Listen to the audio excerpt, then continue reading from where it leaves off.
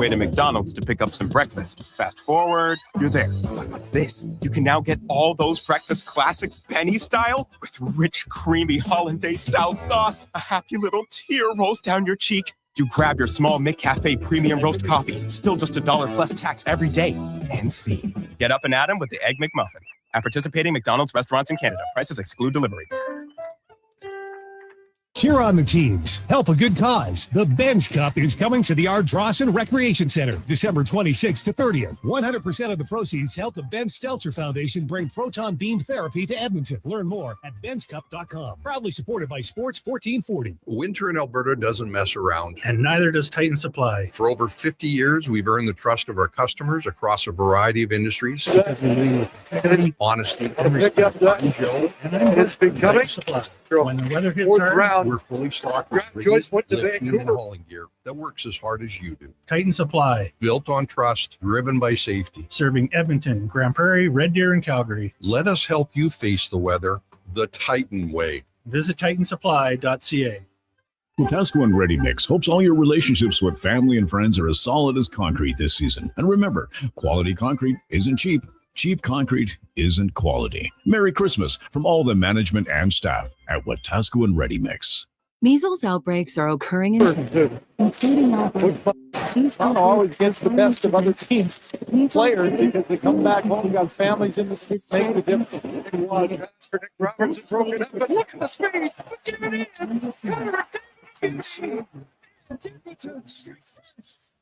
Don't get measles. Get immunized. Visit alberta.ca/measles to find out if you're up to date and what to do if you're not. A message from the Government of Alberta. I'm Saxon, and this is my little sister Goldie. I'm Goldie, and this is my little sister Saxon. Wait a minute. I'm the big sister around here. And I'm Rick Shower. Bang the back and then shoot to the air. And deep and intercepted. It's picked off. Derwin James gets it. And the Chaco them more than ever. It's nice to live in the same hemisphere with Grandma and Papa.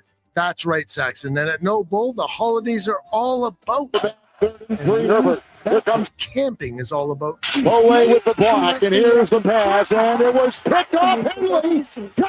Maybe in a few years. Papa says you got to pick up that. It's becoming. That's right, Saxon. Fourth You round. learn quickly. Grant Joyce went to Vancouver. People listening on the radio. Put Fox Colson on the line. They don't want it. No bull. Grant Joyce went to Vancouver. Hold up. Are you pulling my beard? Booster Juice has 2 new booster balls for the holidays this year. That's right, Santa. The Eggnog Booster Ball and Caramel Pecan Pie Booster Ball are 2 new flavors to put some extra jingle in your step. So are you a pie guy, Santa, or a nog guy? Both! Good call. That's extra jolly. Happy holidays from your friends at Booster Juice. Canadian born, blending since 1999. The Jason Gregor Show. It was Master Nick Robertson broke it up, but look at the speed.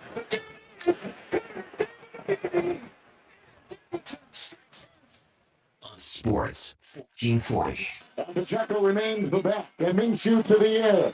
And deep and intercepted. It's picked off. Derwin James gets it. Presented by PlayAlberta.ca, Alberta's only regulated online gambling website.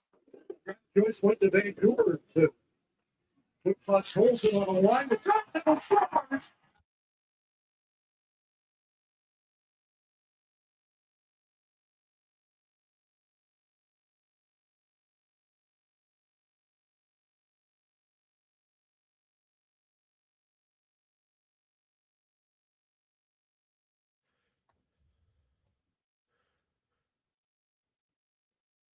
What a magnificent Monday afternoon. How are you? And welcome to the Jason Gregor Show. Sports 1440, sports1440.ca, YouTube, Facebook, X, and Instagram. Hope you had an awesome weekend. Much warmer today than it has been. So get your windshield wiper fluid topped up because it is mucky on the roads today. Lots to discuss over the weekend. The Edmonton Oilers started out very well in Toronto, played an excellent game, and then, God, it was fairly ugly in Montreal last night. I don't buy for a second that back-to-back had anything to do with it because Montreal was also playing back-to-back. So that wipes out that excuse. I don't think playing back-to-back means that you should try behind the back passes all over the ice, even from behind your own net, which led directly to the second goal. McDavid's been out of this world good lately, but that's a terrible play. Ekholm, Draisaitl, Frederick, go down the list of guys that made bad plays at the offensive blue line that led to breakaways the other way. Calvin Pickard stopped 4 breakaways in the game. Good for him. Wasn't rewarded by anything because the Oilers, I really thought the game changed early on when you have a 2-minute 5-on-3 and you don't score a goal. That can be deflating for sure. So we'll touch on that. Get to another weekend in the NFL. Trades, we talked very briefly because the Quinn Hughes deal came down Friday at around 5:45. And that deal was announced. Connor Bedard is out until the new year. He'll get reevaluated. Will that impact his Olympic roster spot? Maybe. I wonder if that was part of why Chicago said, well, he'll be reevaluated early in the new year. They don't, they're saying maybe he doesn't need surgery yet, but obviously it was a shoulder injury on a very freak-looking play, which wasn't good for him and not going to be good for the Blackhawks. So we'll touch on that. Also, NFL, you had the Cinderella story almost came true. Almost, but the Seahawks got a field goal in the final minute to beat the Colts 18-16. You had the Cowboys basically eliminate themselves from the playoffs. You had the Kansas City Chiefs eliminated from the playoffs as Patrick Mahomes goes down. Torn ACL, he is out. Did the Green Bay Packers, unfortunately, eliminate themselves from Super Bowl contention? They're still, I think, a playoff team, but now they're without Micah Parsons. That was, of course, their big acquisition this year from Dallas, a star defensive player, and now he is out. So that's a tough one. The Bears are 10-4, the Packers 9-4-1. Then you got Detroit right there in the mix. You got the Rams, the Seahawks, the 49ers, all there. So yeah, hey, the Packer, that they do have some wiggle room because they're essentially a game and a half ahead of the Detroit Lions. So that's probably going to be good enough to get them in. But can they win the Super Bowl without Micah Parsons? I guess it's possible, but I don't love their odds, unfortunately. I really like that Packer team, but that is a devastating injury for them. Also, NHL, maybe no surprise, long time overdue, but Kevin Adams is out as the GM of the Buffalo Sabres. Jarmo Kekalainen is in. We've been talking, like, this was the most obvious transition in history. I would think that he's going to take over as the GM for the Buffalo Sabres, who have suddenly won 3 games in a row. And they're out of that club. The Oilers are still in the club. There's only 4 teams left who haven't won 3 games in a row. The Oilers, Nashville, St. Louis, and Seattle. The only thing separating the Oilers from those two is that those 3 teams is they're in a playoff position because they win more other games. But Edmonton played really well for 2 games, lay an egg. Played really well for 2 games, and then last night. So they'll have to find a way to get a little bit more consistency, I would think, in that regard. We'll touch on that. We also have another great package today for month of giving. We've had an awesome month so far. We'll continue that. We're on pace to get over 100K. Awesome. So today you will have a luxury suite at the Oilers game. So it's a 12-person suite, comes with 2 parking passes underground, also a $500 food and beverage credit that will be used in the suite. Right now, this is right after Christmas, just early in the new year on January 6th. Okay? So 833-401-1440. You may maybe be looking for a suite. You're like, man, I can't afford a suite all year long. Well, this is great. That's why we get you the one-off. So 12-person suite, parking passes, $500 food and beverage credit, and all helping out the Christmas Bureau. So 833-401-1440.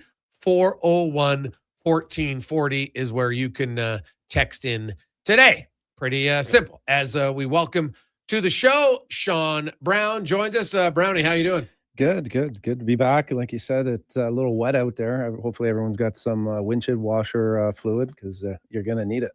Oh yeah, it's the only thing sloppier than that was the Oilers' play yesterday. My God, like it was really horrific, their puck management, and how many times they tried behind the back blind passes deep in their defensive zone on Montreal's second goal, but numerous times at the blue line in the offensive zone that led to a turnover and a breakaway the other way. Like it was Oprah Winfrey. They were just, you get a breakaway and you get a breakaway, and Nick Suzuki didn't score in either one of his. Yeah, that was definitely some inconsistency in the Oilers game. That just seems to be kind of a little bit of a struggle for them. They're really trying to find that identity to, their team, hence the reason why they made that transaction today, bringing up another forward, right? They're just trying to figure it out. They just haven't got any traction as far as the consistency on how lines and basically their team identity, right? They last year they were a harder team to play against. They put together a few good runs, but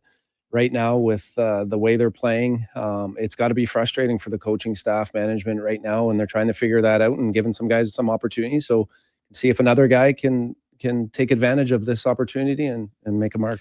Well, yeah, Quinn Hudson has been recalled. Quinn Hudson has 16 goals in the American League, he obviously leads Bakerfield's. It's third in the entire league. He, he can score. There's, at that level, he scored at other levels. So we'll see. Will he?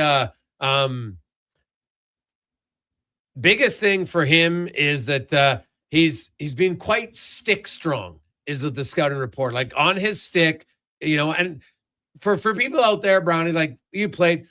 What would you just like? What's the benefit of being stick strong, and how do you get better at it? Yeah, I mean, I think back in my junior days, there was this guy in North Bay for the North Bay Centennials, and he was really, you're coming out of, basically minor hockey, but that was the first time I really got a real understanding of that next level and how hard guys are. And that's one thing the speed is one thing, the size is another, but yeah, guys, when, offensive guys are really strong on their bottom hand. And typically, for anyone that plays hockey, when you're taught to lift up a guy's stick, you don't give it a ton of thought because for the most part, you don't have any difficulty doing it. But as you move up the levels, guys are just so strong, right? Not only on their stick, but their, ability. And you watch the Oilers, you watch Draisaitl, who's got to be one of the best at it. They're so hard to knock off the puck, and they're so heavy, which makes them, that much more effective in the offensive zone as far as keeping pucks alive. So, being a small guy, you definitely have to have that, you have to have that skill set. But, that's, for any young player that's out there, really work on that bottom hand and having, playing over top of your stick as opposed to playing, at the end of your stick on your heels. Yeah, no. So it's a key thing. Like, cause I see it a lot of times at young ages, like there's a puck that's there, and kids, like somebody just taps their stick and boom, it's off their stick, right? Like it's a lot about, obviously your lower hand has to be strong. So maybe it's a little bit mental thing, but stronger forehands, but just kind of leaning over and ensure that you put your weight down on your stick when you go to get that puck. And guys and teams now, I mean, you look at, all the teams that give the Oilers trouble, or just any team in general that is hard to play against, is they check very well, right? And, guys skate well, guys close and take space away. So,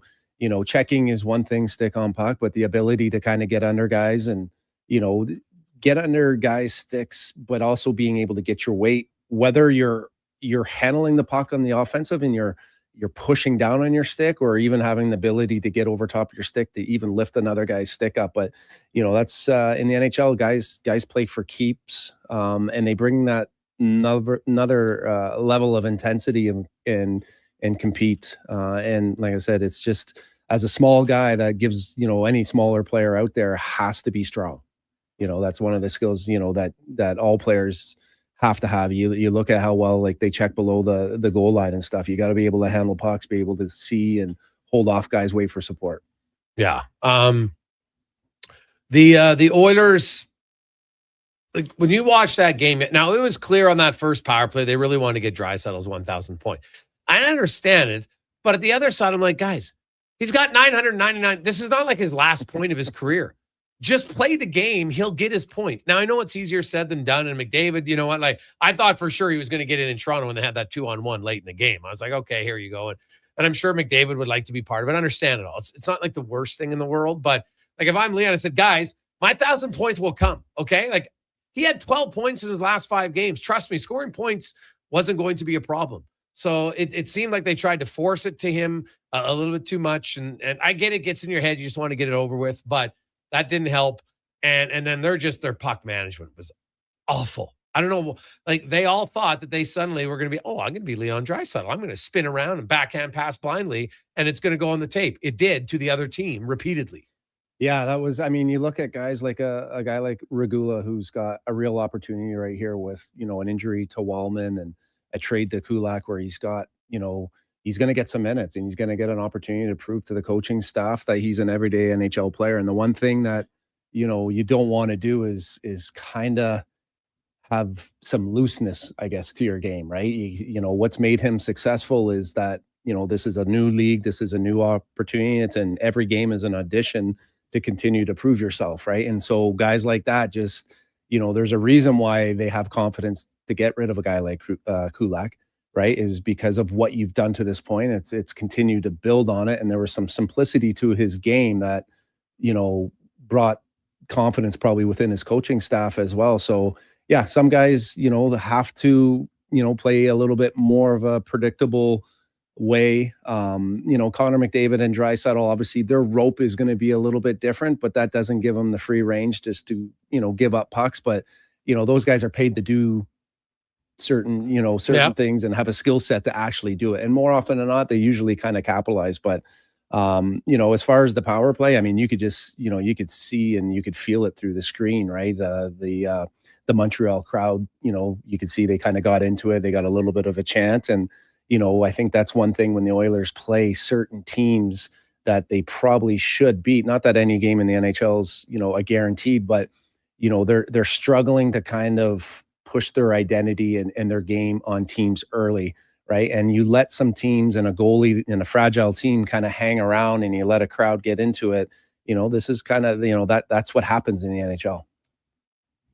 833-401-1440, 833-401-1440. Hey guys, what I've never understood is being a right-hand dominant person and shooting right and throwing right is how the right-hand dominant person can shoot left and then that lower hand be strong. I don't get it from B. Well, I think a lot of times if you look at if you're right dominant, when you're a kid and you go to pick up a stick, you hold the top of the stick in your dominant hand. That's just kind of natural, right? You're playing around one stick. And that's why most left-handed shots are right-handed. But I think that skill, you just learn the hardness of the game, right? Yeah, like like when you're lifting weights, you're not just lifting on your dominant hand. You lift on both hands, right? And you should be able to, like, when you lean over, especially if you put your body weight on and you have like the top of your stick and control it just as much as your bottom hand, right? Yeah. Yeah, but I mean, I think that was a skill that just over a time of playing against bigger, stronger, better players, and the importance of making your awareness, obviously, right? There's certain areas of the ice at certain times where you're definitely knowing that, you're going to be in traffic, and that's when you want to be very aware of, where your weight is on your stick and throughout your body. So it's one of those things. I think it just, for me at least, it came with experience, and obviously with experience comes strength too. 833-401-1440, 833-401-1440. Coming up on the show today, we got a good lineup for you. Of course, we will have Brown is joining us. Kevin Woodley's going to join us momentarily. Joe Smith will be by. Big trade. Of course, Quinn Hughes, now a member of the Minnesota Wild. There is no organization that needed an offensive defenseman more than Minnesota Wild. In the salary cap era, the most points they've ever had from a defenseman is 51. That's the lowest of any franchise in the salary cap era. Ryan Suter did it twice, 2016, 2018. The top end team, of course, was when Erik Karlsson had 101.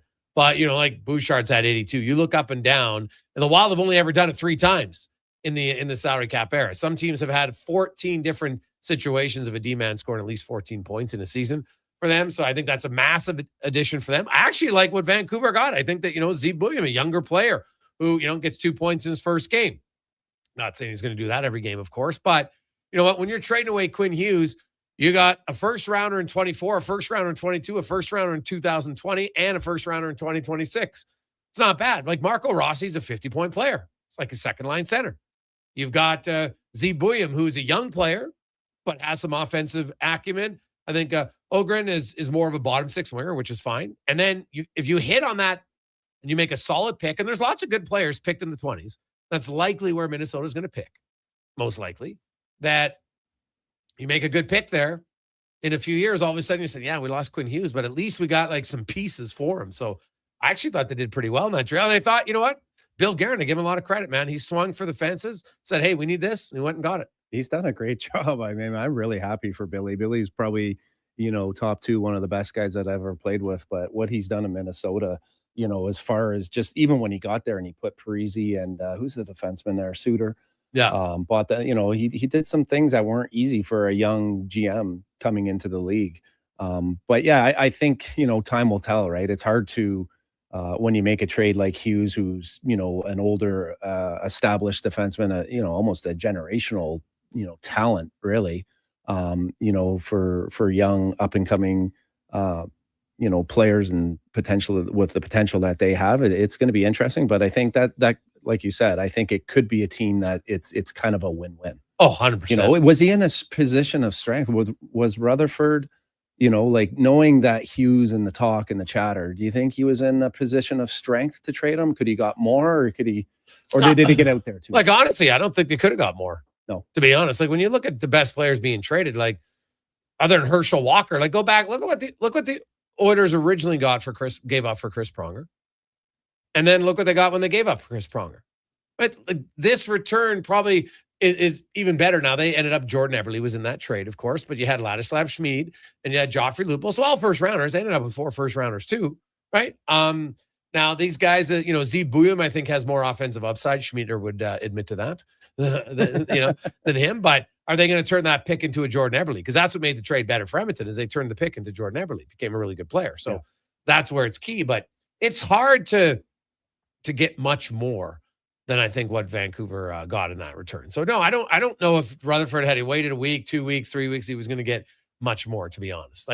I don't even know if New Jersey had that much more to give, to be frank. I guess they could have done Dawson Mercer and, I guess Nemec and a first. But I do wonder, I know there's all the chatter, I'll play with your brother, sure.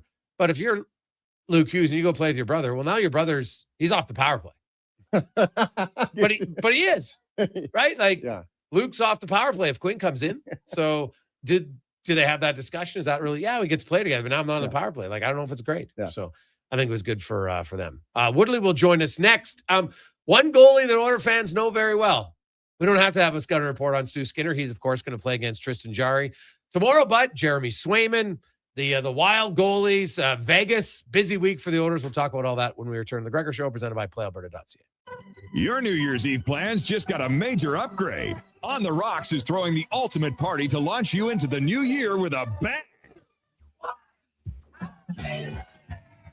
The legendary Tall Boy is hitting the stage live, providing the soundtrack for an unforgettable night. A 3-course dinner is available to kick things off before the main party starts. This is how you celebrate New Year's Eve. Dinner and a party tickets are available now. Book your spot online at ontherocksyeg.com. When you have lifting and material handling needs, Northwest Crane delivers. Western Canada's Sandy dealer, backed by the industry's toughest one. 3 years, 3,000 hours, no compromises. They service all crane makes and models with skilled technicians and deep industry expertise. Alberta owned, with locations in Leduc and Grand Prairie, and fully equipped service trucks. Northwest Crane keeps your operation lifting. For more information on sales or service, visit northwestcrane.com or call today. Boxing Week blowout starts early at the Brick. Find real Boxing Day prices early and beat the rush on the 26th. Score the best deals on electronics and appliances. Plus, save up to $1,000 off sectionals. Buy more, save more. Up to 25% off bedroom and dining. Up to 40% off mattresses. And up to $500 off big screen TVs. Don't wait for the crowds. Shop the Brick's Boxing Week Early Access event.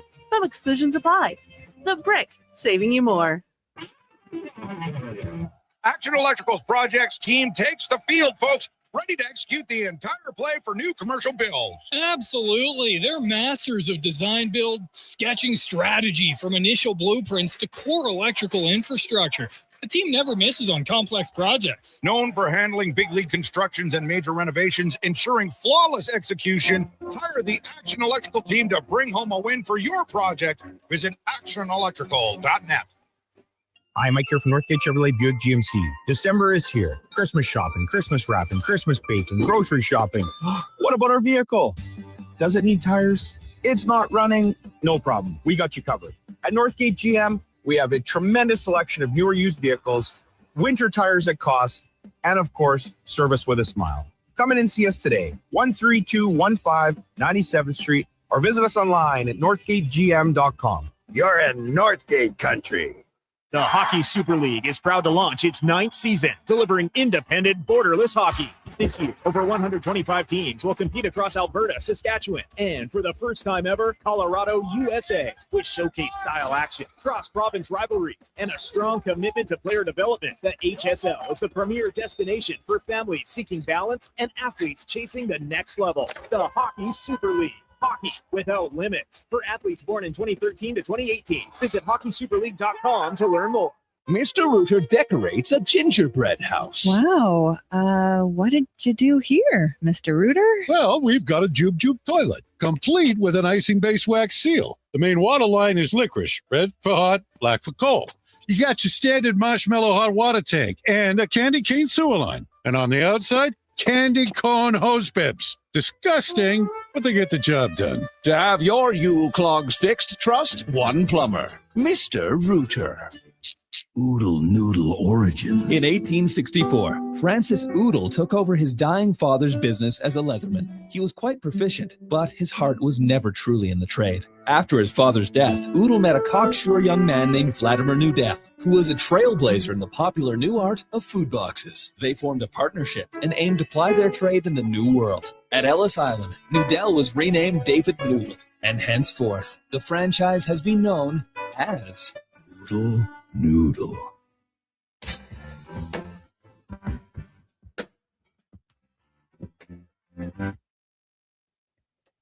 Portions of this hour brought to you by Crystal Glass, your clear choice for residential windows, locally manufactured and installed. Crystal Glass provides a beautiful product and incredible customer services for all of your residential needs.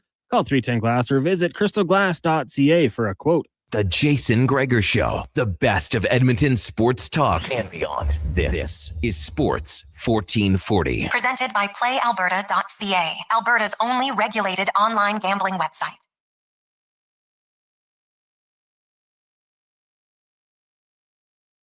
Welcome back, Jason Gregor, Connor Halley, Sean Brown, Sports 1440, sports1440.ca. Rod was in at 750. Dan's in at 1250. Now Mike comes in at 1500 for our month of giving package, which is a suite to the Oiler game. So it's a 12-person suite, $500 food and beverage credit, and 2 parking passes. Obviously a bargain right now at 1500. 833-401-1440 helps out the Christmas Bureau. So off to a good start. Mike has it now at 1500. If you want in, you can text in 833-401-1440. As we're going to go around the NHL, brought to you by McDonald's. And you can now get the Eggs and Benny special hollandaise sauce on your eggs only at McDonald's. As we welcome in from In Goal Magazine and NHL.com, Kevin Woodley joins us as he always does Monday afternoons. Woodley, how you doing? You know what? I'm recovered because that was a busy Friday. First, we had the Jarry Skinner trade, which I quickly wrote a story on and broke down all the numbers and we talked about. And just as I was starting to settle into my evening, boom, Quinn Hughes. So, yeah, it was Friday night lasted a little while, that's for sure. Yeah, it's rare to have 2 starting goalies traded for one another. I'm trying to think the last time that's happened. It's been a while for sure. I don't know if I would count the Gorgiev trade as that. I don't know if, I guess technically it would be with him and Wedgwood, I guess, and not Wedgwood, but Blackwood. But Blackwood wasn't really the full-on starter at the time. So even then, probably not. But I read your article, thought it was done very well. And they're going to face each other right away tomorrow night. Of course, Jarry and the Oilers in Pittsburgh to take on Skinner and the Penguins. when you look at the trade, Kev, like all of the parts, if you look at Kulak, everything else, do you like the trade better for one team or the other? Ooh, I think if I say I like it better for Edmonton, know that I say that without any disrespect for Stuart Skinner. More from the case of, like, they're a contender. They're in a contending window. They hope to get back and finally get over the hump, and they felt like they needed a change. We talked about on Friday, and the numbers I had in that story, present Jarry as, a measurable improvement between the pipes. The part that is tough for me is to measure how much does Kulak affect your defensive environment into the playoffs. And, obviously goaltending never exists in a vacuum. And so what Jarry faces is dependent on that defensive environment. Are you better? Are you neutral? Are you worse defensively because of the other parts of that trade? Jason, I would lean on you, honestly, to give me a better answer there. And certainly time will tell with the second trade that they made. But the first night in Toronto, and again, because they're scoring so much at the other end, maybe the game just opens up and that's all it is. But defensively, like 12 high danger chances against, close to 4 expected goals against the Leafs team that, hasn't necessarily been fantastic offensively this season, that can't be the norm moving forward. Jarry was very good in that game, managing those 12 high danger chances. All 3 that got by him were high danger. There were some things in his game that I expected, some other things that were better than I expected, and sort of fitting that into your defensive environment by the time you get to the playoffs will ultimately give you your answer. But I like him as a short-term, I think there are things he does a little bit better than Stu that might fit this team right now more than Stu was to this point in the season. How much, Kevin, how much of a benefit, or who handles the puck better, would you feel, between Skinner and Jarry, and how much of a benefit will be to have a good goalie that actually can handle the puck back there? Well, I think Stu was actually pretty confident with it. Made some mistakes with it that, kind of Mike Smith style would always show up on the highlight reels. But that's what comes with going out and playing it, is the more you touch it, it's like the elite defenseman that has a stick on, or the puck on his stick all night. His turnovers, he's more likely to make them. I think Jarry's one of the best puck handling goalies in the league. I think in Pittsburgh, they tried to rein it in a little bit, like just make the simple plays. I know they did with Alex Nedeljkovic, who is up there as well as one of the elite puck handlers. Like, hey, let's not get crazy. Let's make the simple play, the simple pass, or just the simple lead. So I do think he's a little better with it in terms of puck handling, in terms of how they can turn that into an advantage. That's on the coaching staff, right? Like, you need to allow him to play to his strengths. You need to give him time to get on the same page as the defenseman. Make sure that the reads and the calls, everybody, and this will take some time, is thinking similarly. So much of what you do as a goaltender when you get out there and stop it behind the net, you don't always have a time to get your head up and take a look and make a read. You're depending on calls. And so being on the same page there, knowing that, hey, like, skating right at him might not be as good as peeling off and giving him an outlet. Getting on the same page there is going to be crucial, and it might take a little bit of time. But I think overall, and part of this is just his mobility. And when I talked about him versus Skinner, I think Tristan Jarry is a little more agile, a little more mobile, and being able to get out to a few more of those rims and stop them behind the net will tip in his favor. The question then is, can they all get on the same page in terms of what the best move is after he stopped it? Kevin Woodley from InGo Magazine, NHL.com joins us. Let's look at the upcoming week for the Oilers. They got Swayman in Boston, most likely. Then they got the, I'm guessing maybe Wallstead. He had a shutout against the Oilers. Usually they might get him again. And then Vegas. So let's start in Boston and Swayman. How's he played? What are his numbers, and is there any areas the Oilers should try to exploit? Well, I think Swayman's numbers have trended up. I mean, they took a hit last night in the Hughes game, Quinn's first game in Minnesota, including the lone goal that Quinn scored in that one is a goal I'm sure Jeremy would like back. but his numbers were starting to trend, flirting with, after a slow start to the season, top 15, flirting with the top 10 in the National Hockey League, adjusted heading into last night. So Jeremy's a guy with just elite edge control. And so his ability to sort of hold edges and then move laterally from it are at a real high end. There are ways you score on every goal. You create more east-west. But in some ways you're playing to his strengths there. Taking away his eyes, he tends to manage screens from a bit of a low stance and look around them as opposed to up and over them, and can get caught in transition when he does go up high over in a high stance. So again, creating that net front presence is one way to attack him, making sure his life is difficult, not giving him clean looks at pucks, making him hesitate. We saw this with Jarry on the last goal in Toronto, where it's the one time where he doesn't get across, but the reason he doesn't get across is he never sees the pass, right? So screens are not just about shots with screens. It's about taking away the eyes and putting him behind on lateral plays. And you give Swayman a chance to see it, he's going to beat it because he's such an elite skater. And even if he's low and wide and you get him to the ice, he still recovers from his knees so well that he always has a chance. So the more chaos and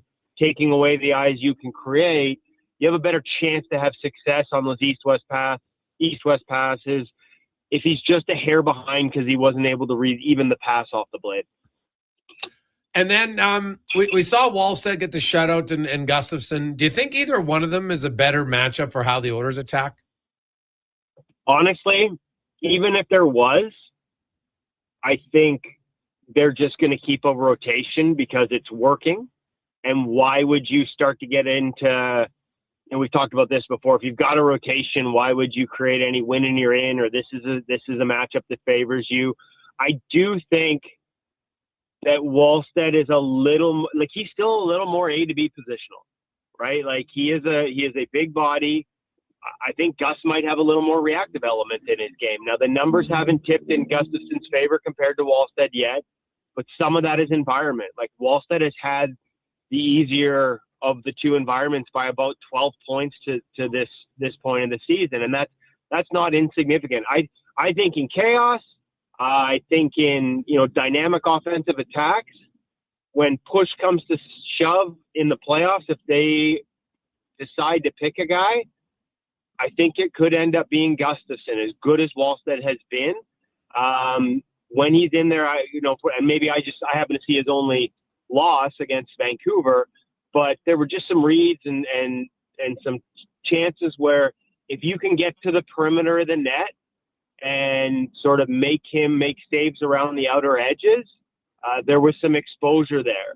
He puts himself in a great position to get hit. And I'm not saying he's a blocking goalie, but he's very technical, and that foundation puts that big frame in a good spot a lot. I think if you can get him moving east-west and start to, put pucks just under crossbars and inside posts, that's where you can get to him. And, based on the quality of shots he's faced so far this season compared to Gustafsson, he hasn't seen as much of that. So my knee jerk would be to say that Gustafsson is, if this was a playoff series, I think you might see him. But in the meantime, it's whoever's up in that rotation. I don't think they would change just because Wallstead had the shutout. Hey, Kevin, I just curiosity, what would it be like, would there be any concerns or could there be excitement going from one goalie coach in Pittsburgh, to having a new goalie coach? Is, goaltending teaching, is it very similar, or is it just personality based or relationship based? What are your thoughts on that? A lot of it is relationship based, and that's going to be Peter Aubry's first job. Is I know he really went to work on building a relationship with Stu last summer. Trips to Kelowna, see what he was doing, understand how he thinks the game, understand how he was approaching it. Obviously a little tougher in season. I've said the irony here is Jarry's a guy that in the summer skated with Dustin Schwartz, the goalie coach that they moved on from this summer, and now he's back. That relationship would have been built in. But it's on Peter to sort of figure out what makes Jarry tick. I don't know that you would see in season a lot of changes. I would think that unless something was glaring and it seemed like an easy fix, like tactically, hey, if we play this a little deeper, or if we're not out as early on this rush chance, look how much easier the game becomes. Like, those are the simple type of changes you might be able to make, but you're probably not making significant technical or tactical adjustments halfway through a season. And I think you'd have to build the relationship before you even tried. Like, even if you see something on video, it's like, hey, if I got him doing this instead of that, it gives us a chance on all these saves that right now are a bit problematic. Understanding why your goaltender was doing it that instead of this before you try to insert that or make an attempt to change it is really important, because there's usually a thought process behind it. There are very few guys that are doing it just because, hey, this is how I've always done it, although that does happen. So just really understanding his approach, his foundation, tactically as much as technically, like why he plays things a certain way, and then the mindset, what types of things he likes to do on a game day. Good drills are both on a morning skate, and that's easy because they're usually pretty similar, but also on an off day. Like, you know, there will probably be highs and lows. There are inevitably ups and downs that come with being a goalie in the National Hockey League, especially this year with this schedule. And so knowing what work gets your goalie feeling good and gets them feeling sharp, whether it's a handful of drills or just a type of play or a type of drill sequence that raises their confidence and makes them feel like, hey, I'm holding my edges better or my hands are active. Knowing what those are and making sure you're building that relationship to use them at the right time is a massive part of this. Now, Tristan's undergone some changes in his game the past couple of summers, put a lot of work in off the ice and on the ice. Andy Chiodo's a really good goalie coach in Pittsburgh. And so, you know, I do think that these guys talk. You know, I don't know about these two specifically, but that in general, goalie coaches will talk to the guy who he was working with most recently to sort of get some of those answers. What's changed? What have you done? What are the focal points? And what is this goalie like that makes him feel good about himself and his game on a day-to-day basis? Especially for a goalie that's made some changes. And it'll be fascinating to see where it goes. It's not an easy process in this, especially this season of all seasons. But Peter's been around long enough, and when I watched the way he approached it with Stu, I'm confident that, you know, he'll make all the right steps in terms of talking to the right people about what it is that makes Tristan Jarry tick, so that he can push all the right buttons over the rest of this year. Kevin Woodley from Ingo Magazine, NHL.com joins us. Kev, what about Vegas? So we're going to see on Sunday in Edmonton. I haven't watched a ton of Vegas this season. Obviously, we know that Aiden Hill's been out. Carter Hart has obviously come back, and now he's played, I think, 4 starts since coming over. So I'm guessing maybe he will be the guy who gets the start for Vegas on Sunday. It's kind of like his hometown, I would think. But what do you make of the goaltending in Vegas right now? Yeah, it's been a little hit and miss, to be honest with you. Kira Schmidt was the guy that I really liked last year. He has not had the sort of start to this season compared to the way he played all of last season statistically. You know, their guys are kind of a little bit below expected. I mean, the only guy that's sort of playing to his environment right now is actually Carter Hart, right around expected, which is remarkable when you consider coming into a season cold. Carl Lindblom had like one of the worst environments in the league, smaller goalie, 868 expected save percentage. He was a full percentage point below that. Schmid's had an easier environment at 907 and just been under that by the same margin of a full percentage point, which, yeah, I mean, that puts him 60th out of 82 goalies in the league, but it's essentially 1 goal below league average for every 100 chances, right? So it's not a hugely bad number. And then, you know, Aiden Hill at almost minus 2%, 2 goals every 100.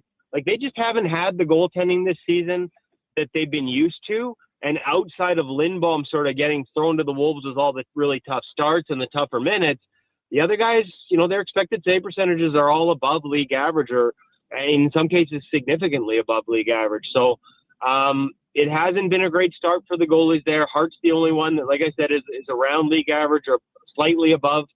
holding water.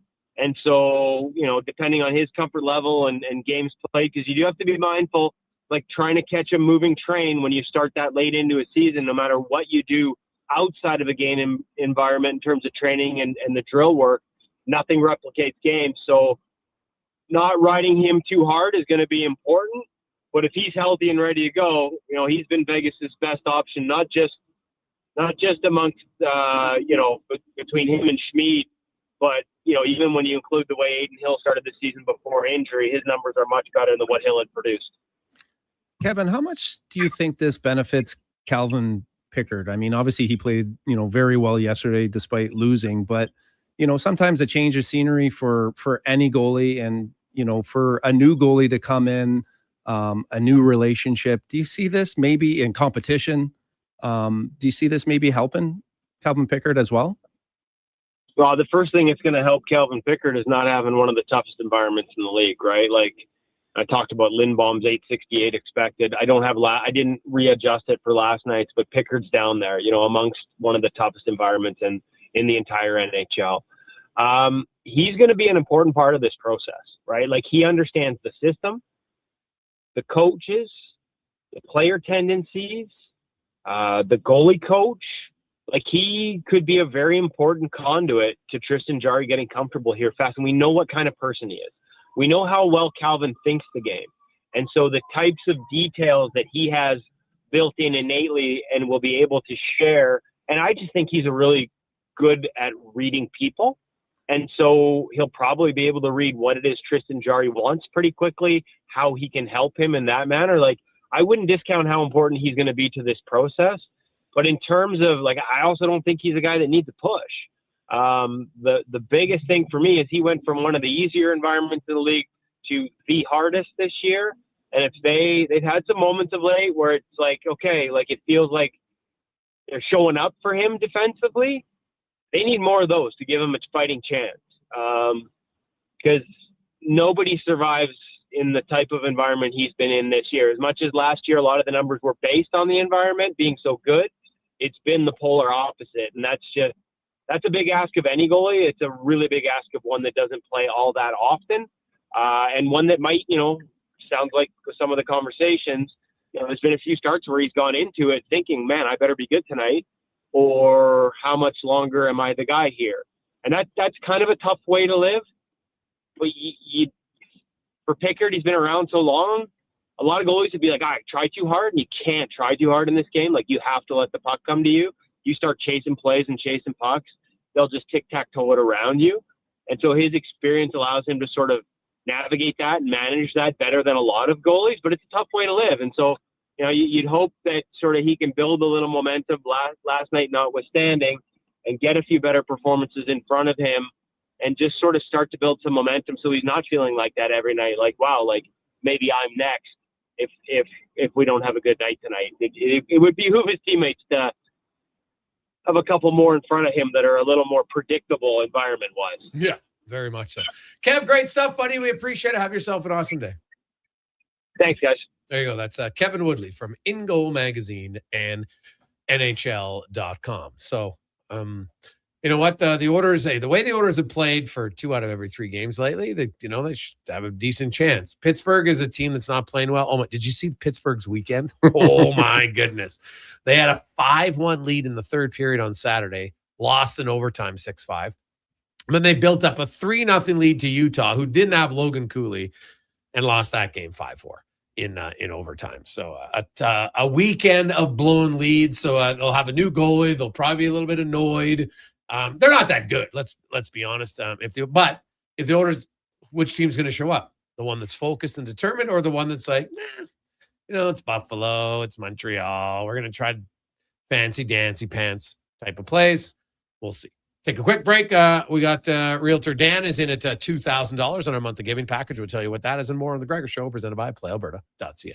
Scott McGilvery here, HGTV host and renovation expert. The one upgrade I know homeowners will love: better, fresher Culligan water straight from the tap. Culligan's Aquasential reverse osmosis filtration system takes your water to the next level. With up to 7 stages of filtration and 14 filter options, they're certified to reduce over 90 contaminants. Your tap water is about to get a major upgrade. Safer water that tastes great.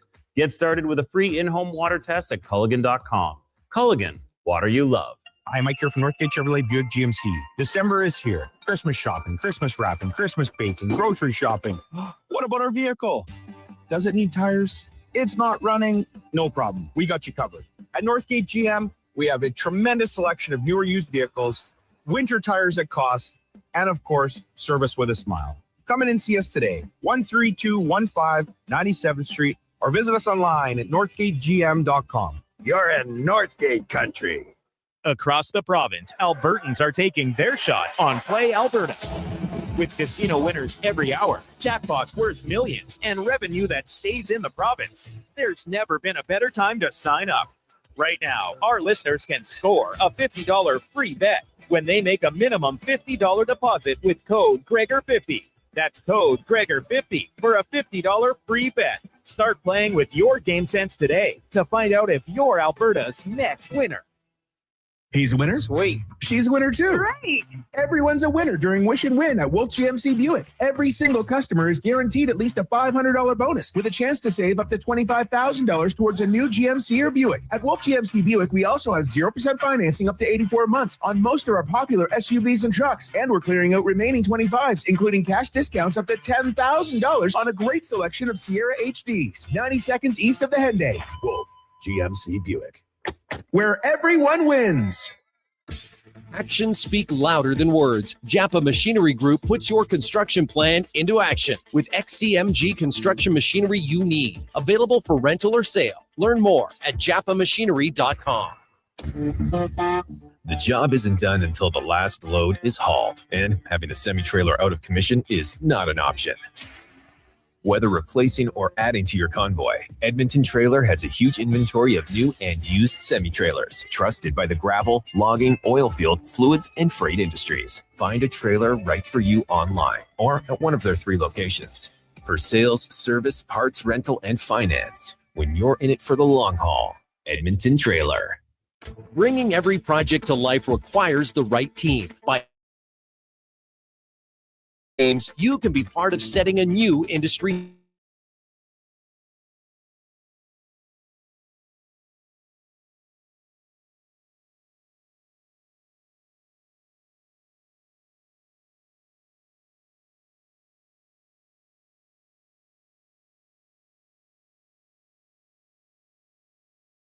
To buy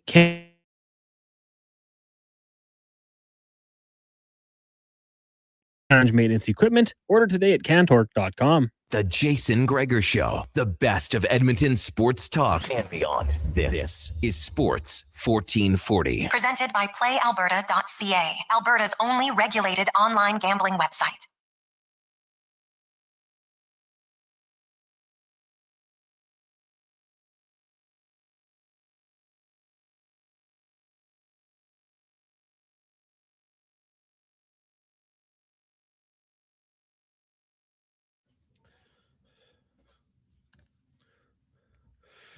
$2.50. Welcome back, Jason Gregor, Sean Brown, Sports 1440, sports1440.ca, YouTube, Facebook, X, and Instagram. Thanks for listening. Thanks for watching the show. We appreciate it as always. It is the Gregor Show presented by our title sponsor, PlayAlberta.ca, where, of course, you can get into all the games, NHL, NFL, NBA, you name it. They got it. Everything else, of course, the Olympics will have some fun with that, but we also have the daily special for the Jason Gregor Show that you can get in on at PlayAlberta.ca. It's just right on the main page on the app or on sports at the left side, and you'll see Jason Gregor Show. We have an NFL and an NHL one for you tonight. We got the Panthers and Lightning over. Basically to score 6 goals, and then Ottawa and the Jets also. No Connor Halley still, so could be some offense there. And in the NFL, you have the Miami Dolphins who are suddenly playing very well, but they're on the road in Pittsburgh. What do you like? Check it out. PlayAlberta.ca, 833-401-1440. We got Realtor Dan came in at $2,000 on our package today, which is courtesy of just an anonymous donor, which is very nice. How about this? A 12-person suite to the Oiler game. That's 2 parking passes, $500 food and beverage credit. So Realtor Dan has that at $2,000, and now Mike is in at $2,500 as we speak. So there we go. Obviously, I think anybody who goes to games knows what retail value is. It's a little bit higher than this. So away we go and get that one up. We're helping out the Christmas Bureau again today. So thanks so much for helping us out. And want to raise a lot of money here this month, in the month of giving, help a lot of people, make Christmas a little bit more enjoyable. Some other news and notes as we get to the oil report, brought to you by Go Auto. Old habits die hard, but Go Auto, of course, over 15,000 vehicles to choose from. They have more cars than Brownie has sweaters, and that's saying a lot. But stop in any type of vehicle you like. They will have it at over 69 different locations. So look for your vehicle at goauto.ca. The Oilers, of course, splitting on the weekend, playing very well Saturday, and then laying an egg on Sunday. Leon Draisaitl will be waiting an extra day for his 1,000th point. Like, it's inevitable. We all know he's going to get the 1,000th point. And you know what? Tomorrow would be his 824th game. He'll be the 20th fastest in NHL history to 1,000 points, slotted in right between Mark Messier, who is 19th at 822, and Adam Oates, who is 30th at 830. Draisaitl's not going 7 games without a point. That I can guarantee you. Lock it in. He gave me odds of that to play Alberta. I'd put everything on it. But obviously, we know he's going to get some points. He had 12 points in 5 games until I was unable to get a point on Sunday in Montreal. The Oilers also have recalled Quinn Hudson to the Oilers. He's having a really good season in the American League, 16 goals, 3rd in the AHL, and he will come up to Edmonton. And people, we got a lot of text about this. Like, how do you expect him to score if he's not going to play any minutes? Well, I think Quinn Hudson's going to play in the 3rd line. And if you look at the 3rd line minutes over the last 10 games, Janmark, Henrique, and Mangiapane, anywhere from 12 and a half up to 14 minutes. That's what. So, you know what? Now, he doesn't kill penalties, but neither is Mangiapane. So that's kind of where I see it, right? Like, Quinn Hudson is like, you're not going to take, I guess they could, but I'd be surprised if you took someone out of your top 6 for him right now, right? Podkolzin's played well. Savoy's, seems to be playing well. Obviously, the Nugent-Hopkins line, unless they're going to move Nuge to the 3rd line. Are you going to say, hey, kid, we'll put you on the top line? I guess you could, right? I guess you could. Like, I'm not opposed to it, to be honest, especially against Pittsburgh, right? It's not like they're a juggernaut. But the problem is when you play Quinn Hudson, if you line him up his first game with McDavid, it's just, you're going to have the toughest matchups, everything like that. So it probably makes more sense to start him on the 3rd line. Yeah, that's a tough one. I mean, just for your first NHL game to be playing with, one of the 2 best players in the world and not have that affect you would be challenging. I mean, obviously he's got to play, he's got to play in the top 3, lines because, he's not an overly big forward. I mean, he's a skilled forward, so you're not going to throw him on the 4th line. But it's that I don't know for you, but that call up kind of surprises me because he's just another small skilled guy, and they got enough of those guys. But they have enough guys who aren't scoring. So at least if he scores. Yeah. So that's right. So you got to put him in a position to score. So he's got to play with some guys that can make plays. It's just, who does he move down? Who comes like Janmark? I mean, Janmark's hasn't done anything. Yeah, but Janmark can go on your 4th line probably because he's a penalty killer. Janmark's not coming on the lineup, right? He's a penalty killer, but he's not a 3rd line player. So you could put him. You have Henrique and Mangiapane if you want. Like Trent Fredericks. Now, their bottom 6 was actually their most effective lines in Montreal as far as managing the puck, having some cycle time. They didn't turn it over, right, for the most part in that game. But at the end of the day, they really didn't generate I think they had one good chance in the slot. Yeah. I actually didn't mind watching Jones, for the limited time that he played. I mean, I thought he tried to get in there and make a difference and play physical, but like Mangiapane actually tried to stir things up yesterday. Yeah. It might be the first time all year. Yeah. And I think he's had that game, has he not, in the past? Like, he's kind of been known as a guy that, was a little pesky, small, undersized, but would compete and get into the hard areas and stay in there and kind of muck it up. And that's one thing, it doesn't matter whether you're a veteran or you're a new player coming into the league. If you're not doing something, if you're not doing what you normally can do or should do, what else are you doing to add value to your game? So I love that. I love that side of it. That's the only way anyone's going to find any way out of their struggles, is to try and do something outside of what normally they do. And more often than not, and the more you do it, it's funny how the other parts of your game start to get back, right? So good on him for doing that. But is this a game too where, at some point, I don't think you get any real gifts or anything given to you in the NHL, but could this be a game where maybe you move Mangiapane in a situation to play with some guys to like, hey, you know what, let's that sometimes goes a long way as a coach too. Yeah, I look and say, the guy hasn't scored in 17 games. Am I going to move him into my top 6, which has been scoring lately? I'm not doing it.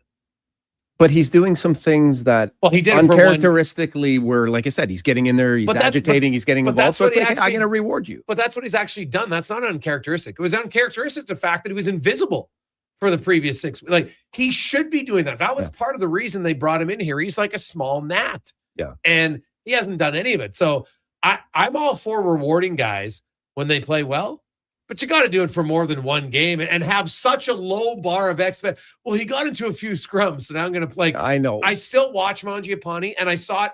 Watch how many times he has to hold onto the puck and try to make the extra play when he's got a guy wide open. To me, you know what Mangiapane is? He's Arvidsson in a different body. He falls down, he holds onto the puck too long, and he doesn't make plays. That's what I see from him. To me, it's like the scouts just said, okay, we're not going to have Arvidsson, but we'll come in someone. He's a little bit cheaper, but it's basically the same damn player. But sometimes I think you have to, he's making a lot. You brought him in here. He's a veteran player. Sometimes you just have to go with those guys, right? Sometimes when you're young, right, you got to grind it. You got to muck it out a little bit. Sometimes I think just because of potential of what they've done throughout their league and throughout their career, you got to just be like, hey man, I'm in your corner. And when you show that side as a coach, that belief, I think you'd be surprised at how far I could see that and what that can do to a guy's game, right? And especially a veteran guy. I think his credibility and what he's done in the league, I think he's earned it and deserved it. At what point in time during the season, what game is it that a coach will decide to be, have that conversation with them, being like, hey, listen, like, your game hasn't been great. You've done some things that I feel like I need to put you in a situation where, I believe in you. Why not try it? He's got, you need him, right? At some point, he's got to play a bigger role in your lineup on your team. So maybe Pittsburgh's an opportunity for, Pittsburgh's an opportunity maybe for a coach to show that in a veteran guy. Maybe. Hey, guys, he can go where Savoy was. He got benched in the third period. No, he didn't. Savoy played 6 shifts in the third period, which is kind of normal. Now, one of them was short, but he right after Montreal made it, he was on the ice right after Montreal made it 3-1. And then after that, because that was his second shift, and he took 3 more shifts, and the Oilers scored, then Montreal scored. And then he was out again. But, Draisaitl, and you got to remember, for the last 5 minutes, the Oilers had an empty net, and Draisaitl and those guys were on there for like 2 straight minutes, 2.5. But no, Savoy wasn't benched. Now, I guess you could move him down if you felt like, hey, he's more responsible. I can play him on the third line. But Savoy's actually played fairly well lately. I think he's played really well. But, he is a guy that, he is a rookie.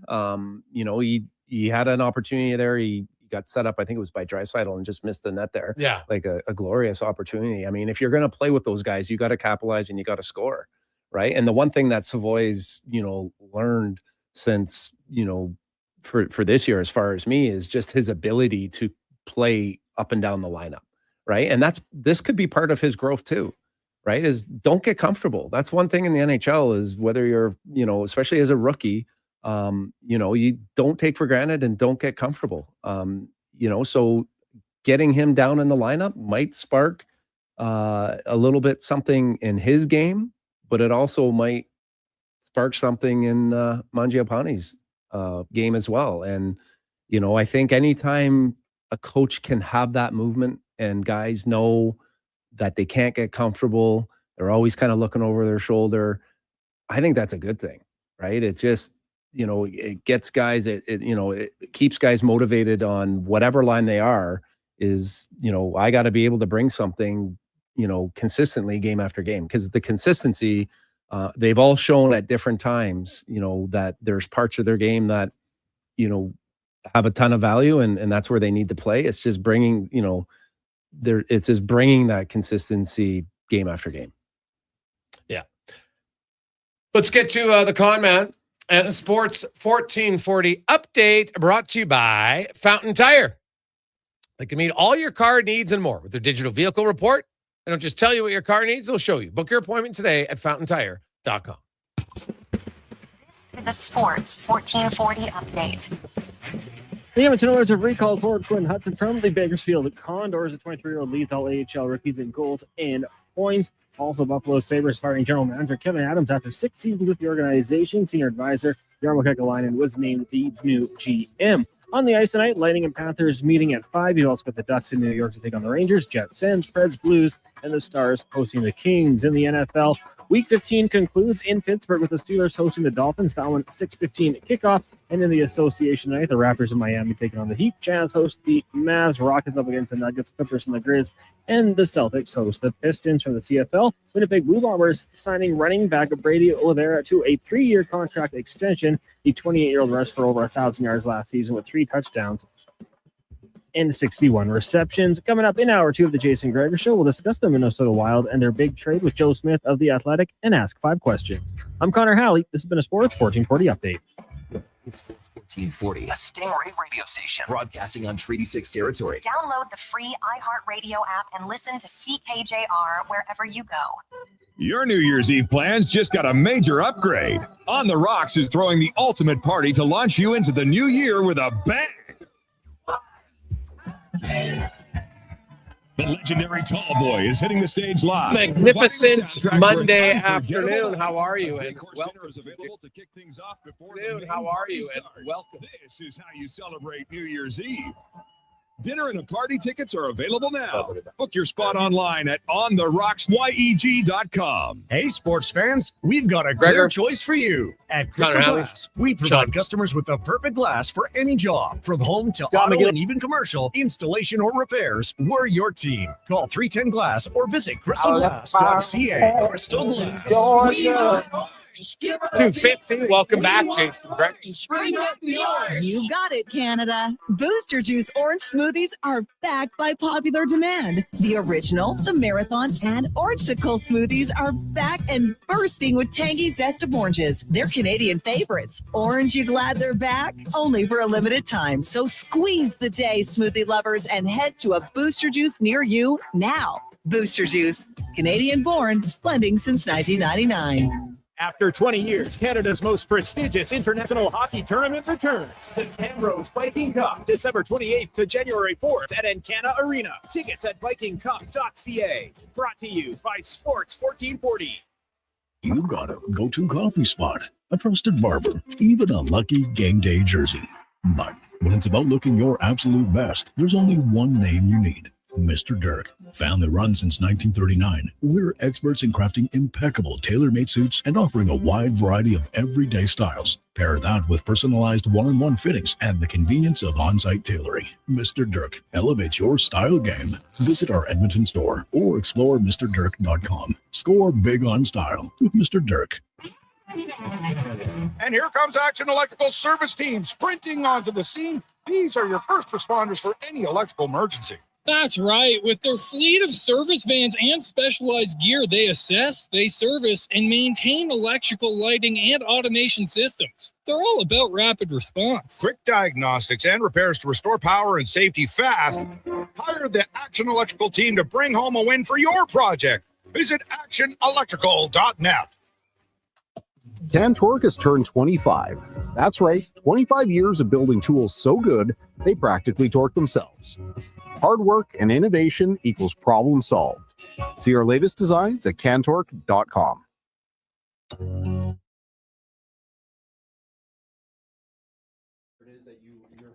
Portions of this hour brought to you by Japa Machinery. Japa is digging deep on their 50-year history of supporting Alberta's construction industry with their line of special edition blackout excavators. Visit japamachinery.com for all the details. This is Sports 1440, where Edmonton talks sports. On YouTube, Facebook, and X. Here's Jason Gregor. Brought to you by playalberta.ca.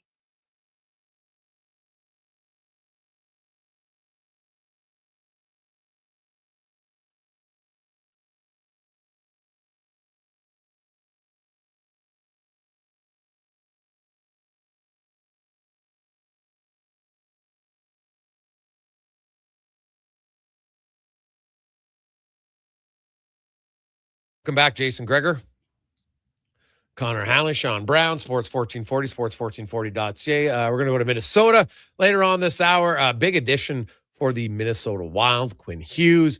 We got spec coming by. Ryan Holt will give us the lowdown on Quinn Hudson, who, of course, was recalled today and going to play in the top 9 for the Edmonton Oilers tomorrow. Like, to me, that's the easiest decision ever. When you've got so many guys in your bottom 6 shooting blanks, it is easy to just slide them in there. And I would think that, Tomasic was out. Jones played 5 or 6 minutes. Pittsburgh is not a big physical team. So, you know what? I could easily see Janmark goes to the fourth line with Frederick. And then the third line is Hudson, Henrique, and Mangiapane. I could see it. And although 5-on-5, Lazar might be better than Henrique right now. So we'll see. But I think when Henrique's your fourth line center, and if Lazar, who I've liked his play, not produced a lot, but if Lazar is my fourth line right winger, and then he can take faceoffs and Henrique, I'm okay with that because they're all penalty killers, right? So then your fourth line's going to be in the game. And so then you have Kapanen and like the way Trent Frederick's playing right now, he might not even be in the damn lineup when Kapanen and Roslovic come back in. Like he's got to figure it out, man. Like Brownie, he doesn't even look to me like he has confidence in how to deliver a hit right now.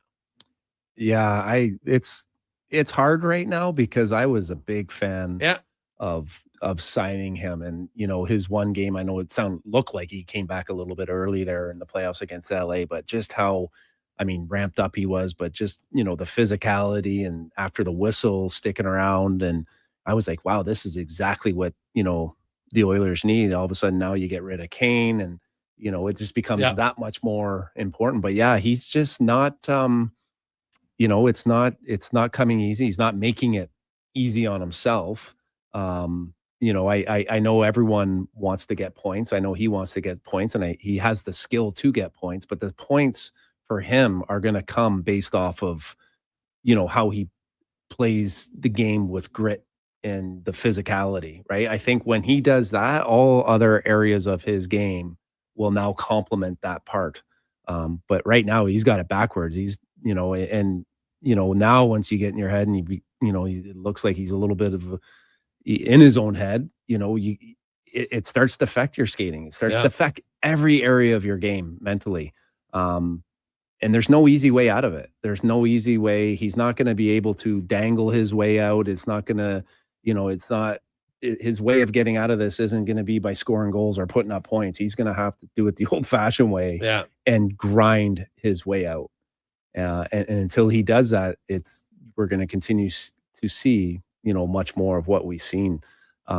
You talk about the third line. This is why, he's so valuable or needs to find his game, or even, I'd put Curtis Lazar on that third line because you need some size. Yeah. I don't think if your third line, if you go with Mangiapane and Hudson and Henrique, it's not enough. It's not, especially the way I'm not seeing enough from Janmark either. No, he's a fourth line player, right? He's a fourth line player who kills penalties. That's what he is at this stage of his career. He's not going to generate you a lot of offense, right? He was the one who had the great chance last night. And really, I thought he kind of shot in the middle of the net. He didn't even really make the goal he have to make. He was in a great spot, but his shot was basically in the middle of the net, which I always, it's like a running gag on my team. I'm like, hey, boys, the other guy we know goalies have quick chests. That's awesome. Let's try to see if he's got a quick blocker or a glove or a pad or something, right? And I know you can't always hit your spot. I understand it, but man, like when you shoot in the middle of the net, there's nothing that irks me more. It's like a wasted scoring chance. Yeah, I mean that's it's tough. Scoring is obviously really tough. That doesn't irk me at all, as opposed to like when you have time and space.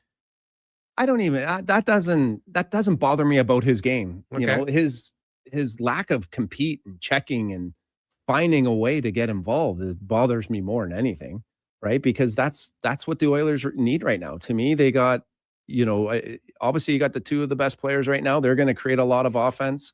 But right now they're lacking, the third, fourth line that can go into Montreal, a team that's kind of struggling, that can, in the first period, in their first shifts, go out there and let other teams know what you're in for, right? They're not establishing any identity to their game, as a team or as a line.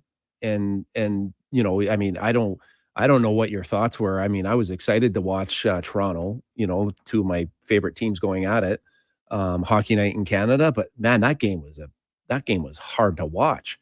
There was no hitting. There was nothing other than McDavid being excited to be at home and McDavid being McDavid. I thought that was an awful game to watch. The Toronto game. I thought so. Okay. I thought, Austin Matthews didn't do anything. I mean, McDavid was just, that he's always worth obviously watching, but for Craig Berube and the team that, that he's got in front of him, there's got to be a lot of frustration there, because there's no checking, there's no bite. It was two teams that were just out there skating around. Oh, going Brownie and Men's League right now, eh? It's wheeling around. Hey, I'm getting chirped by you nonstop here. How did the guy get to chirp me and just keep on going about my my outfit here? That's the great part about that. Yeah. That is a nice, I'm like, do I hop in here? Like, that is a nice sweater. And Connor, I noticed my light wasn't even on when he said that. So I'll take. You know what? Is that sweater warm though? Oh, it's very warm. I was just gonna say, like, aren't you sweating bullets in here? Like, I'm hot. Just looking at you. Wear that thing. No, I feel good actually. Yeah. So you know what? You got padding in your shoulders? No, broad shoulders. Yeah. So hey, I'll take it. Declan doesn't throw out too many compliments, and when I came in here, he gave me one. He liked your much appreciated. He liked your sweater. He liked it. It wouldn't fit him. But he liked it. Don't turn his mic on.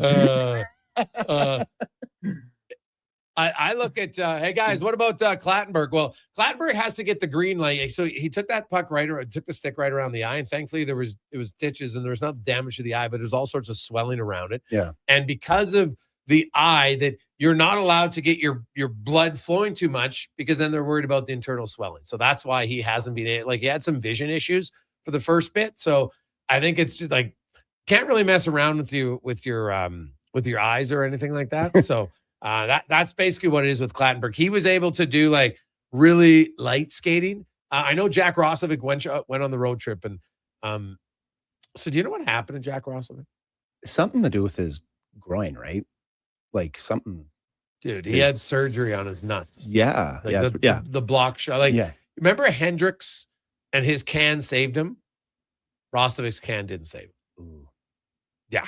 So he told me that he could not walk for almost 4 days. Like, he was so much pain. Like, think about any guy out there. Most guys have been nutted once, and how it feels. Like, it's like, oh, you're down, and it's really hard to describe. Even though I know how it feels, it's really hard to describe how it feels. Like, it literally feels like, man, they get pushed up into your throat, and you're just like, it's the worst. You pain. can't straighten out. Yeah.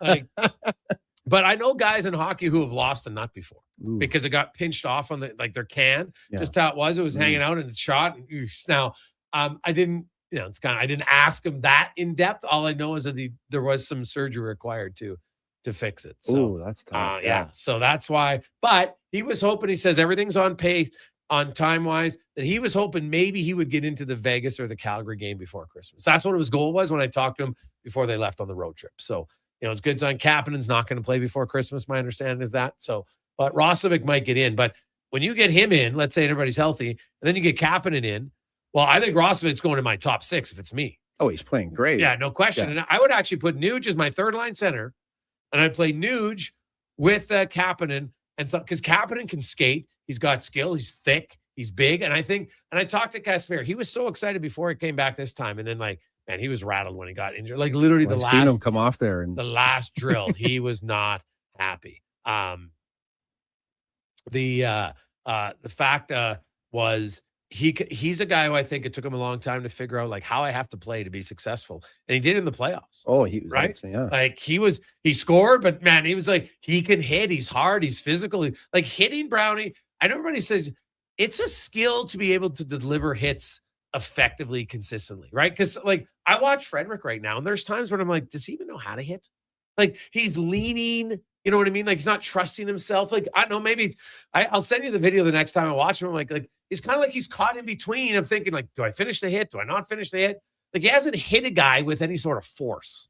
Yeah, he just looks disinterested. He's not even making an attempt to even finish his check. It doesn't even look like it's a thought, and so, yeah, I couldn't agree with you more about Kapanen. I mean, he had that one playoff shift last year. It was electric. I was at the game, and he hit everyone that move. But is that in his game? Well, right? he's not. He's not going to be do it every game, but you can. No, I think if you looked at his hits per 60 this year, he was right up there on the orders. And I actually thought I know it's been a long time since he played, but he was the one guy when the orders were struggling. I was like, Kapanen's playing his game. Yeah. He's on the forecheck. Right? It's like scoring goals. You can't score a goal every game. You're not going to get a big hit every game, right? No. They don't present themselves that easily. But no, I think he's strong enough that he can play in today's NHL, Brownie. I think I'm more than comfortable with this being a guy that can grind you down, and he gets a few chances. He can bury. He's got a great shot. Yeah, he's got good. He was a first round pick, wasn't he? So he's got a ton of skill, ton of upside.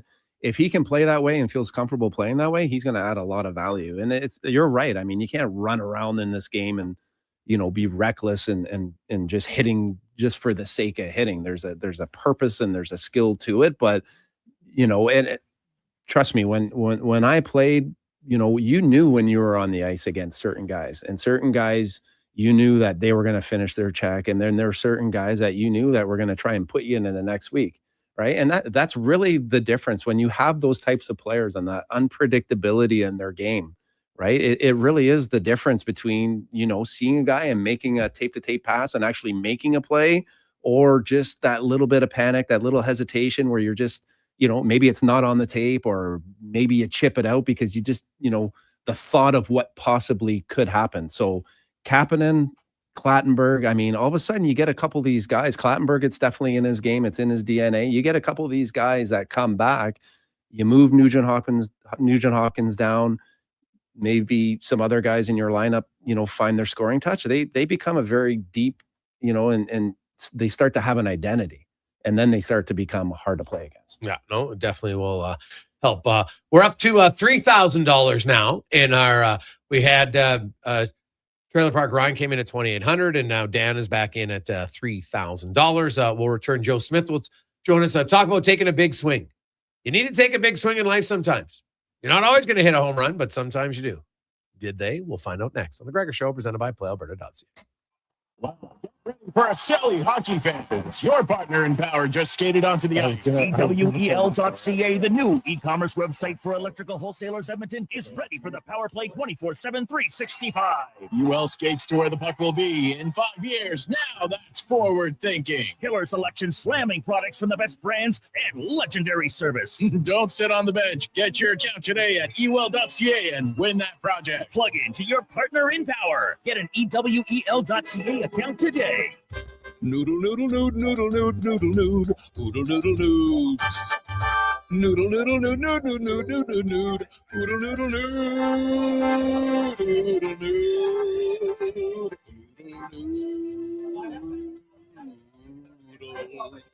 noodle noodle nood noodle nood noodle nood noodle noodle noods. Noodle noodle nood noodle nood noodle nood noodle noodle nood. Troll will load down to Oodle Noodle tonight because dine-in is open. I'm making my list, checking it twice. And guess what? I'm giving Will Hawk beef jerky to everyone, naughty and nice. Because honestly, everyone deserves a taste of Alberta's finest, no matter if they've been bad or good. So this holiday season, skip the chocolates and pass on the turkey. Make sure you're Will Hawking around the Christmas tree with Alberta's best beef jerky. Ho, ho, ho! Available at Will Hawk Beef Jerky in Leduc. Top quality flooring, locally owned, and Canadian products from Beaulieu. Yeah, that's CFI. CFI what? No, CFI, Custom Floors Inc. From free estimate to professional installation, contact Custom Floors Inc. at customfloorsinc.ca. Jason Gregor isn't just a sports guy. He's a community builder. With over $2 million raised for local charities and his Gregor Foundation, he's making a difference on and off the air. Check out Gregor weekday afternoons on Sports 1440.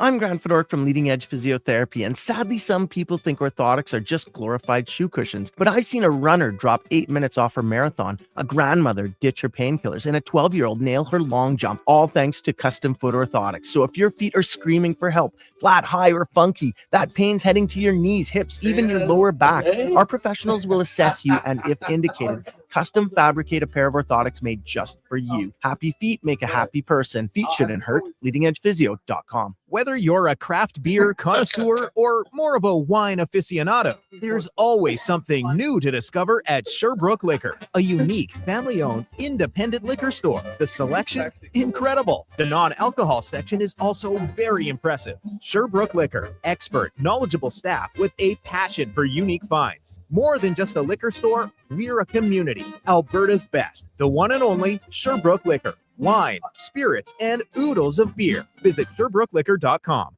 Got a car you're ready to part with? Find out what it's worth. Fast, easy, and totally free at Go Auto. We're talking top dollar trade-ins, whether it's a little worn or still rocking that new car smell. Just a few clicks, and boom, you've got your value. Text value to 780-777-7777 to start. That's value to 780 all sevens. Why guess what it's worth? Let Go Auto show you the money. Now for today's holiday special, Legacy Heating and Cooling saves Christmas. Santa's furnace broke down in the shop last night, and the elves couldn't make any toys, that's right, so Santa called up his pals at Legacy Heating. Ho, ho, ho, golly gee, 1 year, no payments, interest free, and the elves are working merrily with a brand new furnace from Legacy. Happy holidays from Legacy Heating and Cooling. Let's do it. Yeah. Player evaluation.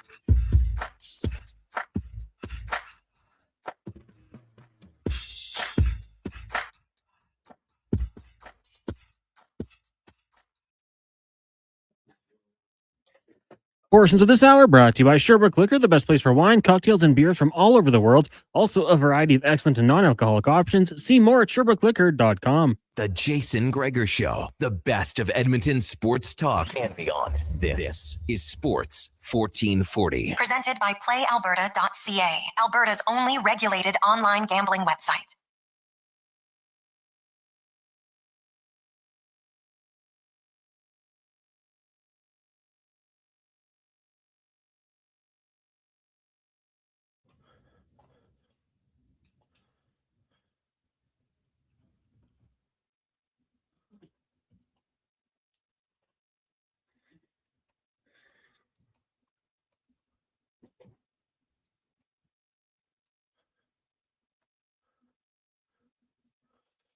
.324, welcome back. Gregor, Brown, Halley, Sports 1440, sports1440.ca, YouTube, Facebook, X, and Instagram. Hope you are having a lovely Monday afternoon. It will be the debut for Stuart Skinner tomorrow against his former team, the Edmonton Oilers, him and Brett Kulak. Meanwhile, Tristan Jarry will play his former team, the Pittsburgh Penguins. Are going to hear from Jarry coming up after our next guest as we go in the room, brought to you by Action Electrical, 53 years in business. They've installed more than 300 residential solar installations throughout Alberta. They can help you get up to 40 $1,000 in a 10-year interest-free loan from the Canadian government. Paybacks between 6 to 8 years or even better. So check it out, actionelectrical.net. And Friday, of course, was the big goalie trade, Jarry for Skinner. And then later that night, around 5:45 our time, it was announced that the Vancouver Canucks have traded Quinn Hughes to the Minnesota Wild for Z. Bouillon. You had Rossi, Liam Ogren, and a 2026 first rounder. Now, those three players were all first rounders, either the 9th pick, the 12th pick, or the 22nd pick in 2020, 2022, 2024, and how they get a first rounder in 26. So I thought Vancouver did pretty well. But Minnesota, I don't know if there's a team that needs an offensive defenseman more than the Minnesota Wild. You look at, they don't produce a ton of points from their back end. In the salary cap era, 20 years in the salary cap era, their highest scoring defenseman was 51 points, Ryan Suter. That's the lowest of any team, including Seattle, who's only been in the league 5 years. And they're not even an offensive team. So I think this is a great swing by Bill Guerin to go out and, hey, what do we need? We need an offensive defenseman. Joe Smith, beat reporter for the Wild, for The Athletic, joins us. And Joe, I'll say this, Bill Guerin has shown he's not afraid to take big swings. And if he wants a guy like Kaprizov, he'll pay him more than anyone else to ensure that he gets his man. What'd you make of the deal? Yeah, I thought it was a great move by the Wild. I mean, how often are these guys available? Like rarely ever, right? And so I think when you think about maybe a top 2 defensemen in the world, like I think Makar and him are 1-2 by a lot of people's estimation, then you're gonna have to give up a lot. And they give up a pretty good package for him. But if you think about how he can change the game from a rare perspective of a defenseman can do, and how much, like you said, he can fuel an offense that has struggled with secondary scoring and rushes and chances and entering the zone. Like he just can fix a lot of that stuff. So you could tell by the debut on Sunday just how electric the arena was, and the standing ovation and warm-ups and post-game, and like how much State of Hockey really appreciates talent like that. And I think he's going to have a lot of fun playing with Boldy and Kaprizov and his defensive pair partners, Brock Faber. That's not bad at all. Joe, maybe can you talk a little bit about Bill Guerin and the job that he's done since he's kind of taken over? I know it wasn't easy at the beginning with Parisi and the defenseman there, Suter. Do you feel that he's done, or is there still some more moves that maybe Bill would look at making as well? Yeah, well, I mean, if he tells everybody, like, he's not one to be a patient individual, and he's had to be after his decision to buy out Parisi and Suter and put them under those pretty big dead cap hits for a long time, kind of hamstrung them on making deals like this or free agency moves. So, and the pressure kind of started to come on him after last year because, first they haven't won a first round playoff series. It's been 10 years as a franchise, and last summer they were supposed to have all this space and be able to do something, and free agency wasn't there for anybody. All the guys were signed with their own teams, or nobody else was there that was worth making a big risk for. And so he was patient, and this allowed him to be in the game, quote unquote, for big in-season moves and trades. And this was the biggest, and arguably the biggest trade in Minnesota Wild history. And so I think he's trying to push them into a category of serious contender when they never really have been before. And this certainly should elevate them to a closer to that. As for if he's done yet, I mean, he made it sound like he still has room and still has assets to make other moves, and they can do stuff, as he put it. So where that lies, like, I think you look up the middle at the center position.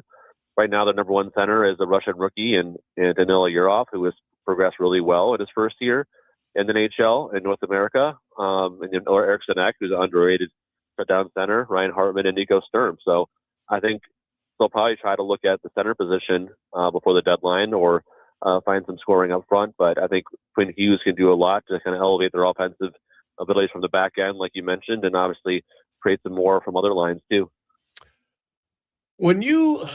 This deal and kind of how it came together, I read your story. Bill Guerin just hey, you know what?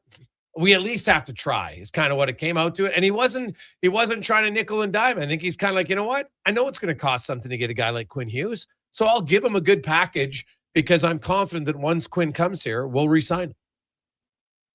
I mean, absolutely. I mean, I think him and Jim Rutherford know each other for so long. Yeah. Work together, and obviously he's kind of a mentor, and like they kind of come from the same cloth too. There's no BS in any of them, either no matter what they do, or their work or everything else. And so I think he realized when they got in, and he asked Jim Rutherford, "Hey, do you have a chance?" Or he's like, "You can make an offer, but it's not, it's not, odds aren't against you because of where we've been told that Quinn wants to go on the East Coast and that stuff." But like he knew when that first conversation what they were looking for, and Rutherford lays it out of like, we need this kind of thing. And I think the Wild realized they have A, B, and C a package to put that not every team was able and comfortable to do. So that was the first offer. It was bold, and obviously they couldn't match it anywhere else, and that's why Quinn Hughes is a Minnesota Wild gear, and they hope signs beyond that. But clearly, when you are in a position like the Wild are in the division with the Dallas Stars and Colorado Avalanche, it's going to take a lot to get through that, and this certainly helps them.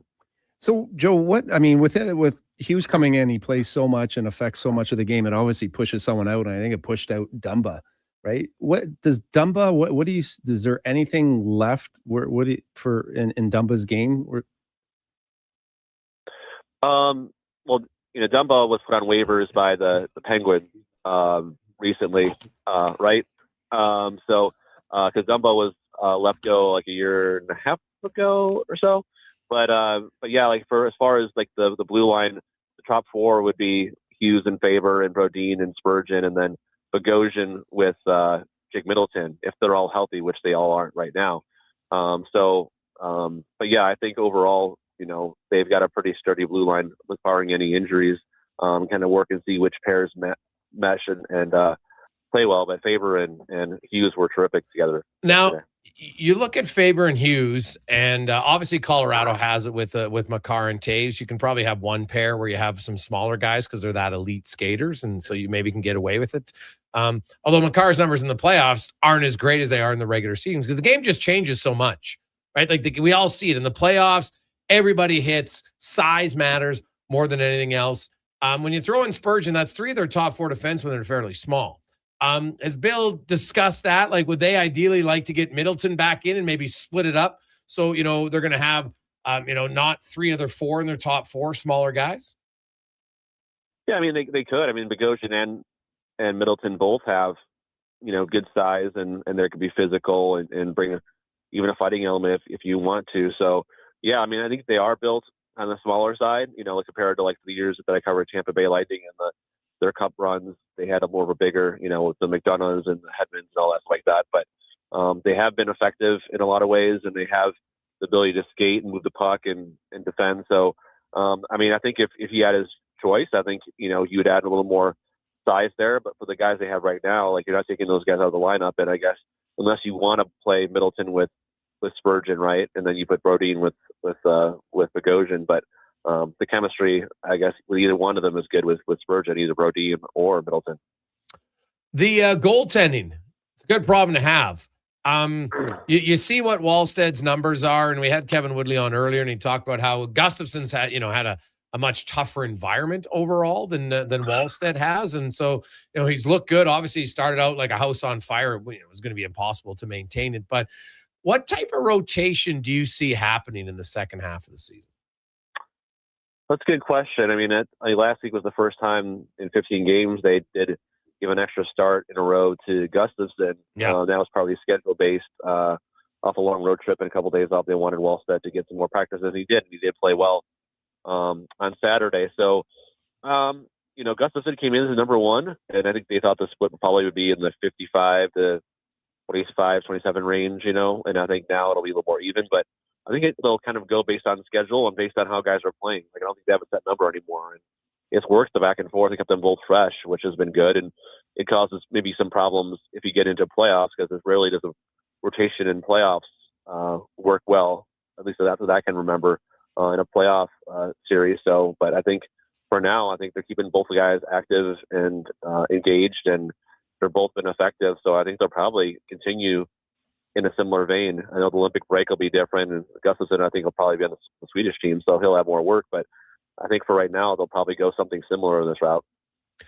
You mentioned the center ice position, and then I get why you had to include Rossi in the deal. You got to give up something to get a guy like Quinn Hughes, so I don't have an issue with it at all. But when you look around the league, like Alex Tuck's name's been out there, but he's a winger.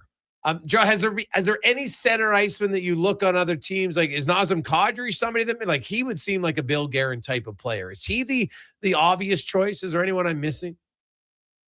Well, I mean, you could go like I know Ryan O'Reilly is a little bit on the older side, but I think from a culture, the way he plays, the two-way draws, like experience, like he fits a bill. I don't know if he'll be as expensive as maybe some other guys that are out there, or I don't know where he wants to go and play. But they could use some help and maybe some size in the center ice position. I mean, you look at the guys that they'll be facing in the playoffs, the McKinnons of the world. It's very challenging. So. But for right now, they're going to let Urov develop, and they're going to Eric Sinek has been terrific, and see if Hartman can channel Ryan Hartman from playoffs last year. And Nico Sturm is a cup winner, a playoff performer. So and I think that's something that he said he's comfortable with his center depth, and we'll see if that changes or if behind the scenes he looks for that. But that would be a position if I'm on the outside looking at this team, so they can improve the secondary scoring or some help up the middle there. You talked about the reaction in Minnesota. The battle for the Wild, the Stars and the Avs right now, like they're all deep. They've all got a superstar defenseman. You finish second or third, you're probably going to have. You have to beat the other team, and then you'll probably have to meet Colorado in the second round. That's how it goes. In the history of the NHL, there's been other divisions that have had this. The Atlantic Division recently. You go back to when the Smythe Division, Edmonton, and like ask the Winnipeg Jets what it was like being in that division. How do you? I looked at many. They've only played Colorado once, but they beat them. How do you think they match up better against the Avs or the Stars?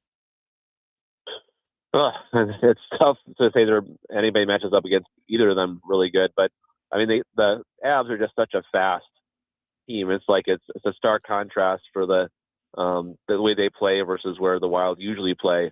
I think in Dallas is more of a clinical team with the way that they defend and they attack and the way that they can overall play all over the ice. So, I mean, they beat them both this year, and they beat the Stars. I know the Stars had Sagan, but the Wild had minus 3 or 4 regular players on their team. So, I think this year, maybe better than the previous years where they had struggles against the top teams in the Central Division. They've been, maybe at least early stages been more competitive. So a 7-game series is not just a one game in November, but I mean, it's hard to say they're better matchup against anybody. I guess you say Dallas, because Dallas isn't quite as powerful as Colorado, but they'll play probably Dallas, my guess, if this is the way the season goes. Joe, great stuff, man. We really appreciate it. Enjoy it. Should be a lot of fun. Quinn Hughes is going to bring a lot of excitement to Minnesota. There's no doubt about that. Absolutely, already has. Thanks so much, guys, and Merry Christmas to you guys. Yeah, you too. That is Joe Smith from the Athletic in Minnesota, and yeah, he's going to bring a lot of offense as I outlined it. There's no team that needed an offensive push more from the back end than the Minnesota Wild. Really, that for 20 years they haven't had a big time offensive scoring defenseman. They've had the lowest point totals of any team in the last 20 years from a D-man. 51. Ryan Suter did it twice in 2016 and 18. And Suter's a good player, but he was never in Nashville a little bit, but he was never like a wow offensive guy. He's just a really solid player, right? And so you bring in Quinn Hughes, because I agree with we've had a lot of text guys. You think the Wild center is good enough? No, I don't. Not at the current juncture. And so, you get Quinn Hughes because now that fills something you didn't have. You did not have a number one defenseman who brought you offense. Faber, Brodin, really good defenders. Didn't bring a ton of offense, right? Like Faber, I think, is like a 45-point guy, which is good. Nothing wrong with it, but he's not he doesn't dominate your power play. He's not that fluid, move around as much. So I think this fills a big hole for Minnesota that will they'll get a little bit more offense from the back end to counter the lack of offense down the middle. But I still think Nazem Kadri, to me, I know there's talk about him going to Colorado. If I'm Minnesota, I get Nazem Kadri. I'm pretty confident that my team could grind down against Colorado. I wouldn't disagree with you. I mean, Kadri is one of those old school guys that just has that physicality and that old school approach to his game. And he's been in the season, he's been in the league for a long time. He's been in lots of playoff runs and situations, so no moment is going to be too big for him. But he's just got that Corey Perry to him, right? He just understands the game and has that ability to, provide the big play, the big hit, in the big moments. So yeah, I like him. I mean, and as far as Hughes, I mean, these guys don't come around that much. I mean, for a guy that, that size and with that ability to create that type of offense, I mean, you gotta, I mean, we're lucky we get to watch Connor McDavid and his skating, but this guy's got to be, he's up there too as far as Makar and being dynamic and the offense that he creates. And just, I couldn't imagine being a forward in Minnesota and the excitement, that they have and the enthusiasm to come to the rink, knowing that you got a guy that can skate the puck up, transport the puck, and just make plays out of nothing. So I'm sure Kaprizov and others are just licking their lips right now. And this coming down from the NHL, Connor McDavid was named the first star of the week, 4, 6, and 10 in 4 games. Oilers go 2-1-1. John Gibson from the Red Wings went 3-0 with 1.00 goals against average and a .971 save percentage. And Joel Eriksson Ek is the third star for the Wild, as they were perfect winning all their games this past week. He went 3, 4, and 7. So the Oilers will, they got 4 more games this week: Tuesday, Thursday, Saturday, Sunday. Basically what they played last week. And can they go better than 2-1-1? 3-1 week would be very good. Though the last 2 games, Minnesota, Vegas, right? That's game 5 and 8 nights, 6 and 9 nights. I get by then there's a little bit of fatigue factor for sure. You got to find a way to split that. If you can do that, Boston and Pittsburgh are teams you should beat. Doesn't mean you will if you play like you did against Montreal. But talent-wise, everything else, if Edmonton plays their game, they're better than Pittsburgh and Boston. Yeah, it's just these are dangerous games that they play against the teams. Yep. You look at Buffalo and the games that they should actually win are, they're just, for whatever reason, they're not easy. And and it's also they're coming in the teams that, like you said earlier about Pittsburgh, blowing 2. What were they up 5 goals, 3 goals, or whatever? But they've blown 3-0. Like they're not only are they coming in the teams they should beat, but they're coming in the teams that are going to be that we're somewhat embarrassed and pissed off, right? And like I said, there's nothing easy in this league. There's no easy wins, and now you're, but there'll be extra motivation for both teams, right? The Oilers are going to want to play well for Jarry, and Pittsburgh's going to obviously want to play well for Kulak and Skinner. So. That's going to be a good game. It's going to be a good test. It'll be exciting to watch. Mike comes back in at 32.50 for the suite. We're still well under face value, but that's all right. It's early in the game for our month of giving package tonight, courtesy, or we're going to help out the Christmas Bureau. It is a 12-person luxury suite to the Oilers, 2 parking passes underground, $500 food and beverage credit in the suite for the game on January 6th. Okay, so look at your schedule. Make sure you're in town. You're not out of town. You're probably bought back in, and away you go, because I think the kids' Christmas break starts on the 22nd, then the 29th, then they're back. So kids are back in school. You'll be like, oh my God, I need a break. Got to go to the game. So you can get in the suite on the 6th. So we're helping out the Christmas Bureau up to $32.50. I missed it. Who are they playing? I'll have to look it up. I don't even know. I just got the date, January 6th. I think it's a team that they beat often, if my memory is correct. So odds of winning better. So we'll see. Because that's what you want. If you want to go to suite, you want to go to either a good team or a team that you're very confident they're going to beat. So I think I don't want to say who it is if I'm wrong. Who is it, Cons? The Preds. Predators. There we go. So like 4 points for Leon. I was just well, fair point. Yeah, he does seem to his points against the Preds are pretty ridiculous. So what about the generosity of an anonymous giver to give up something like that? That's, like you said, I don't know what those go for. Hey man, we got some good listeners to the station. It's fantastic. I love it. Hey Gregor, why was Hudson called up from Camrose Chris? Well, Chris, I'll tell you this. 0-19, 1-20, 1-18, 1-24. That's the goals and games played for a lot of the Oilers' bottom 6 guys lately. It is the Sahara Desert of offense right now. Mangiapane, Janmark, Henrique, Frederick.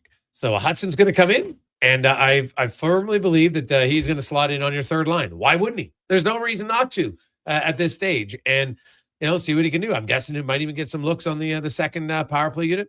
Maybe not, because he won't have a full practice, so that might be a bit much. But power play is a power play. You kind of know where your position is, right? Like, it's not that hard. Guys have played power play their whole life. And it's not like the second unit gets a ton of power play time. I understand it, but I think 12 to 14 minutes is something that if you're going to call him up for a guy who's scoring that well, like, I get why Jones is playing 8 minutes and Clattenburg, like, those guys are physical guys. They're not really offensive players.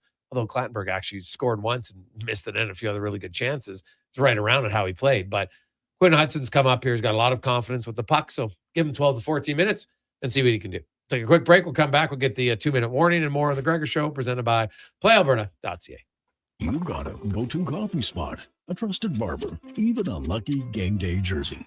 But when it's about looking your absolute best, there's only one name you need: Mr. Dirk. Family run since 1939, we're experts in crafting impeccable tailor-made suits and offering a wide variety of everyday styles. Pair that with personalized one-on-one fittings and the convenience of on-site tailoring. Mr. Dirk elevates your style game. Visit our Edmonton store or explore MrDirk.com. Score big on style with Mr. Dirk. Across the province, Albertans are taking their shot on Play Alberta.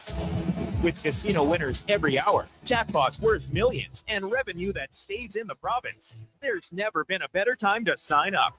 Right now, our listeners can score a $50 free bet when they make a minimum $50 deposit with code Gregor50. That's code Gregor50 for a $50 free bet. Start playing with your game sense today to find out if you're Alberta's next winner.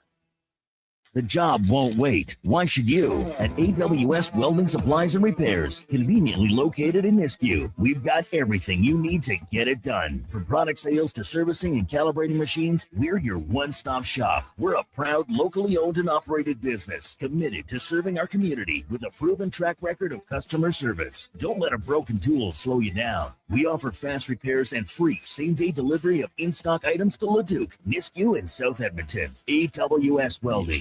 We make it happen. Cheer on the teams. Help a good cause. The Ben's Cup is coming to the Ardrossan Recreation Center, December 26th to 30th. 100% of the proceeds help the Ben Stelter Foundation bring proton beam therapy to Edmonton. Learn more at benscup.com. Proudly supported by Sports 1440. Picture this. You're sleeping and you're awake, but it's a good day because you're about to make your way to McDonald's to pick up some breakfast. Fast forward, you're there. But what's this? You can now get all those breakfast classics penny style with rich, creamy hollandaise-style sauce. A happy little tear rolls down your cheek. You grab your small McCafe premium roast coffee, still just $1 plus tax every day. And see. Get up and at 'em with the Egg McMuffin. At participating McDonald's restaurants in Canada. Prices exclude delivery. And what can I get for you this year, little fella? I want a new Ford F-150 with the FX4 package. Adults need toys to play with on Christmas morning, too. And Nisku Ford has the best toys in town. If you decide to wrap one up, you can get rebates as high as $10,000 or choose interest rates as low as 0%. This Christmas, get the toy you really want. Add Nisku Ford to your holiday visits or make your wish list at niskuford.ca today. Above expectations.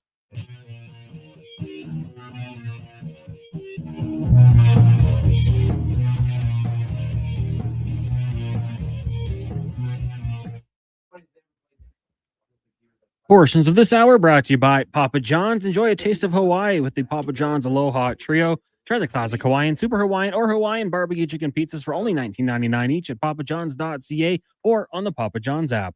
The Jason Gregor Show, the best of Edmonton sports talk and beyond. This is Sports 1440. Presented by PlayAlberta.ca, Alberta's only regulated online gambling website.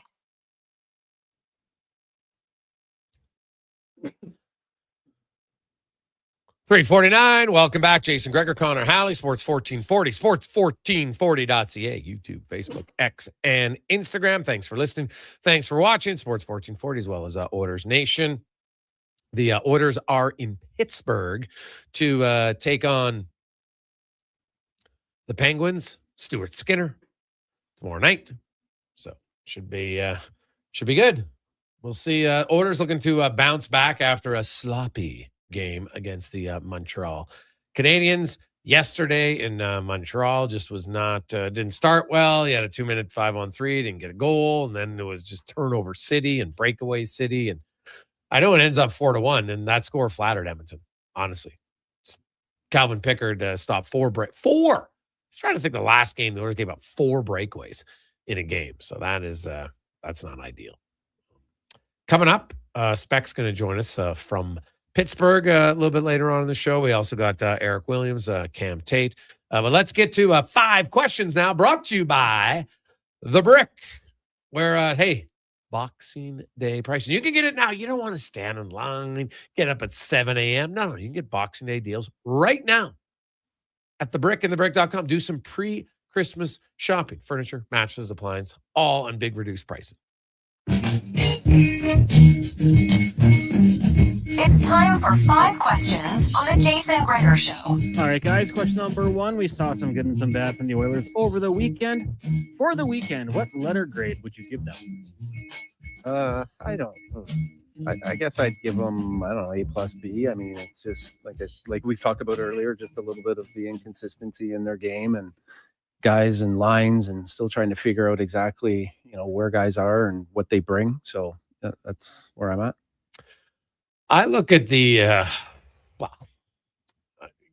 me, it's average. It's a C. You win one, you lose one. You played, I thought, probably pretty well on Saturday. I didn't like much of their game at all on Sunday. So that's a C for me on the Oilers. And they've played better, as I mentioned, 6-3-1 their last 10 games. You do that every 10-game stretch, you're going to be really happy. But they've got to try to find a way. Like, to me, you have 2 really good games, and then you lay an egg. You did it against Buffalo, and then you did it against Montreal. Like, you're going to lose some games, but you don't want to lay the egg as bad as you did in 5 of those 6 periods. Question number 2. Hear me out with this one, you guys. The Oilers and Penguins both have some elite top-end talent in their franchise history. So look at the all-time rosters, both these 2 teams. I'm just going to assume you both put Gretzky in the number 1 spot. Feel free to debate that if you want. But what would the next 5 look like in history? I would go Gretzky, Lemieux, McDavid, Crosby, Messier.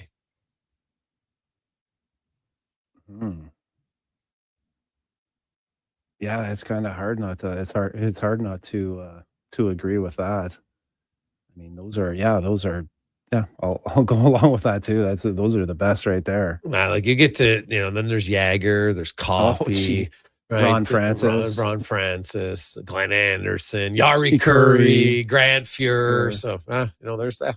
But yeah, that top 5 is pretty good.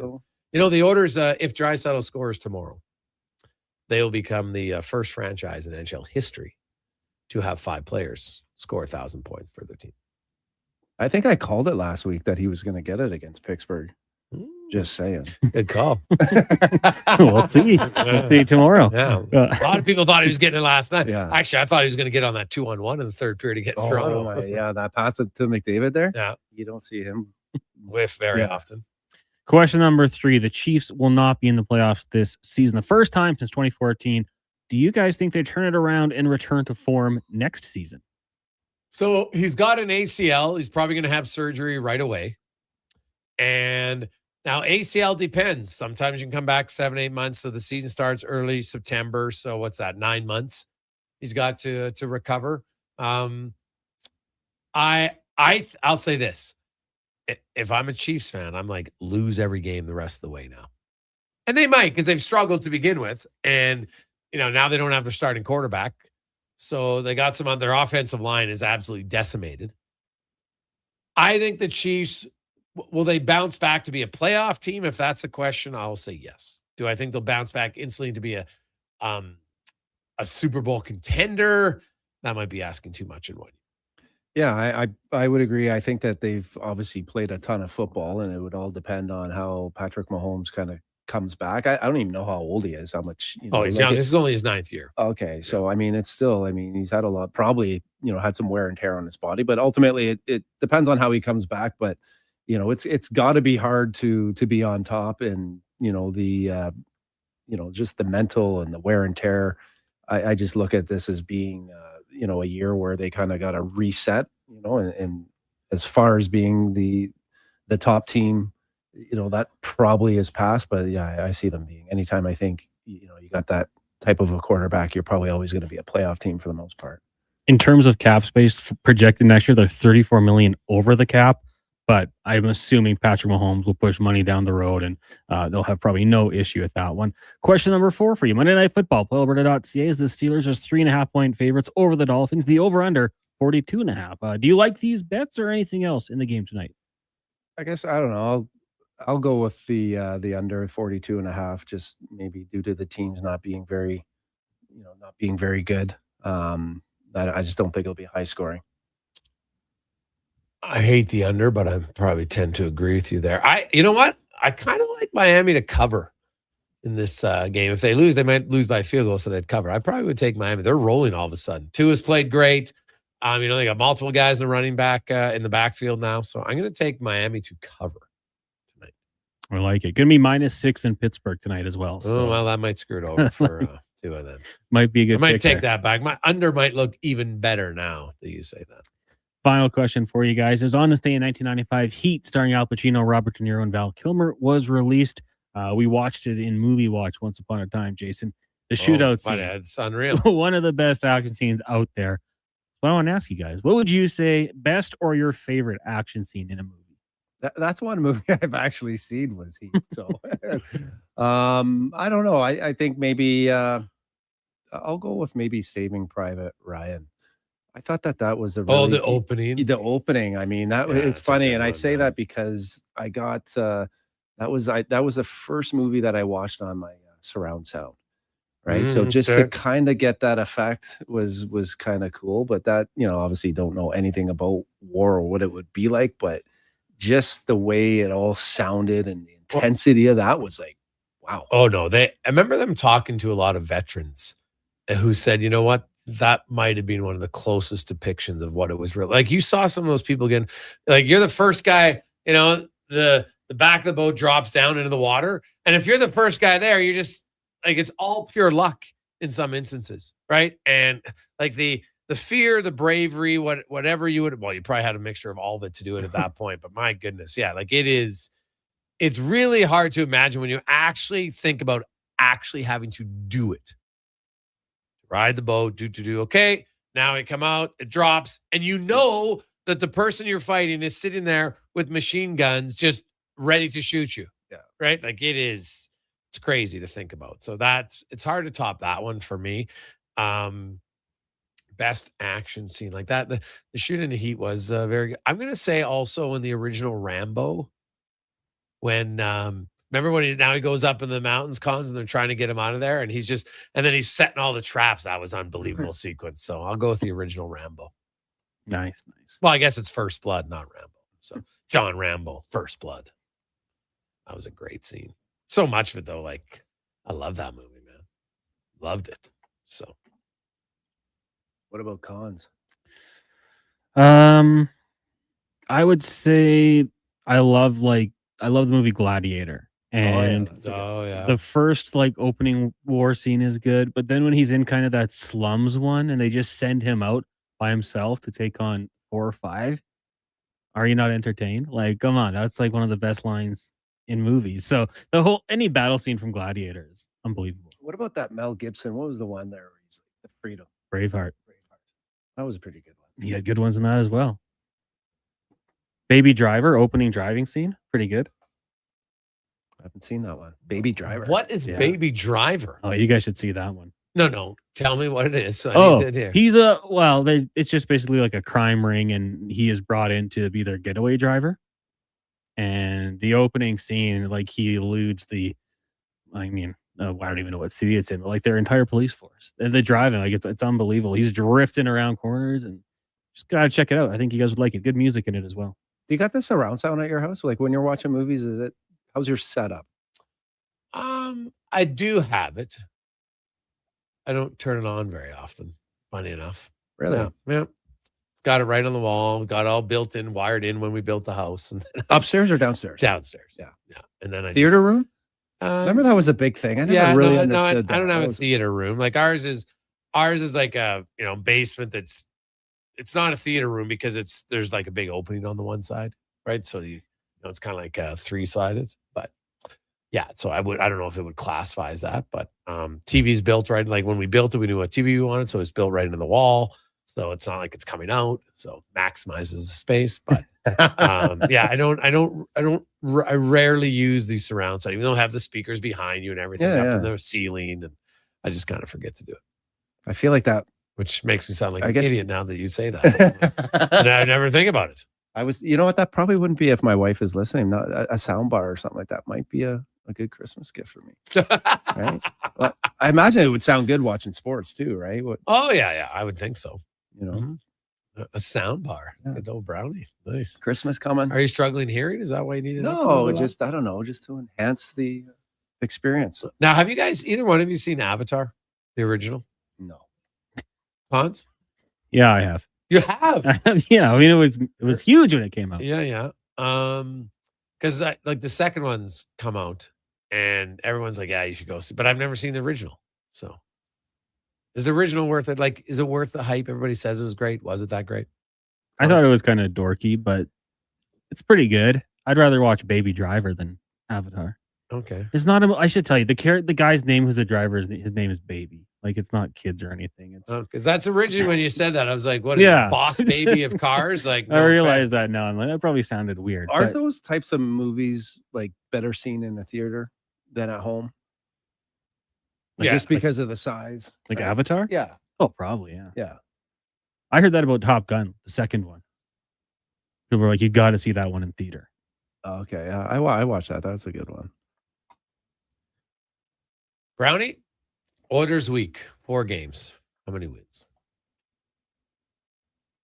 4 games. I'll go 2. 2-2? 2-2. All right. We will chat with you next Monday. Let's get to the Econ Man and a Sports 1440 update brought to you by Loca. Your next dinner is ready, and it's even easier now. 2 locations, Sherwood Park and Edmonton, but they deliver. Meals.loca.ca. Every fresh cut chef-crafted gourmet meal is handcrafted from scratch with fresh ingredients and arrives at your door fully cooked and ready to heat. Check it out, meals.loca.ca. The Sports 1440 update. The Edmonton Oilers recalled Quinn Hudson from the Bakersfield Condors. The 23-year-old leads the AHL in goals, 16, and points, 28. Also, Buffalo Sabres firing GM Kevin Adams after 6 seasons with the organization. Senior advisor Jarmo Kekalainen named the new GM. On the ice tonight, Lightning take on the Panthers, Ducks and Rangers, Jets host the Sens, Preds in St. Louis, and the Stars hosting the LA Kings. In the NFL, Week 15 wraps up tonight in Pittsburgh, Steelers and Dolphins at 6:15. And in the association, you got the Raptors taking on the Heat, Jazz host the Mavs, Rockets travel to Denver, Clippers hosting the Grizz, and the Celtics take on the Pistons. Winnipeg Blue Bombers signing running back Brady Oliveira to a 3-year contract extension. Last season, he rushed for over 1,100 yards and 3 touchdowns. Coming up in hour 3 of the Jason Gregor Show, we'll hear Cam Tate's 2-minute warning, the Oil Report, and be joined by Eric Smith from Fox Sports to take a look around the NFL. I'm Connor Halley. This has been a Sports 1440 update. Sports 1440, Stingray radio station. CKJR broadcasts from West Edmonton Mall and Wetaskiwin. Download the free Stingray music app and listen wherever you go. I'm Gene Principe, bringing Seasons Heatings from Legacy Heating and Cooling. For Yuletide comfort you'll love this Christmas. You should call Legacy. Call Legacy. There's no better way to fix your furnace. You just call Legacy. Call Legacy. They're professional, never rude, Dolph. You should call Legacy. Call Legacy. Plus, no interest and no prints of payments for 1 year when you buy with Legacy Heating and Cooling. As 2025 comes to a close, GS Construction would like to take the time and thank our crews, our partners, and our communities for another successful year of teamwork and growth. Together, we've helped keep Edmonton and the surrounding area moving by building and maintaining the underground infrastructure that keeps everything running smoothly. It's been another year of dedication, pride, and hard work the team has put in to make it all possible. To learn more about our people and our projects, visit gsconstruction.ca. At Papa John's, our butter chicken pizza is a Canadian favorite, and we think we know why. We start with a velvety, tangy, and subtly sweet sauce. Then it's our better ingredients: fresh, never frozen original dough, Brown Halley, grilled 324. Welcome back. Peppers and onions. Sounds delicious, right? Well, wait till you try it. It's butter chicken made better. Order your large butter chicken pizza today for only $19.99. Better ingredients, better pizza, Papa John's. Proudly locally Just owned after and 3 o'clock. operated. Welcome back, Jason Gregor. Whether you're at home, in the car, or on the move, you're never more than a tap away from Sports 1440. Download the radio player or iHeart app today. So you I'm can get Grant all Fedor from access anytime. to Edmonton's only sports radio station, Sports 1440. The job isn't 324. done until the last load is hauled, and having a semi-trailer out of commission is not an option. Come back, Jason Gregor, Whether Connor Halley. replacing or adding to your convoy, Edmonton Trailer has a huge inventory of new and used semi-trailers, trusted by the gravel, logging, oil field, fluids, and freight industries. Find a trailer right for you online or at one of their 3 locations. For sales, service, parts, rental, and finance, when you're in it for the long haul, Edmonton Trailer. Looking for the perfect gift? Give the gift of great taste with a Loca Quality Market gift card. Redeemable at any Loca Quality Market or Loca operated restaurant. It's a treat for food lovers. Ready anytime. Grab yours today at loca.ca. Do you listen to sports radio at work? Like right now? Well, do you? Who, me? No way. I swear. Okay, friend, we won't tell. Tens of thousands of sports fans listen to Sports 1440 each and every day. On the radio, on the listening apps, on YouTube, and on social media. If you listen to Sports 1440 at work, well, maybe it's time to advertise on Sports 1440 at work. Grow your business, get your name out there. Shoot our ad team an email, gregor@sports1440.ca. Let's get to work for you.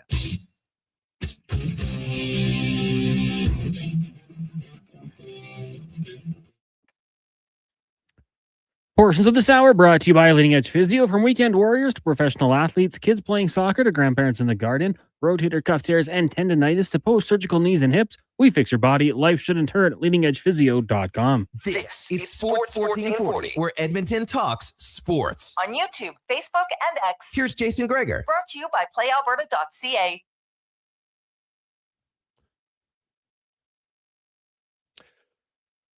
Just after 4 o'clock, and hey, at PlayAlberta.ca, $80 million, 14 max millions tomorrow. So you can get your tickets at PlayAlberta.ca. Also, of course, we have NHL games tonight. NFL Monday Nighter has the Steelers hosting Miami Dolphins, and where it looks a little chilly in Pittsburgh.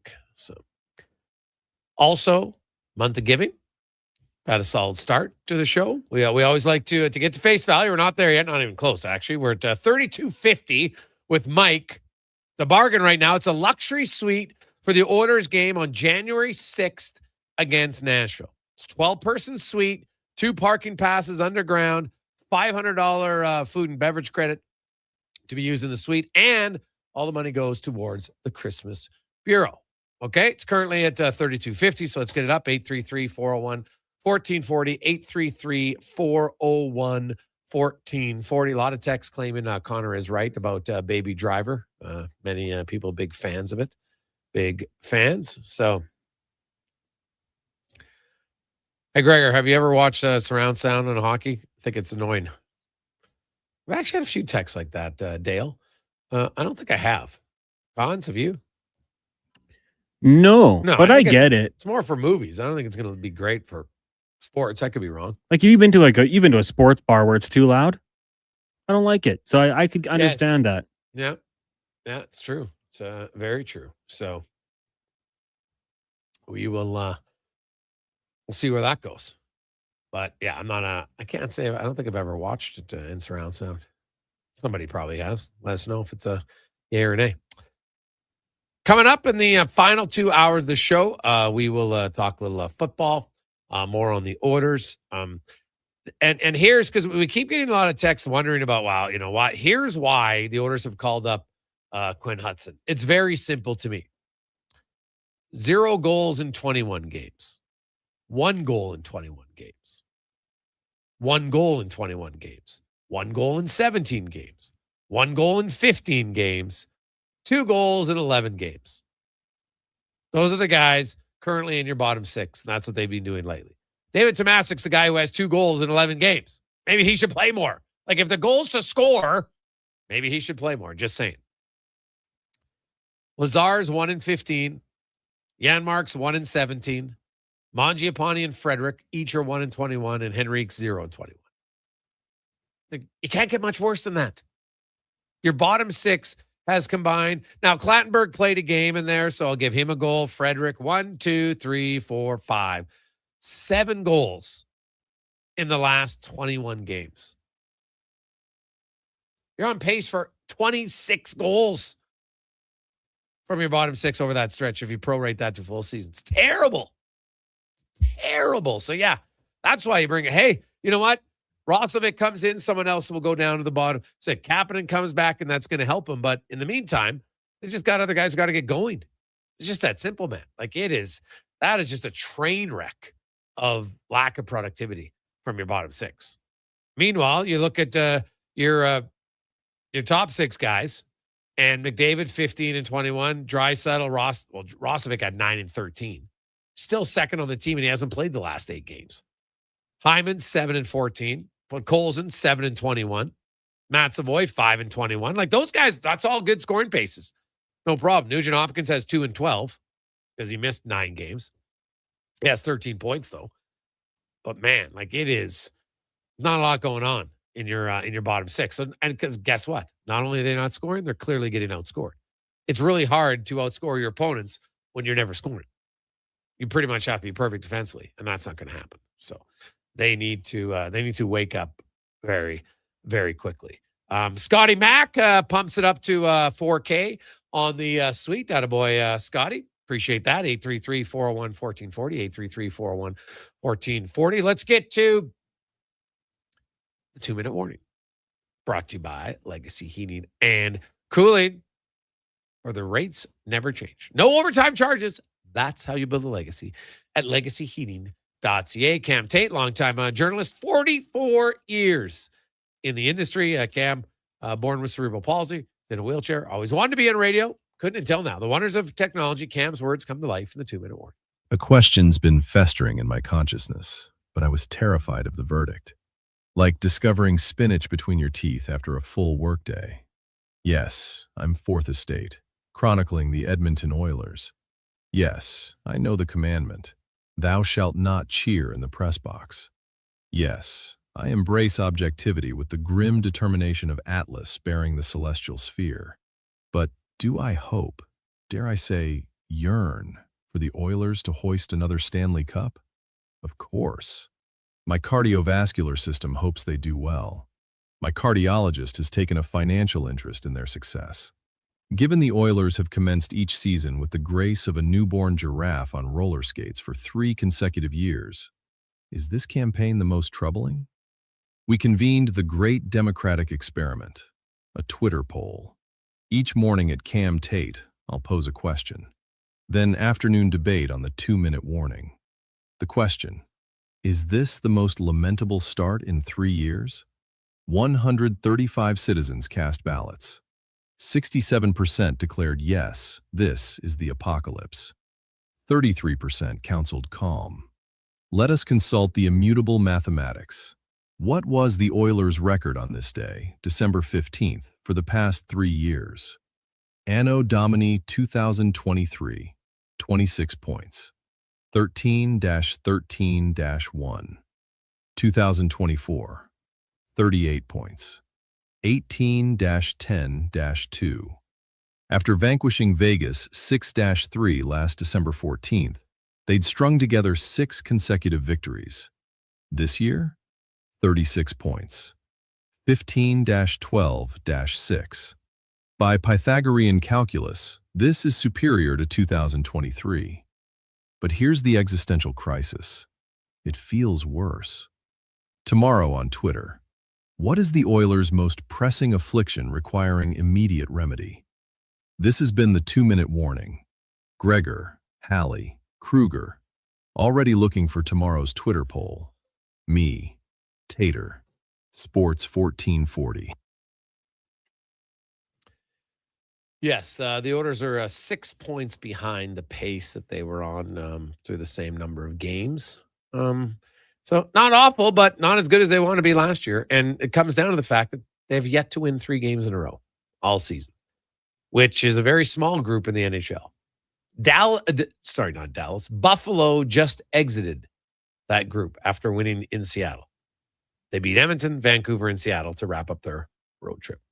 So you can win late in a road trip. Just saying. Oilers, Predators, Kraken, and the Blues. The only teams who have yet to win 3 consecutive games.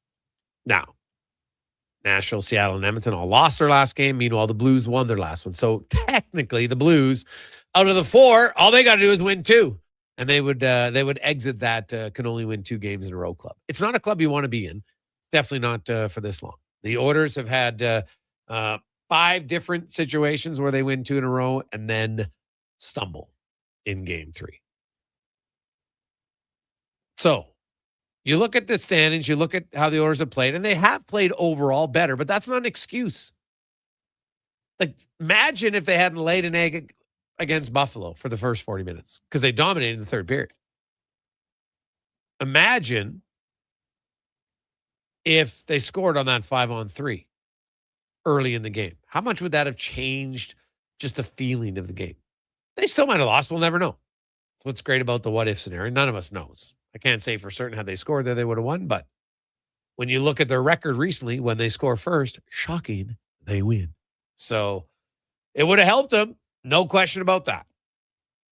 And now they will go into Pittsburgh. And let's hear from the newest member of the Oilers, who is set to take on his former team. Tristan Jarry gone through a trade for the first time in his career.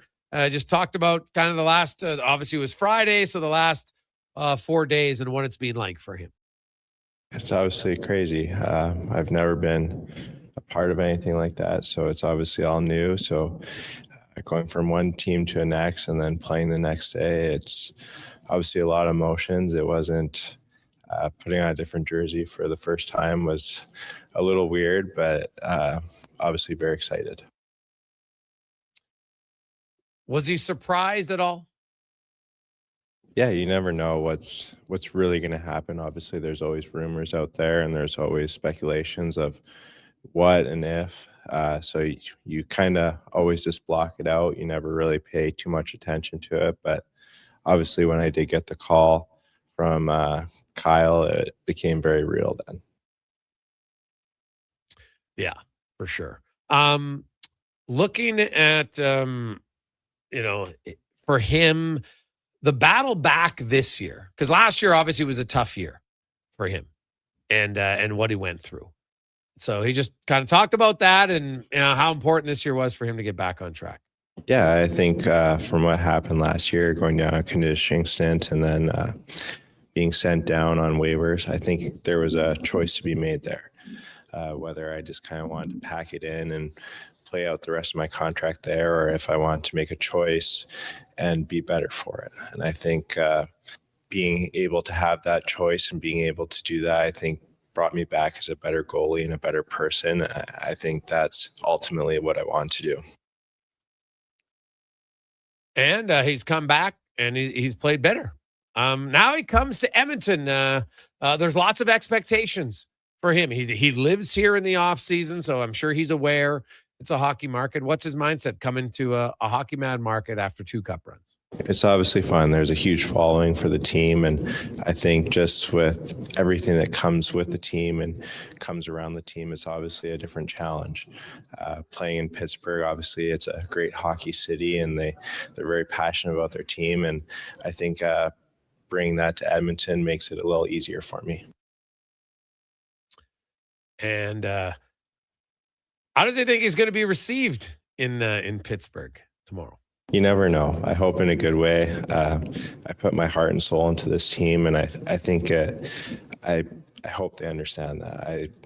You never want to go into a game thinking you're going to lose. You want to win every single game that you step foot on the ice, and I think that's all I want to do is win in Pittsburgh, and I hope I was perceived that way.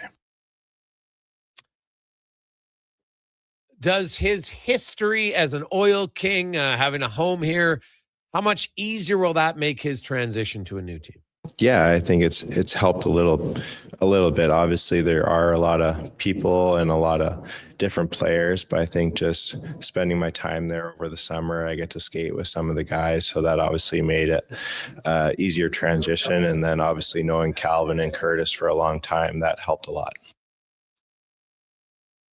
And Lazar, he's talking about Calvin Pickard, Curtis Lazar, of course, who they won a Memorial Cup together as members of the Oil Kings. And just the excitement / nervousness. He said it was, it's a little odd putting on a jersey. What about tomorrow he's going into Pittsburgh, and now suddenly you go down you've went to that arena the exact same way into the homeroom the whole time. Now it changes. How will that be? Yeah, it'll be very weird. It's gonna be a whole new setting, and just talking to my parents and the rest of my family, is like that first game. It felt like my first game in the NHL all over again, and I'm sure playing in Pittsburgh, it'll be much of the same. We'll see. Tomorrow, the Penguins, they'll be frustrated.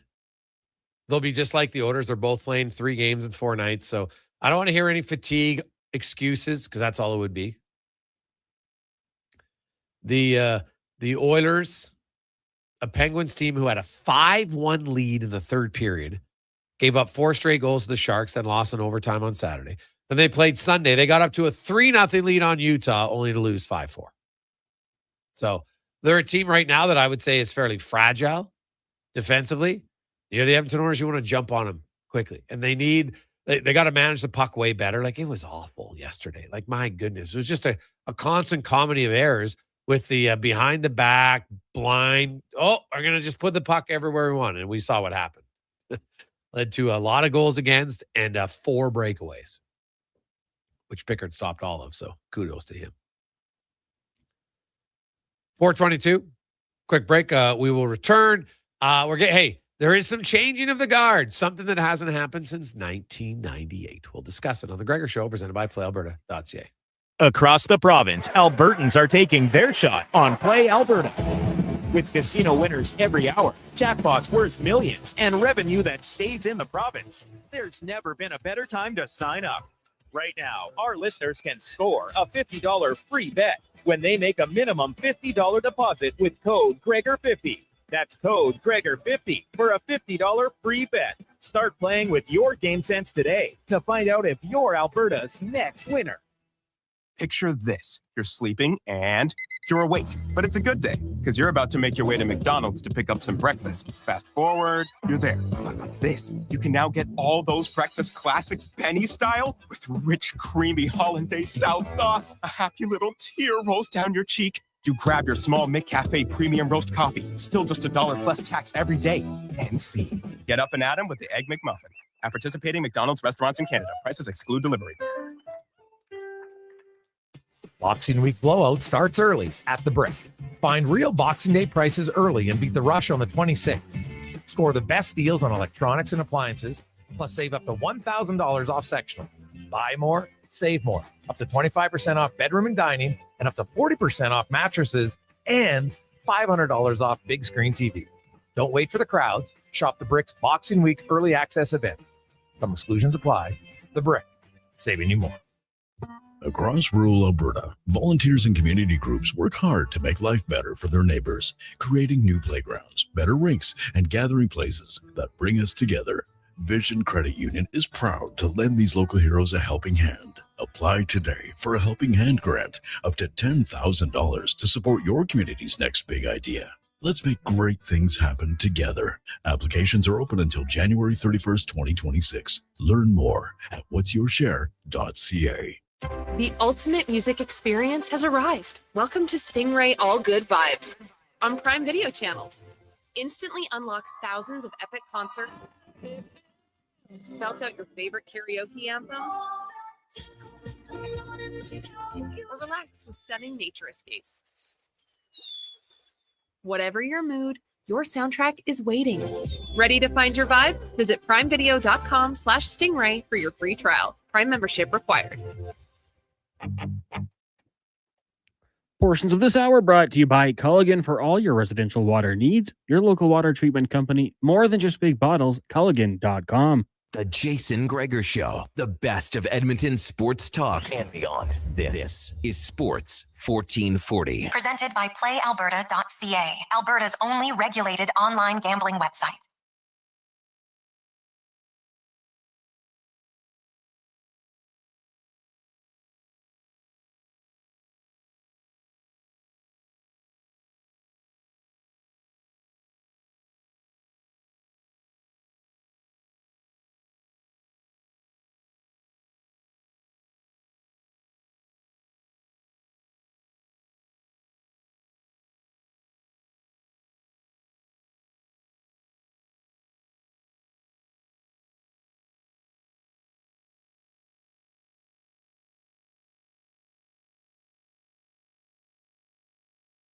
'25, we return. Jason Gregor, Connor Halley, Sports 1440, sports1440.ca, YouTube, Facebook, X, and Instagram.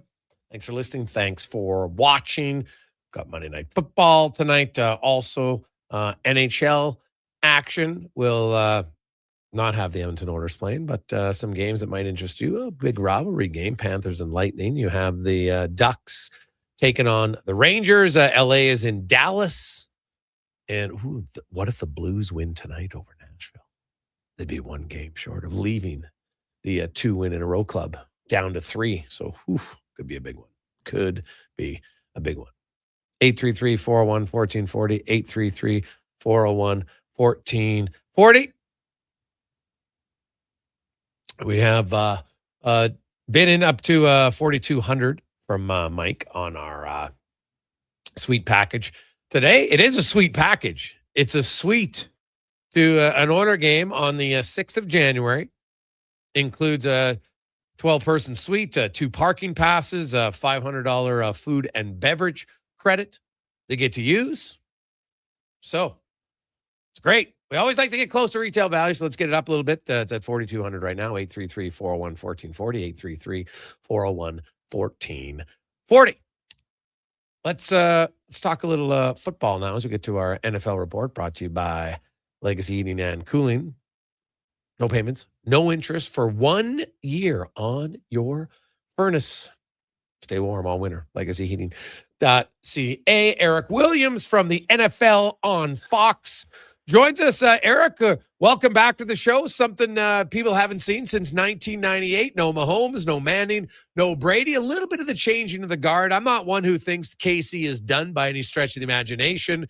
I think you got Mahomes. He'll be back and competitive in a bit, but it's definitely more wide open this year for maybe some new blood to win. Yeah, no doubt. Thanks for having me. I appreciate it.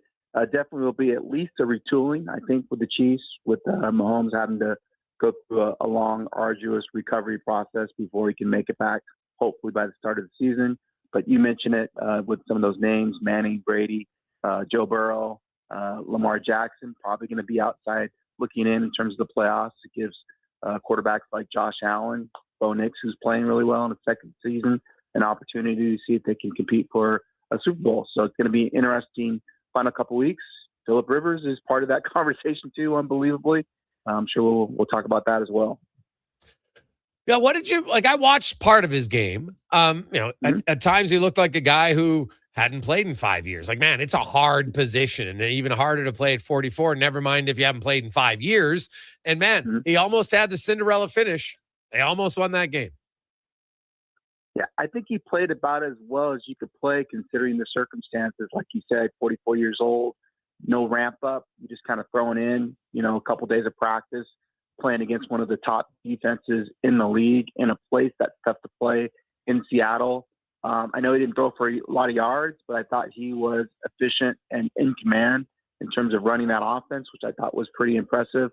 And to have the chance to win the game at the end against one of the top teams in the league, certainly have to give Phillip a lot of credit. And now he'll get another week of practice. And I believe they face the 49ers at home and just a game out of the playoffs there in the AFC. So still has something to play for if you're the Colts. Yeah, well, the Colts, unfortunately, in their division, man, what a they start 7-1, then they're 8-2, and everything's looking good. But then Jones gets injured. Jacksonville has woken up. Same with Houston, and now I know that technically the Colts have a chance, but I don't see it, man. Not with the other teams the way they're playing. I think it's going to be too tough for them to make up ground. Yeah, I definitely think that's fair. It is going to be an uphill climb for them. They do get to play at both Jacksonville and Houston, I believe, in these last 3 games. So at least they get a chance to face the teams within their division to see if they can knock them down a game. But yeah, Rivers is going to have to play like, Rivers did 10 years ago, I think, for them to have a legitimate chance to get back into it.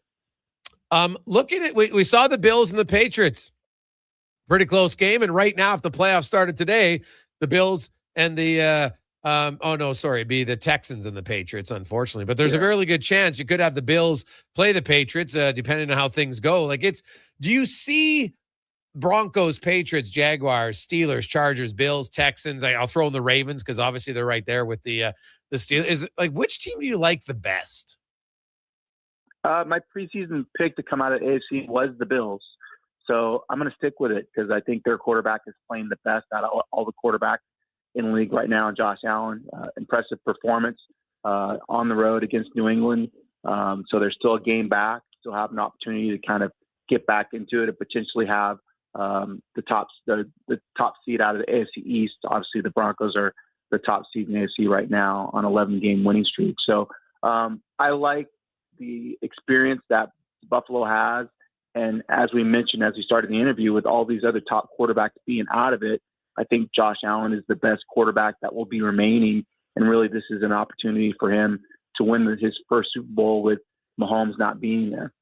Everybody talked a lot about KC gets officially eliminated. Mahomes is out. So who knows? If I was KC fan, I'd probably want them to just lose out and get his highest draft pick possible. What about the Detroit Lions? They're now essentially a game and a half back of the Packers. Now, the Packers obviously had the brutal injury loss, ACL for Micah Parsons, but they really, if they can win one of their games, then the Lions got to go 3-0 for them to make it. So, the odds, the Lions, how disappointing has their season been if they end up missing the playoffs? I think they'd be very disappointed. It's interesting. A couple of years ago, when the Lions were in the playoffs and they played at San Francisco and they lost that lead, after the game, Campbell said that maybe this was their best opportunity to reach the Super Bowl. And perhaps that was. Maybe that Super Bowl window is now closing this year because of their inability really to get off the field defensively. They can score with anybody in the league, but it's getting stops defensively that has hurt them. And I think you're seeing, those two coordinators leaving, Ben Johnson going to Chicago, Aaron Glenn going to be the head coach of the Jets, is hurting them here at the end of the year, just having that institutional knowledge at those two important, positions as coaches for the defense and the offense. So you're right. I mean, this is a team that you expected to compete for a Super Bowl, and there's a possibility that they won't even be in the postseason. Yeah, it is. It's kind of wild when you look at it. What about the Packers? Is their Super Bowl aspirations go out the window with that injury? I think so. I think it's going to be hard to get consistent pass rush when you have a guy like Parsons that's not there. I mean, that's one of the reasons they traded for him. You have one of your best receivers that's out as well in Watson. So that's going to hurt you offensively. And then, there's the jury's still out in Love, ability to close out games late in the season. You look at his statistics in the final month of the year, they're not great. And so do you have total confidence in him and got to have it moments in these last couple of weeks in order to get that team over the top? So even if they make the postseason, they'll have to be on the road, you would think. I think it's going to be, again, an uphill climb for teams like that. They're going to have to go on the road to potentially play a team like the Rams or potentially Seattle. Speaking of the Rams and Seattle and the 49ers, that's, it's like the division of death. 11-3 Rams, 11-3 Seahawks, 10-4 49ers. The 49ers and Seahawks have each won 4 in a row. And I know it wasn't pretty yesterday by the Seahawks any stretch, but they still found a way to win. Of those three, are the Rams still the best? Are we sleeping on the 49ers? What do you think of all three? I think it's exactly what you just said. I think the Rams are the best team when you look at offense, defense, and special teams. They were having issues with their kicking game early on, but bringing in Mevis, who played in UFL last year, has kind of stabilized their kicking game. So I think they're solid in all those three areas now. And I think with the Rams, they can beat you a lot of different ways. They're good defensively. Offensively, they can score a lot of points either through the air or running with Kyron Williams and Corum. So I like their chances the best, but don't count out the 49ers. I mean, because of that experienced coaching staff, Purdy is now healthy. McCaffrey is the engine of that offense still, and they're just kind of piecing it together defensively. Even though Warner's out for the season and Bosa's out for the season, having Robert Saleh back as their defensive coordinator, I think has really helped kind of change things around in terms of how the defense is playing. So if I was to rate those three teams, I think I would go Rams, Niners, and then Seahawks. I'm still waiting to see what Sam Darnold's going to do at the end of the year. He's really been up and down in terms of his play. He's been really good in some instances, but he's also been a little bit turnover prone, and he didn't really play that well in that game against the Colts. And so this game on Thursday against the Rams is going to tell us a lot in terms of, how we feel Sam's going to do in the postseason. Looking at the Bears, 10-4, really good season. Mm-hmm. They've got a tough schedule. Where are you on the Bears? Yeah, I thought they were Fugazi or fake, 2 weeks ago. But I have to kind of give them credit, right? Yeah. I mean, they keep winning games, and Caleb is playing better. He seems like he's playing more from inside the pocket, and obviously he has the ability to escape and create second reaction throws like Mahomes, who he was kind of compared to when he was coming out in the draft. Defensively, they take the ball away, and so they're able to steal possessions, give it to their offense. And then you look at their ability to run the football and create balance. It's one of the best 1-2 punches in the league in terms of the two running backs that they have in Swift and Monangai. Hopefully I'm saying that correctly. So they're legit, I guess, right? We'll see if they have a playoff game. If you have to go to Chicago, I have been to Chicago in January. It's cold, so that's a tough place to play. And I think that would be a good home field advantage if they're able to host a playoff game. Well, you look at the Bears. They play the Packers this coming Saturday in Chicago. Yep. You win that game, and you almost punch your ticket to finish first in the division because they'd be 2 wins ahead of the Packers. I know the Packers have a tie, but that would put them in a great spot. And there's also, next week you have the Bucs and the Panthers, basically for the number 4 seed and the chance to probably get smoked by whoever comes out of Seattle or San Francisco. But like the Buccaneers, man, like they should be better. Like all of a sudden, Baker Mayfield, he started off great, but man, his last 6 weeks has just been ugly. Yeah, it hasn't been good at all in terms of what they've been doing on offense. You obviously had the interview by the coach after the game, which was filled with some 4-letter words that we can't repeat here because of their struggles in terms of on the field. And the division was pretty much theirs to win with the way that they were playing early on. But you're right, Mayfield struggled a little bit over the last 6-7 weeks.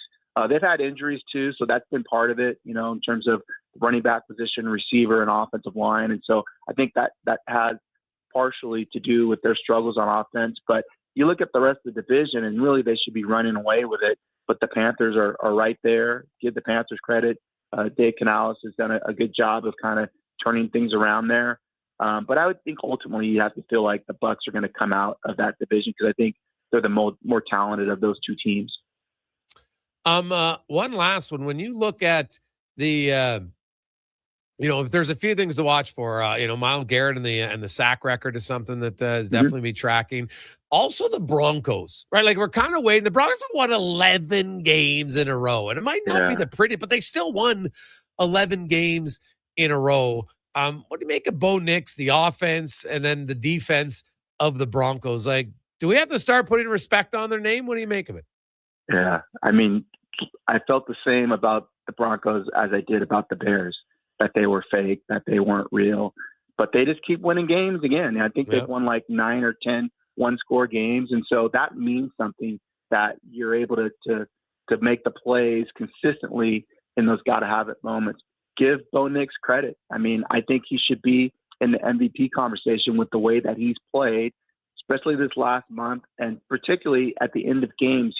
He's made the plays that you have to make in order for them to continue to win. He threw for over 300, 4 touchdowns against the Packers. And then Denver, again, it's another tough place to play at the end of the season, in the postseason, especially if you're a team coming from a warm weather environment like the Chargers, like the Jaguars. You have to go to a place like that to play. I think it is a tough place to get a victory. So, yes, they are for real. And Nix might be the best of those second-year players now. When you talk about, Caleb, Jaden Daniels obviously has fell off a little bit. May has played well but struggled against the Bills. He might be at the top of that class that came out a couple years ago. Quickly, give me your thoughts tonight, Eric. The Cowboys, the Dolphins, and the Steelers. It's going to be cold. The Dolphins come in red hot, but Tua in cold weather. What do you make of tonight's game? Like the Steelers, because as you said, Tua playing in cold weather. Although they've done a better job playing in cold weather environments. I think the key for the Steelers is obviously going to be stopping the run. The Dolphins have done a great job over the last month running the football. It's why they're on this 4-game winning streak. If they could run the football and create balance, I think they have a puncher's chance to get the victory. The Steelers are playing without T.J. Watt, so that's going to hurt them defensively. But I just think they're the more desperate team. They got to get to 9 wins. I think if they are able to do that, they could win the AFC North. That includes beating Baltimore in the final week of the season. Then they'd have any tiebreaker against the Ravens in terms of getting the top stop in the AFC North. So I think Rodgers will do enough. Their defense will hem up the Dolphins running game, and I think they'll come out with a W. Awesome, Eric. Thanks for this, man. We appreciate it. Enjoy the game. Sure, no problem. Thanks for having me. Appreciate it. It's Eric Williams from NFL on Fox. So Steelers, Dolphins. It starts to get cold. The weather changes for sure for some of these cities, and home field advantage can play a big factor. Look at the Broncos, 12-2. Pats, 11-3 after their loss. The Jags have won 5 in a row. They're the number 3 seed right now.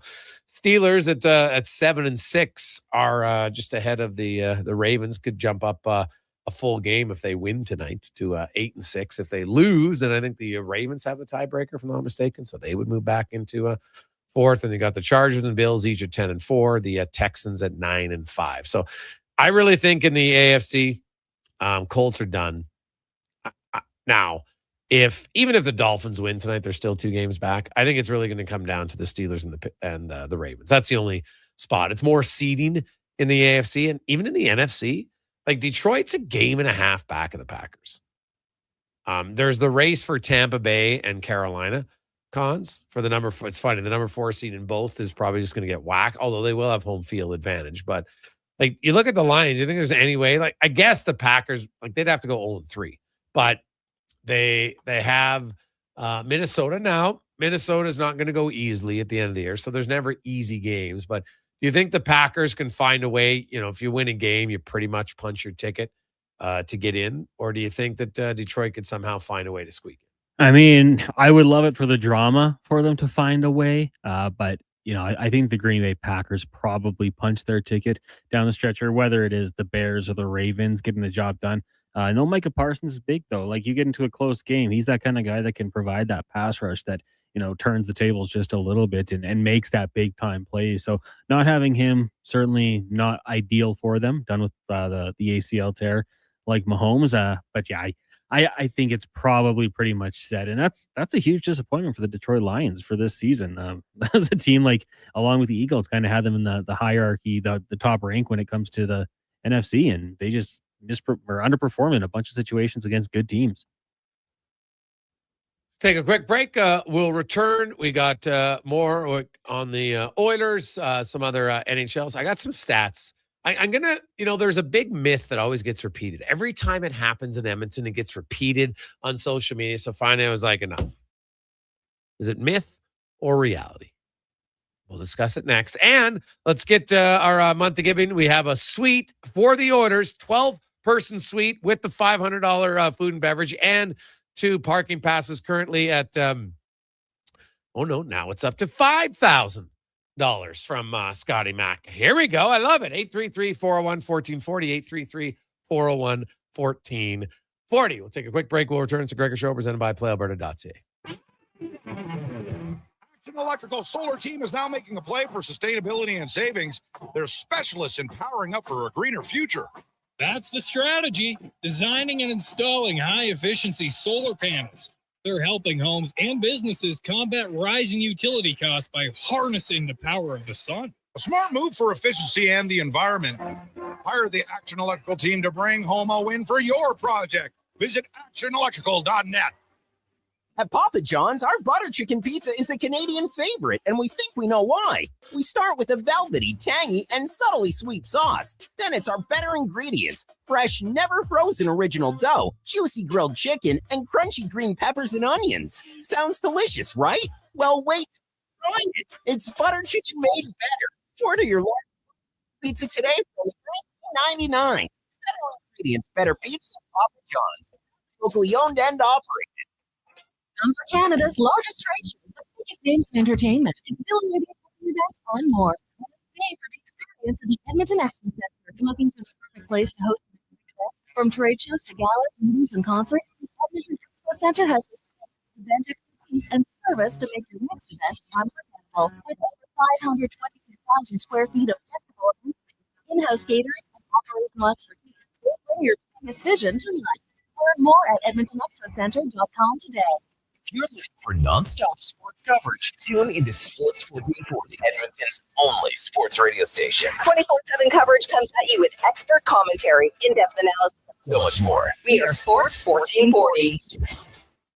Ho, ho, ho! 'Tis the season to find the perfect gift at the perfect price at Leduc Goldsmiths. The annual Christmas sale is on now with 10 to 25% off all in-store products. All natural and lab-created diamond engagement rings up to 25% off with a wide selection available. You'll have no trouble finding the right piece. The team at Leduc Goldsmiths have years of expertise to help find what you need. Leduc Goldsmiths on Main Street, Leduc. Leduc's Jewelry Store. Family owned and operated for over 30 years. Reason number 37 why Nissan is built for our winter. Because winter getaways should be cozy, not cold. Kick's standard heated front seats and side mirrors help keep you warm and your view clear. That's winter ready. Now, lease a 2026 Kicks S front-wheel drive for $349 monthly at 3.9%. Or get $2,000 cash purchase bonus on remaining 2025 models. Visit your local Nissan dealer today or nissan.ca for more details. Lease term for 48 months with $1,249 down. Conditions apply. Visit your local Edmonton and area Nissan dealer for more information.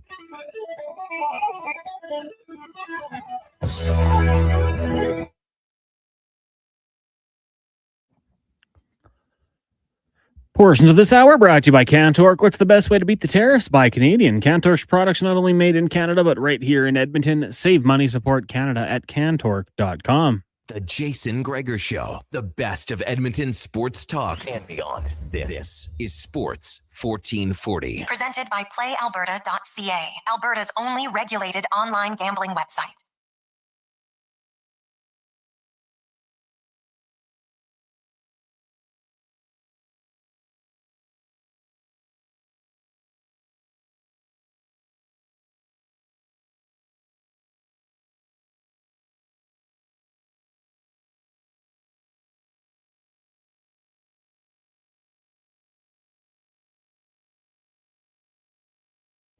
.448, welcome back. Jason Gregor, Connor Halley, Sports 1440, sports1440.ca, YouTube, Facebook, X, Instagram. Thanks for listening. Thanks for watching. Be sure to hit the subscribe button when you're there at YouTube. We'd appreciate it. Thank you very much. 833-401-1440, 833-401-1440. So I want to get to myth or reality, because I do think at times, now I know social media isn't the best place to live in reality. Sometimes, yes, but in a lot of cases, not so much. And one that's constantly brought up to me is, the Oilers, they stink against rookie goalies, right? Rookie goalies crushed them. So I'm like, okay, because now they lost to a rookie goalie yesterday. But if anybody watched that game, the rookie goalie isn't the reason the Oilers lost that game. Unless you think the rookie goalie, Dobish, has some superpower that he would sit there and close his eyes and somehow transform energy to the brain and hands of the Edmonton Oilers players to say, why don't we continually make blind behind our back passes? Okay? Because that's not what cost him the game. He didn't stole. He made a few good saves, but it wasn't the reason they won. But here's the thing. The Edmonton Oilers. So I went back, get a good sample size. So I went back 5 years. So from the start of the 2021 season, the Edmonton Oilers are 29, 10, and 4 against rookie goalies. Okay, they're 29 and 14, right? Because to me, a loss is a loss is a loss. Doesn't make it better because it's in overtime or a shootout. It's a loss. So the Oilers have won 29 of 43. So they have 14 losses against rookie goaltenders in the last 5 years. Okay, let's go through the other teams in the Pacific Division and losses. San Jose, 39. Anaheim, 35. LA, 25. Calgary, 21. Seattle, 20. Vancouver, 19. Vegas, 16. So Edmonton has lost less than everyone in the Pacific. Okay. Now let's go to the Central. Utah, 36. Chicago, 35. St. Louis, Minnesota, each 24. Dallas, 23. Nashville, 22. Winnipeg, 16. Colorado, 15. So everybody else in the West, the Oilers, no one has lost less games than the Oilers to a rookie goalie in the last 5 years. So now we go to the Eastern Conference, the Metro Division. Columbus, 33. Philly, 32. Washington, New Jersey, 31. Pittsburgh, 22. Islanders, 20. Rangers, 17. Carolina, 15. Close. Oilers still the fewest losses. Now we go to the Atlantic Division. Buffalo, 46. That's terrible. Detroit, 31. Montreal, 25. Boston, 23. Ottawa, 16. Florida, 20. Toronto, 19. Tampa Bay, 17. So the Oilers have the fewest losses. Okay, now, they don't play a lot of games against rookie goalies. They have played 43.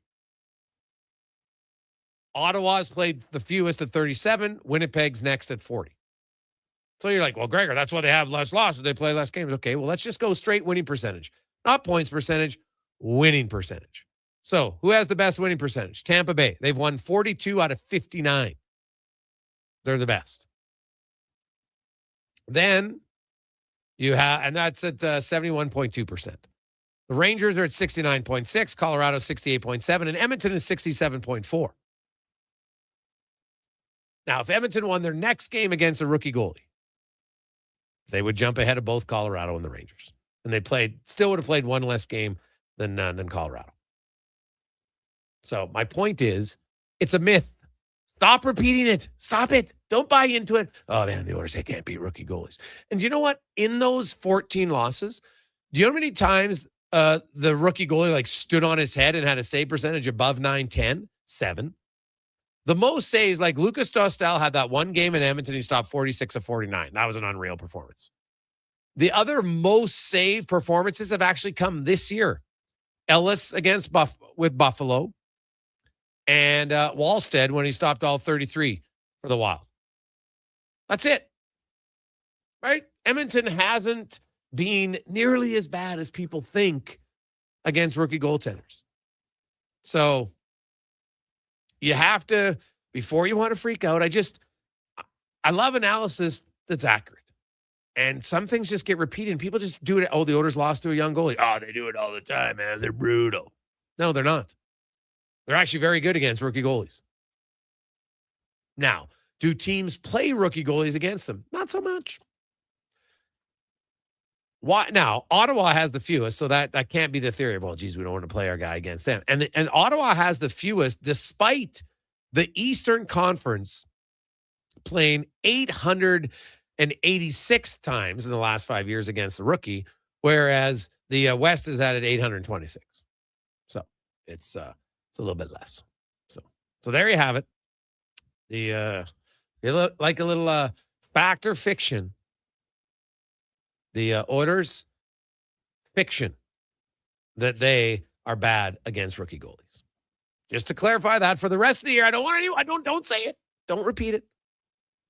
You can go to the article at OilersNation.com. You can take a screen capture. It's all charted out there. Even it's nice and pretty by divisions even to show you how the Oilers compare to the rest of the league for a 5-year period against rookie goalies. So it is not nearly as bad as you think. Hey, Gregor, I saw a few people rumors that that Dallas would be looking at him. Could Edmonton outbid him? Well, it all depends on, what's the return, right? Like at the end of the day, Minnesota's package for Quinn Hughes, and I'm not putting Tuck in his category, but if multiple teams are going to bid, now the advantage for Edmonton is, now Buffalo, maybe they care, maybe they don't if they're going to trade him within the conference. The fact that you're out of conference does help you. Just like if you're trying to acquire a player from in your division, usually, not always, usually you might have to give up a little bit more to get said player. It's just how it works. But the Oilers, they don't have a first rounder this year. They have a first rounder in each of the next 2 seasons. They also have a second rounder in the next 3 seasons, and they have their third rounder next year, and then they have 2 in 2028. Dallas, because I'm assuming, Buffalo would like some draft picks. Dallas, like the Oilers, they don't have a first this coming year, but they do have theirs in 27, and they have their second and third this year. So similar if you're just looking at draft picks. Now, you might look then, and Buffalo says, do we want more picks? Like at some point, like you have a 21-year-old who is progressing nicely. That might be something. Would Dallas give up Maverick Bourque? I don't know. Maybe. And if you're in the window to win, sometimes you're going to give up something like that.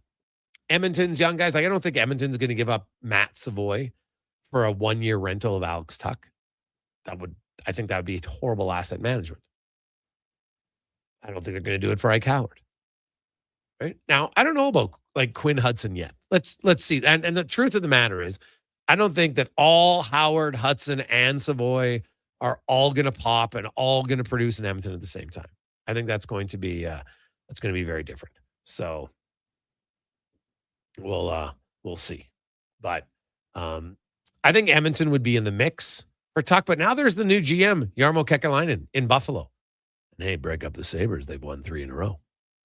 Obviously, they're still they're out of last place in the Eastern Conference, but I think they've got more talent than they've played up to this year. Because the East to me from team 6 to team 13, 14, there's not much separating them, to be honest. Like, do I think Pittsburgh's that much better than Buffalo? Not really. Crosby's playing great, but I don't know if the rest of them is for sure. So we'll see. 4:57. Take a quick break. We got an hour left in our month of giving package. And currently, Scotty Mack has it at $5,000, but it comes with a caveat that Hupka's not allowed in the suite. All right. Oh, sorry about that, Hupka. But anyone else is allowed to come. Connor Halley, pop in, say hello. So it'll be on January 6th. 12-person suite. Includes a $500 credit for food and beverage and 2 underground parking passes. Scotty Mack has it at $5,000. So see if we can get in the final hour. 833-401-1440. Mark Spector will join us next from Pittsburgh. Is he going to go to the game tonight? He's probably too soft. Isn't he? Probably not going to sit outside. That game would be fun, though. We'll talk to Spec next after Connor Halley and a Sports 1440 update brought to you by Northgate Chevrolet Buick GMC. Wish and win. Ooh, could wish yourself to $25,000 off the sale of your next vehicle at Northgate Chevrolet Buick GMC. You stop in, you get your chance to win. Guaranteed, you'll save at least $500. If not more, check it out. Northgate Chevrolet Buick GMC. The Sports 1440 update. The Edmonton Oilers recalled forward Quinn Hudson from the Bakersfield Condors, a 23-year-old leads all AHL rookies with goals 16 and points 28. Also, the Buffalo Sabres firing general manager Kevin Adams after 6 seasons with the organization. They've promoted senior advisor Jarmo Kekalainen as their new general manager. On the ice, you got the Lightning and Panthers, Ducks in New York taking on the Rangers, Jets host the Sens, Preds, Blues, and the Stars up against the LA Kings. In the NFL, Week 15 wraps up tonight. Miami heads to Pittsburgh at 6:15. In the association, you got the Celtics hosting the Pistons, Raptors in Miami, Jazz take on the Mavs, Rockets, Nuggets, and the Clippers host the Grizz. And from the CFL, Winnipeg Blue Bombers signing running back Brady Oliveira to a 3-year contract extension. The 28-year-old rushed for over 1,100 yards last season with 3 scores. Coming up in hour 4 of the Jason Gregor Show, we'll talk to Mark Spector about the Oilers, and the voice of the Bakersfield Condors, Ryan Holt, will join us. I'm Connor Halley. This has been a Sports 1440 update. Sports 1440 in West Edmonton Mall and Wetaskiwin. CKJR is a Stingray radio station. Download the free radio player app and listen wherever you go. At Papa John's, our butter chicken pizza is a Canadian favorite, and we think we know why. We start with a velvety, tangy, and subtly sweet sauce. Then it's our better ingredients: fresh, never frozen original dough, juicy grilled chicken, and crunchy green peppers and onions. Sounds delicious, right? Well, wait till you try it. It's butter chicken made better. Order your large butter chicken pizza today for only $19.99. Better ingredients, better pizza, Papa John's. Proudly locally owned and operated. At GS Construction, we focus on building a culture of collaboration, innovation, and respect. Our teams work together, supporting one another and striving towards shared goals. We're committed to creating a work environment that empowers individuals, values teamwork, and ensures everyone feels respected and safe. With decades of experience in the field, GS Construction prioritizes our people, our culture, and safety. This is what makes us unique. To find out more, go to gsconstruction.ca. Wondering what you can afford?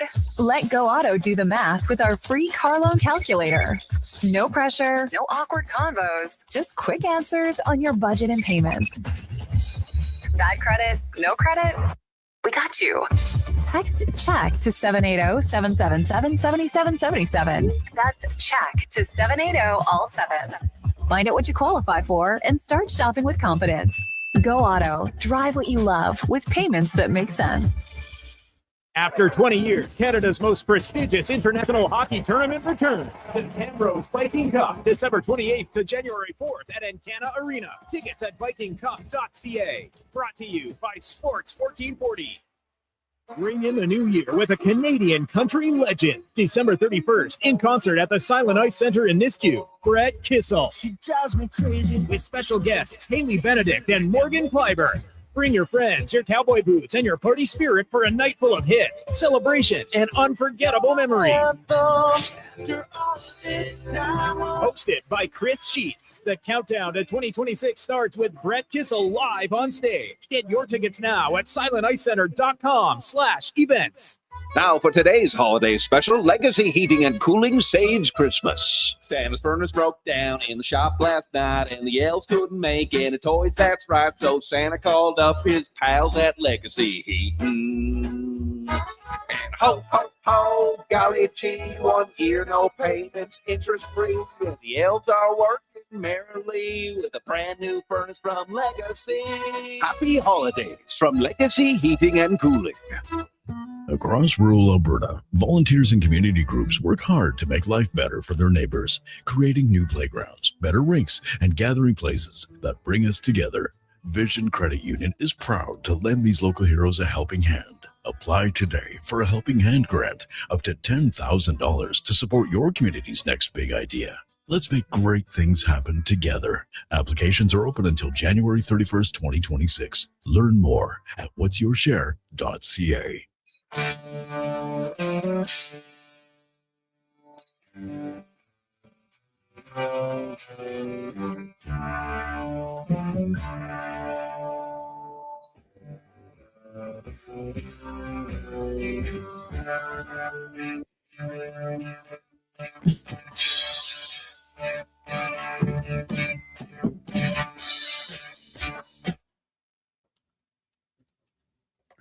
Portions of this hour brought to you by Elks Nation, 2 weekly podcast with Eddie Steele and Declan Kruger, breaking down the green and gold, the most in-depth EE football coverage on YouTube and anywhere you get your podcasts, elksnation.ca.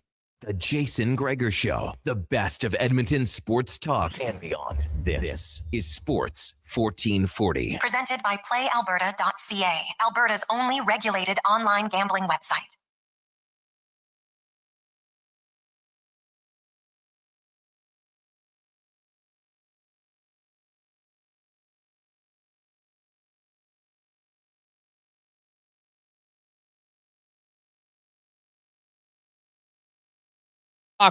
How are you? Hope you're having an awesome day. Jason Gregor, Connor Halley, The Gregor Show, presented by PlayAlberta.ca. Of course, we got our Jason Gregor Show odds boost. You always get a few extra boosts if you want. We got NHL and NFL, 2 different ones to check out today at PlayAlberta.ca. we're looking for some offense tonight. Is what we're looking at. So we'll see how it goes. Few other things. Yes, we're at $5,000 right now at a month of giving for Christmas spirit. It's a nice round number. We're not at face value yet, but let's creep it up here. 833-401-1440. What we have today is a suite for 12 people to the Oilers game on January 6th. It includes a $500 food and beverage credit and 2 underground parking passes. So 833-401-1440, 833-401-1440. And Scotty Mac, has it at $5,000.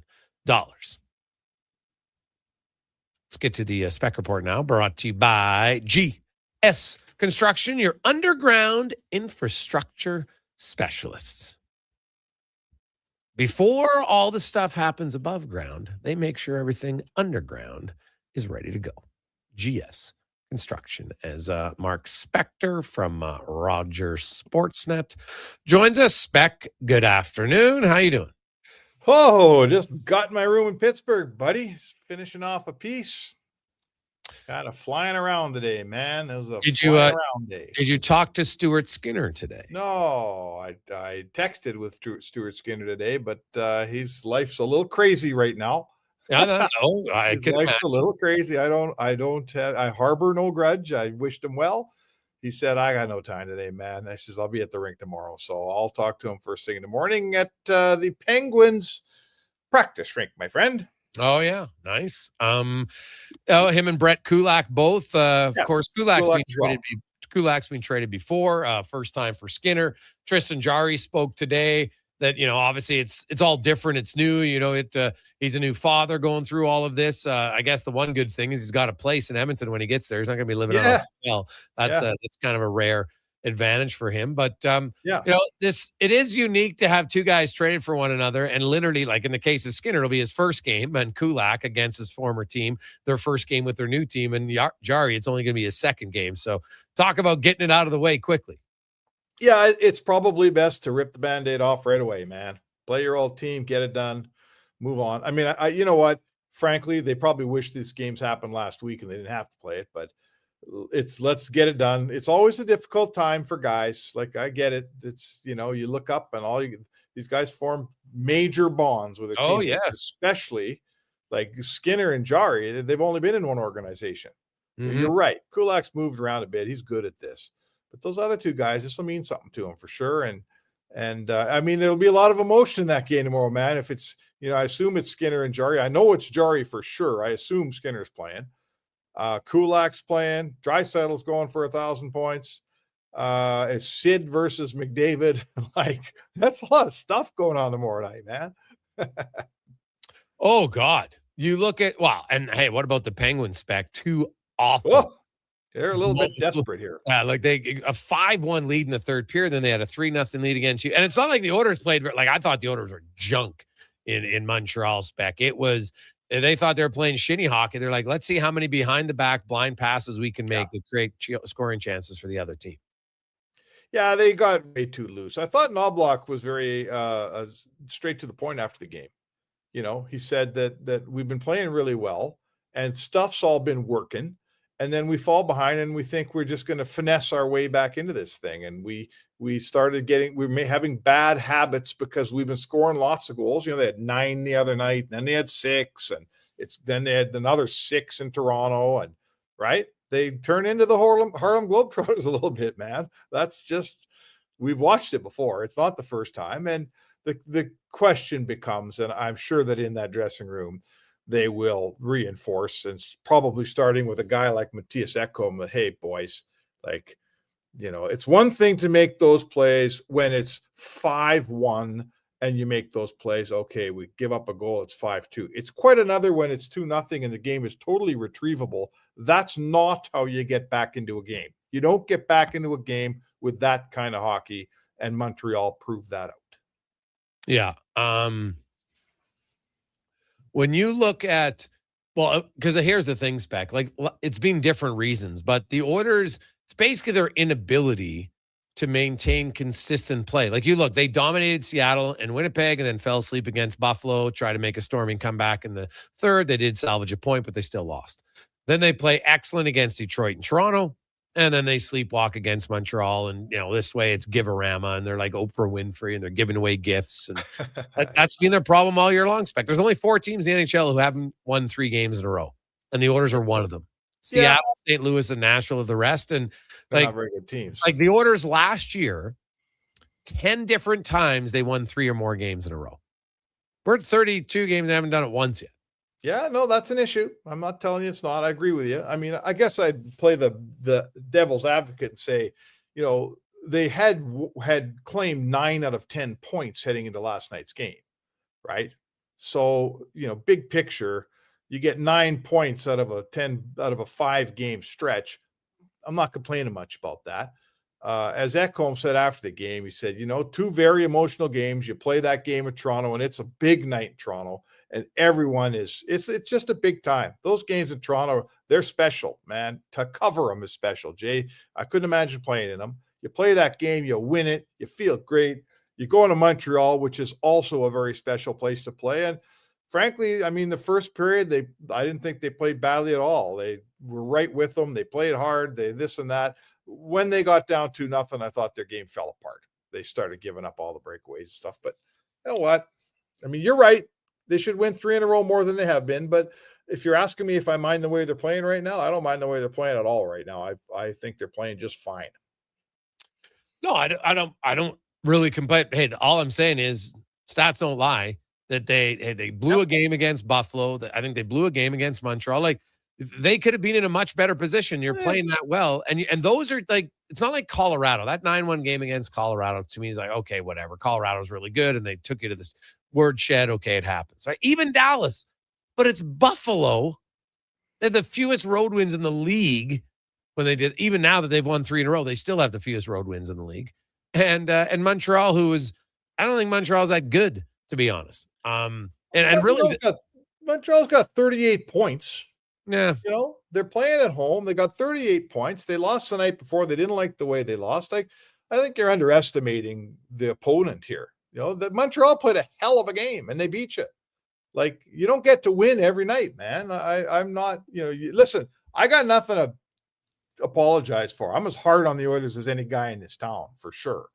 But I'm telling you right now, like, you win, you go into that homestand, you win, you get 7 of the last 8 points. So you give up a point to Buffalo and you didn't play well. It's a long season and there's a million games here. These guys are playing every second freaking night and sometimes 3 and 4, lots 3 and 4. So, Montreal's, they were good. Dobish was unbelievable. You guys watched that 5-on-3. That was a good 5-on-3. Like, it wasn't like it wasn't good. They could have had 2 or 3. And they didn't get any. I watched it again, honestly. I know everybody was raving about the 1 save on Draisaitl, but he only had to move 8 inches. Like, everybody knew what they were doing on the 5-on-3. They're real. Like, I thought the team went out of their way to try to get Draisaitl's 1,000 points, and I can understand it. They want to do it, and that's fine. But I'm sorry, like 5-on-3, 2 full minutes, that should be a goal every time. It should be a goal, and power play let them down for sure. Yeah, power play let them down last night. It's a rare game where I will say their power play let them down, but it definitely let them down. It did. Last night. And now they move on to Pittsburgh. We'll see. Give me your thoughts. I haven't talked to you since the Quinn Hughes trade. What do you think for that deal? Yeah, well, I look at, I'm just glad that, like, I wouldn't want to be a team in the Central. Like, how about like Nashville or somebody? How are you going to do the rest of the year? Now that we start to play a bunch of divisional games, right? You're going to go like a 4-game stretch where you play Colorado, Dallas, Minnesota, and Dallas again, right? That's what's going to happen if you're St. Louis or you're Nashville. That division is unbelievable. Minnesota now is a genuine Stanley Cup contender because they've got a really, really strong blue line and 2 of the better, one of the better goaltending tandems in hockey, man. Like, I don't know what's going to happen with Wallstedt. Like, he's just a kid, but Gustafsson is Sweden's number 1 goalie, and he's a really good goalie.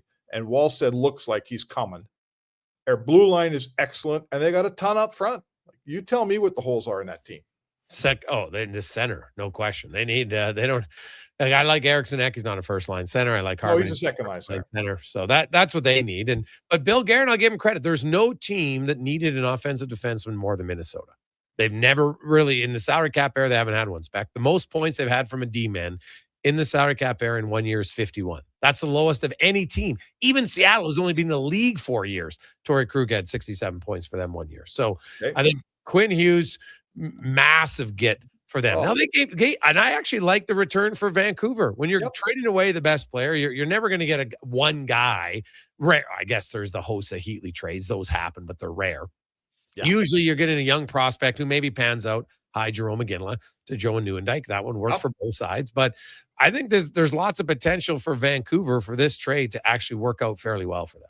I do too. I think that's a very fair statement. They got good players out of this deal. They got a first round pick that's not going to, it's going to be low, but whatever. It's first round pick.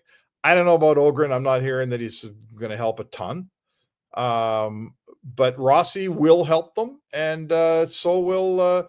The linchpin in the trade for me, the best player they get back, or the guy who, should turn into the best player, is Bouillon. He's the guy. He's the next Quinn Hughes, frankly. Like, I'm not telling you he'll be that good, but he's going to be the next version for a number one defenseman. He's supposed to turn into a number one defenseman, and, you never know.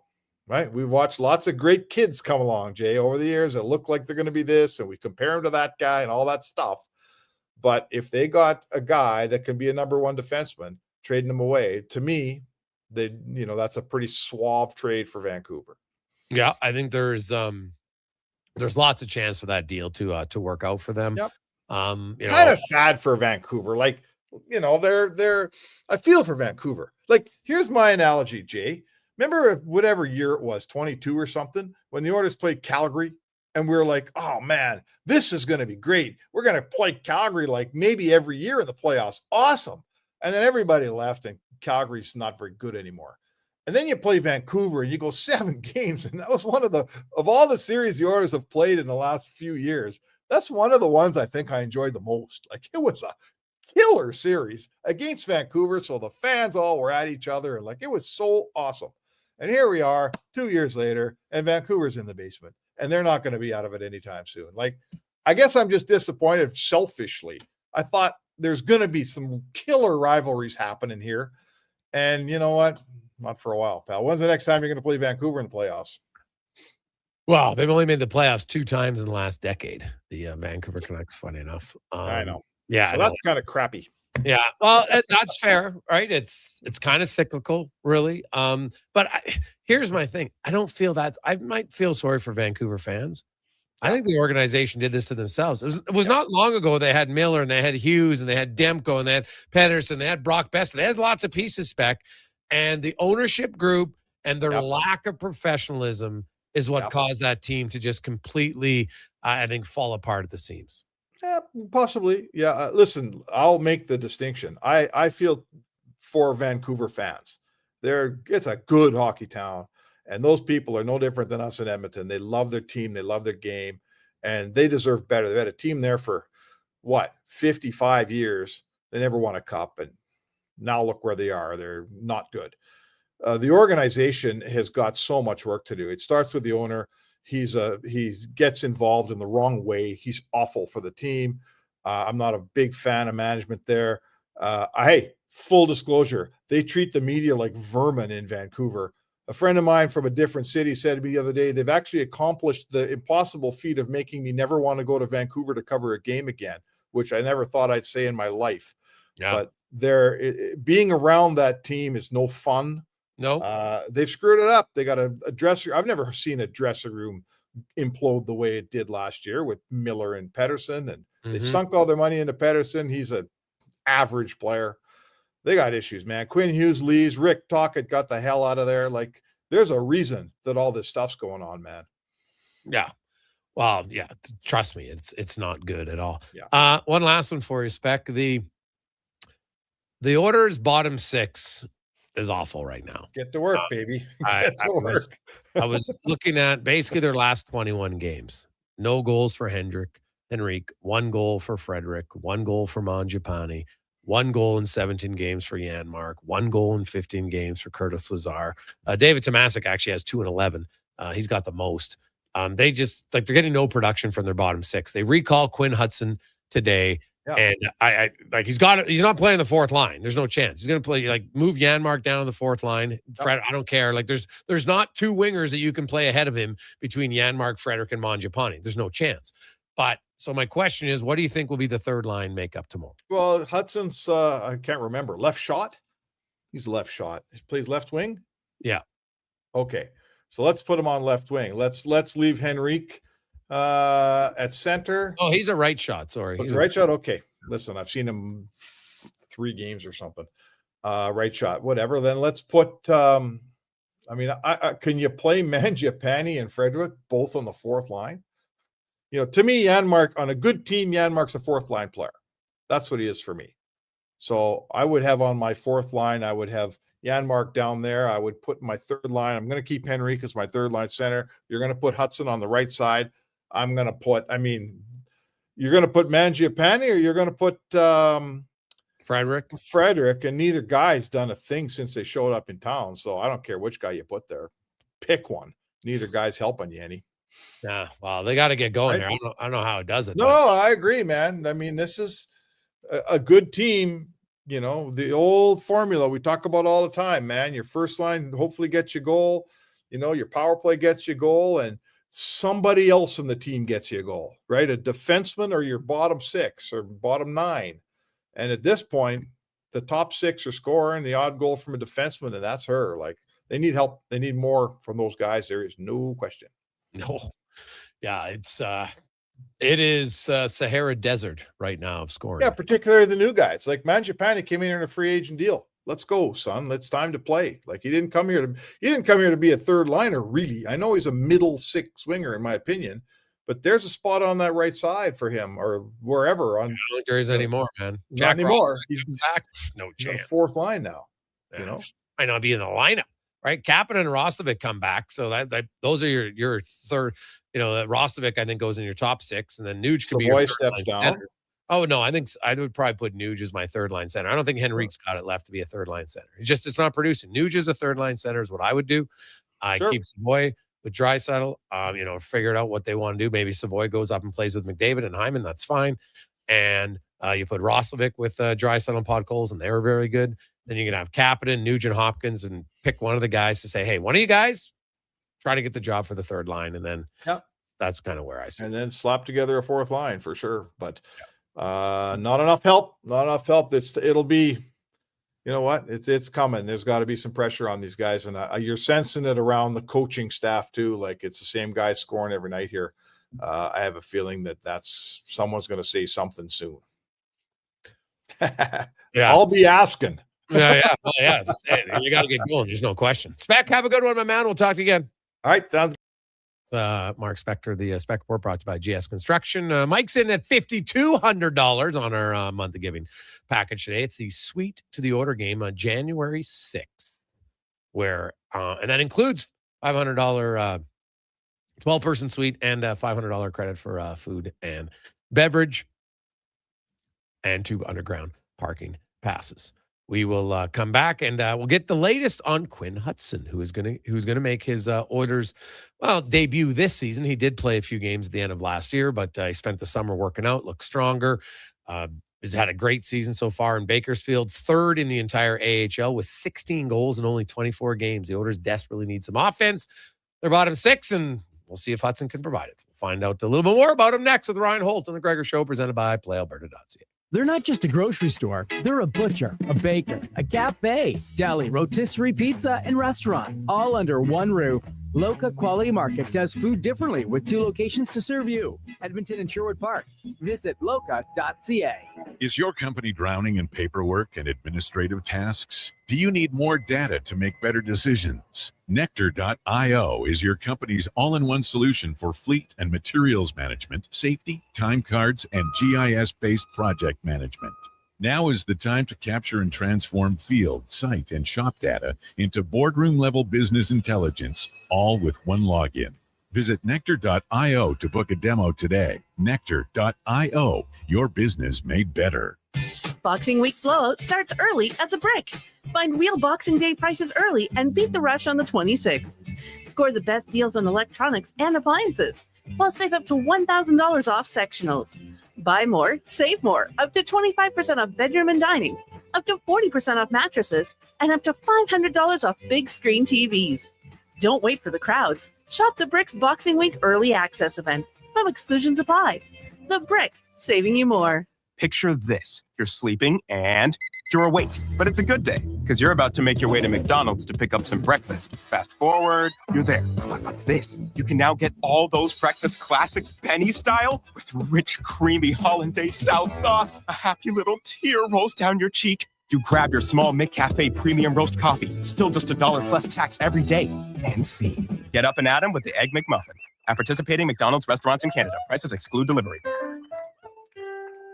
He's heading into the driveway. Temperature's dropping fast, folks. He opens the hood and, oh no, the battery's on thin ice. Yeah, that's a tough break, Tim. I mean, you can't expect to compete and win with weak parts in your game like that. But wait, he's made a clutch move. He's gone to Napa Auto Parts for the win. They've got batteries, winter-grade oils, antifreeze, and wiper blades built for cold Alberta conditions. That's a championship play, Tim. With over 85 Alberta locations, visit your local Napa store today or shop online at napacanada.com. That's Napa know-how. Warm wishes for a happy holiday season from Bashaw Concrete Products. May you enjoy this festive time of year with family and friends, making memories to last a lifetime. Merry Christmas from Doreen, Dallas, Dylan, and all the staff at Bashaw Concrete Products. This is the Jason Gregor Show on Sports 1440. Favorite us right now. Powered by PlayAlberta.ca. If you gamble, use your game sense. Learn more at gamesense.ab.ca. Across the province, Albertans are taking their shot on Play Alberta. With casino winners every hour, jackpots worth millions, and revenue that stays in the province, there's never been a better time to sign up. Right now, our listeners can score a $50 free bet when they make a minimum $50 deposit with code Gregor50. That's code Gregor50 for a $50 free bet. Start playing with your game sense today to find out if you're Alberta's next winner.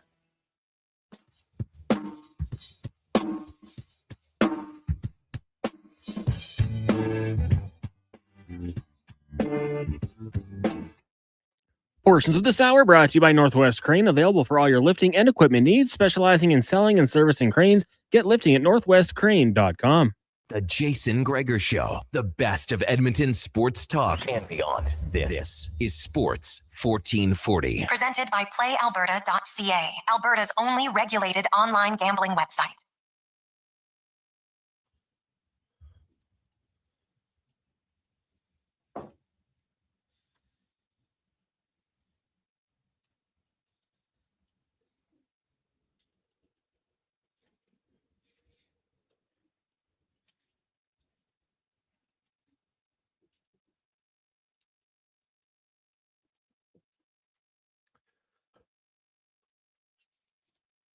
Monday afternoon, make your way home. Get your windshield fluid topped up. It is a little mucky out there. Take a little extra time. Relax. It's Monday. You made it through. It's awesome. It's the Gregor Show presented by PlayAlberta.ca. Get in the game. How about tomorrow? $80 million Lotto Max. And 14 Max Millions. Get your tickets at PlayAlberta.ca. I'm Jason Gregor alongside Connor Halley, the Gregor Show. Once again, as I told you, PlayAlberta.ca. By the way, check out the Gregor odds boost on the Gregor Show. You can see that every day as well. Oilers in Pittsburgh. We have about a half an hour left. Actually, less than that, about 20 minutes in our auction item today. Currently at $5,200. It's a good bet, but hey, that's actually well undervalued right now for the suite for the Oilers. On January 6th, it's 12-person suite, 2 parking passes underground, and $500 food and beverage credit that you can use in the suite that night. So that's pretty sweet. So Mike has it currently at 5,200, 833-401-1440, 833-401-1440. You can text in your bid or call Connor, and he'll take your bids. Now, let's get to our big guest of the day, brought to you by Silent Ice Sports and Entertainment, as they are very unique, owning, of course, the Seattle Thunderbirds, the Spruce Grove Saints, HSL, and more. The Women's Super League, always trying to find ways to increase the opportunity to play hockey. It's Silent Ice Sports and Entertainment. And we're joined by Ryan Holt, the voice of the Bakersfield Condors, to talk about the recent Condor that's going to play for the Oilers this season.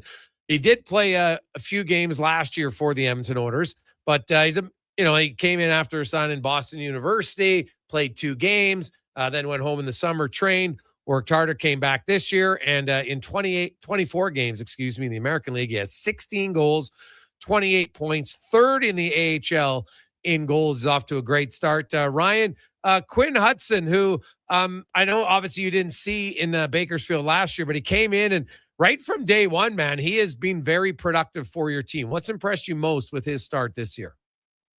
Yeah, I mean, he comes out of college as an older, college guy at 23 years old, and his maturity and his poise, and he's come in and like you mentioned, had a huge impact on this team. And I mean, you mentioned the numbers. I mean, there was a first probably 8-game stretch where I think he only had 2 or 3 points, and really since mid-November, he's really taken off. He's had 24 points over his last 11 games, and is lethal on the power play for this group. Has a shot that can beat goaltenders from every which angle, and happy for him. He's it's good that it's merit-based. I think with Quinn here, it's not an injury. It's not hey, we need a body. It's a guy who's gotten to the door, kicked down the door, and said, you know what, hey, I deserve a look here. And he's a humble kid. He's going to do great things in his career, and it's just the beginning. I got a scouting report on him. Said he worked on being stronger on his stick this year. That stand out to you as pretty accurate when you watch his play this year? Yeah, I think the wall play has been much better for him. I think that's an area that's kind of grown throughout the opening 25 games of this season. That's something that Colin Chalk and the crew here have worked with him on. And just being a heavier player to play against. It doesn't mean you have to go around, hit people, but your positioning needs to be better. Your stick position needs to be better. Him and Howard have been terrific, forecheckers. They're always above the puck. They've been good in that aspect, and he's grown that here over the first 25 games. And we have a very creative, offensive-minded team, certainly here in Bakersfield, and I think Hudson's a big reason, for that. And I think his shot is what's going to get him to the next level and keep him at the next level. And like you mentioned, the other aspects of his game, will come into form. He plays in all situations for us. He was killing penalties this past weekend as well too, just with some various injuries and penalties and call-ups and guys on the box. So he's added everything to his tool chest here early on, and we'll see how that works here moving forward. Overall for the Condors this season, he's had a really good year for them. So has Marhala. He's almost a point-a-game player with you guys this year with 23 points. His first year in the American League in 24 games. He's 22 years of age. How's he looked? What stood out for him?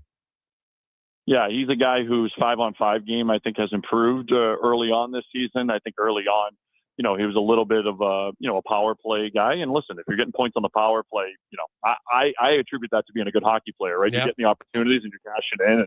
And, we've got the second best power play in the league for a reason because of guys like Marjala. He's a cerebral player. He's a guy who, is pass first, but has lately, been able to, find his shot a little bit and provided another weapon, especially on the power play, just from shooting the puck. One area that he's looked to improve upon throughout the year is his work in the faceoff dot and being a little more aggressive in the faceoff circle. That's something that, he had mentioned to me a couple of weeks back, over in Finland.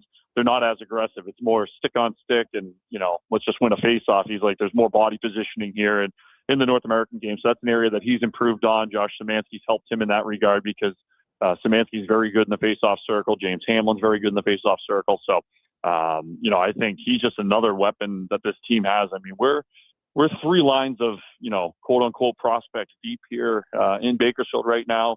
And, like we've mentioned before here on the show, none of these guys were known, at least in Oilers circles or in Condor circles, this time last year. So it's exciting to watch. I'm looking at Lepinen's point totals, and he's really come on offensively. Ryan had a little bit of a slow start, but he's not up to 19 points in 24 games. He came over. He was going to be an offensive guy. Did it just take him some time to get used to the different ice and the different style of play? I think his offensive side of his game has opened up because of how well he's playing on the defensive side. Okay. I think he's plus 10 over the last month of this season. The first month of the year, I would say I'd use the word adventure maybe in the defensive zone. And I mean that, in a friendly way. It wasn't good. I mean, he was dash 16 and he was all of dash 16, right?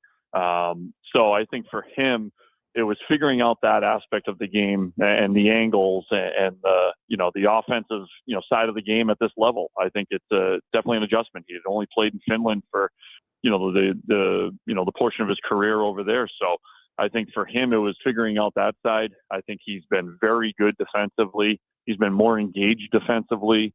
The penalty kill has been, much better of late. And he's a big reason why, because, I think he's more engaged defensively. And then the offensive side of the game, he's a power play, first power play quarterback for us, who's passed first, but lately, again, has been able to shoot the puck with success. And he had a bomb the other night in Tucson, and I kind of looked at Seth Griffith after the game, and I said, where did that come from? Because, he had been more pass first on the power play because we do have so many weapons. So, he's been very good. He's a mature guy, great head on his shoulders. Skates well, pass first type of player, and a guy who is starting to percolate up the leaderboard in terms of points for defensemen. I think he's sixth right now and second in the assist among D-men. So all positive signs. I know he's a little bit older, but if he can defend the way he's defended over the last month, that's going to give him a shot at the next level. Talking about the Bakersfield Condors with Ryan Holt, of course, Quinn Hudson has been recalled. He will make his season debut with the Oilers tomorrow. Isaac Howard got 6 goals, 13 points in 11 games. He had 6 in his first 3. He's got 7 in his last 8 games. How's he looked overall since coming down? Yeah, I bet he wants to be in the NHL, but he's doing everything that he should be doing at this level, and everything you'd expect him to do, much like Quinn Hudson, and just take a couple years off, and you have Isaac Howard, I think, right? Yeah. A terrific shot, overtime hero the other night in an 8-7 game. It felt a little bit like junior hockey, but I think we were much better than the 8-7 score line would indicate. I didn't think we could score more, but Howard is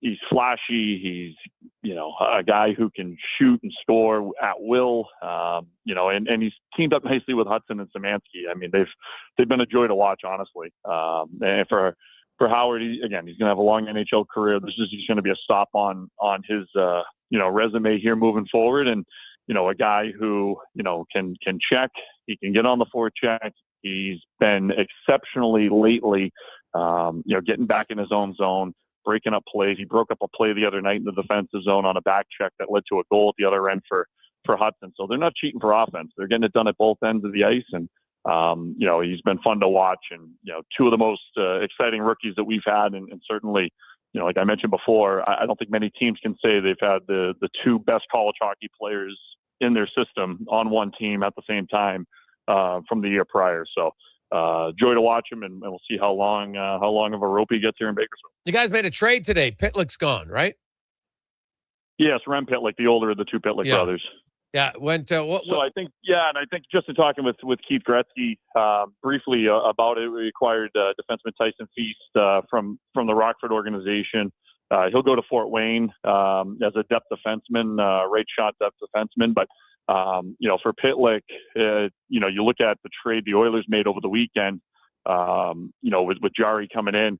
Sam Poulin also came in too, a first-round pick from 2019, from the Penguins. So he's a guy who had 2 assists the other night for us on Saturday. When I say that this guy, he's a big individual, and he plays that way too. Poulin had 2 assists the other night on Saturday. I think just the minutes were going to start getting a little log jammed, especially when you have, I know we don't have Hudson right now, but Hudson and Howard and Szymanski and Mariala, winger spots all over the place. So, Poulin coming in, he's going to play big minutes as well too. Gives Pitlick an opportunity, I think, as a veteran in a different organization. Yeah, and then there's Clattenburg likely when he gets healthy and the Oilers get healthy. Yeah. There's some extra bodies around, so makes sense. I almost have too many guys.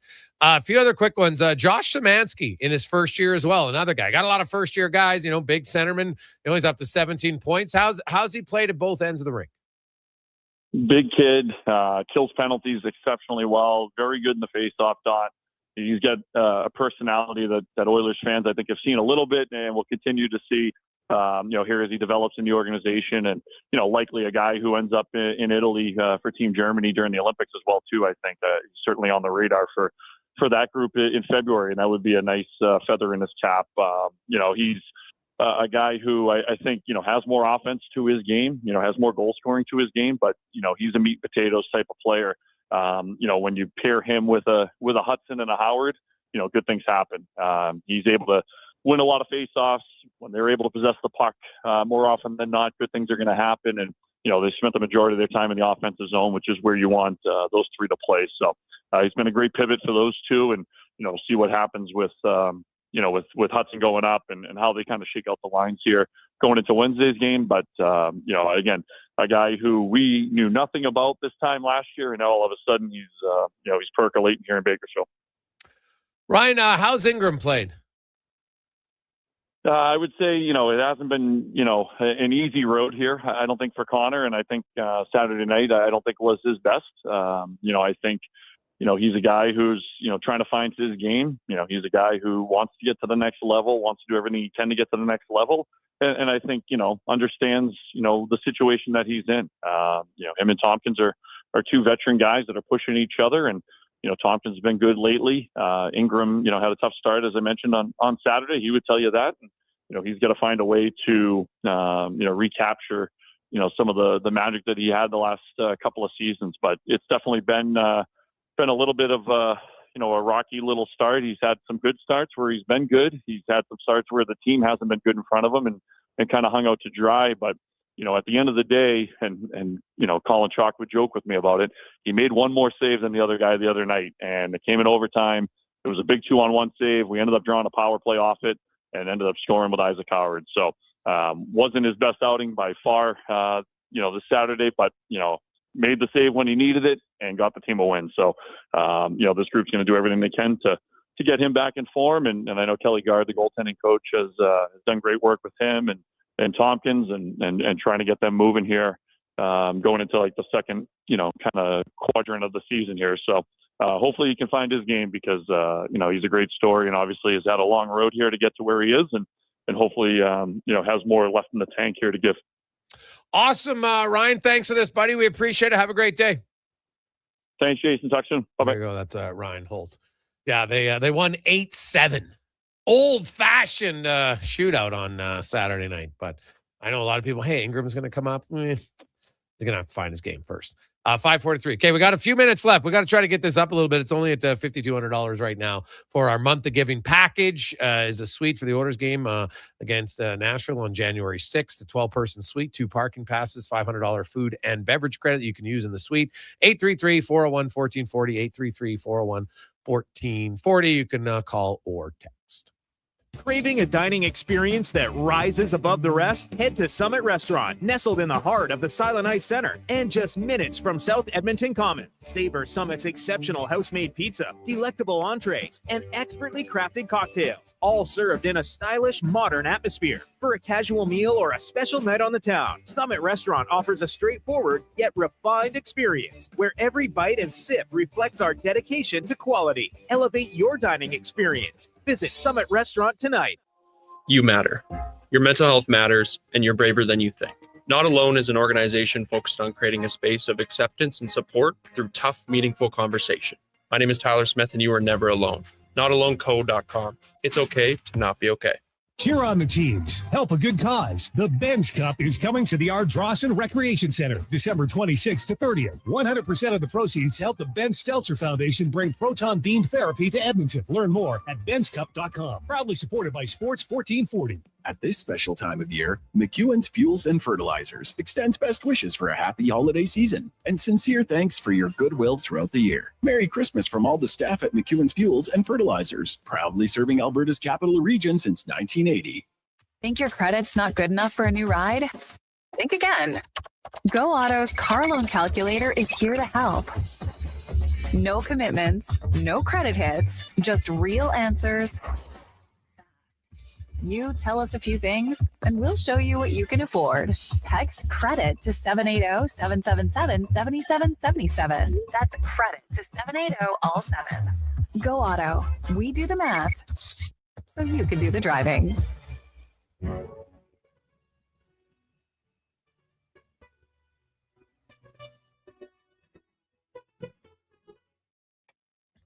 Portions of this hour brought to you by On the Rocks. The Oilers are back in action, and OTR is ready to be your hockey headquarters. $5.75 Molson Canadian, 69-cent wings, and play, score, and win every game. See more at ontherocksyeg.com. The Jason Gregor Show, the best of Edmonton sports talk and beyond. This is Sports 1440. Presented by PlayAlberta.ca, Alberta's only regulated online gambling website. 5:45. Welcome back, Jason Gregor, Connor Halley, Declan Kruger, Sports 1440, sports1440.ca, YouTube, Facebook, X, and Instagram. The other thing I haven't touched on a bit, but wonder what NBA fans think of the NBA Cup, kind of an in-season tournament that they play. You got tomorrow night, New York, the Knicks taking on San Antonio, who beat OKC, only their second loss all season. Talk about you're 24-2 and you're not in the final. It's kind of wild, right? They won 9 in a row, then lost one, then they won 15 in a row. Not there. Do I think there's a team that could beat them in the 7-game series? No, but in a one-gamer, of course, there's some other good teams in the league, no question. And the Spurs, they get they're the one team now that you get your main star back. They could potentially do some damage. So we'll see what happens there. But I found that a little interesting. So it's the Knicks taking on the big man and the San Antonio Spurs coming up on tomorrow night. 833-401-1440, 833-401-1440. We got a few other texts to wrap up the show with. Hey, Greggs, I heard you earlier talking about your fantasy football. Yeah, you know what? Like, I really hope I don't, because I can see who I would have played had I won this week in fantasy football in the semifinal and final. And if I happen to have, quote, won those games, I'll be so annoyed because it was Joe Burrow and Lamar Jackson. And my initial reaction was, I'm going to play Lamar Jackson. Then we had all these, quote, fantasy experts on. They're like, no, you got to go Burrow. You got to go Burrow. And so I played Burrow. Idiot. So I can only blame myself. You don't have to listen to other people's advice. I did, and I lost by like 6 points. Had I played him, would have won by 3 or 4. So not great. Still alive in the guillotine. I have to say the guillotine it's unique because basically you start with 18 players and you just go one person, whoever has the fewest points, they're out, and all their players go into free agency, and then keeps continuing on. We're down now to 3 players. So it's been fun first time. I have to say that I would play it again. It's a total different strategy, right? And I made some mistakes for sure in fab dollars earlier on, probably overspent. And that was unfortunate, but now see where it goes. I have to say I enjoy it. If you've never been in a guillotine league, I'd recommend it. It's pretty good. Hey, Greggs, what about everybody keeps talking about the guys they'll bring up? When everybody's healthy, don't they have to send down some guys? Like, what about a guy like Hudson? Could he stay up even if he plays well? Oh, yeah, they can find ways to get them in, right? Like their salary. I'd have to double check it all, but I'm pretty certain that with Brett Kulak gone and Skinner in and now Jarry's in, they should still be able to carry a 23-man roster when you get guys like Roslovic and Kapanen back. I'd have to double check on the number crunch, but I think it would be fairly close. So, Jake Wallman's going to come off of LTIR, although, geez, he might not even come back until after Christmas at the rate they're going.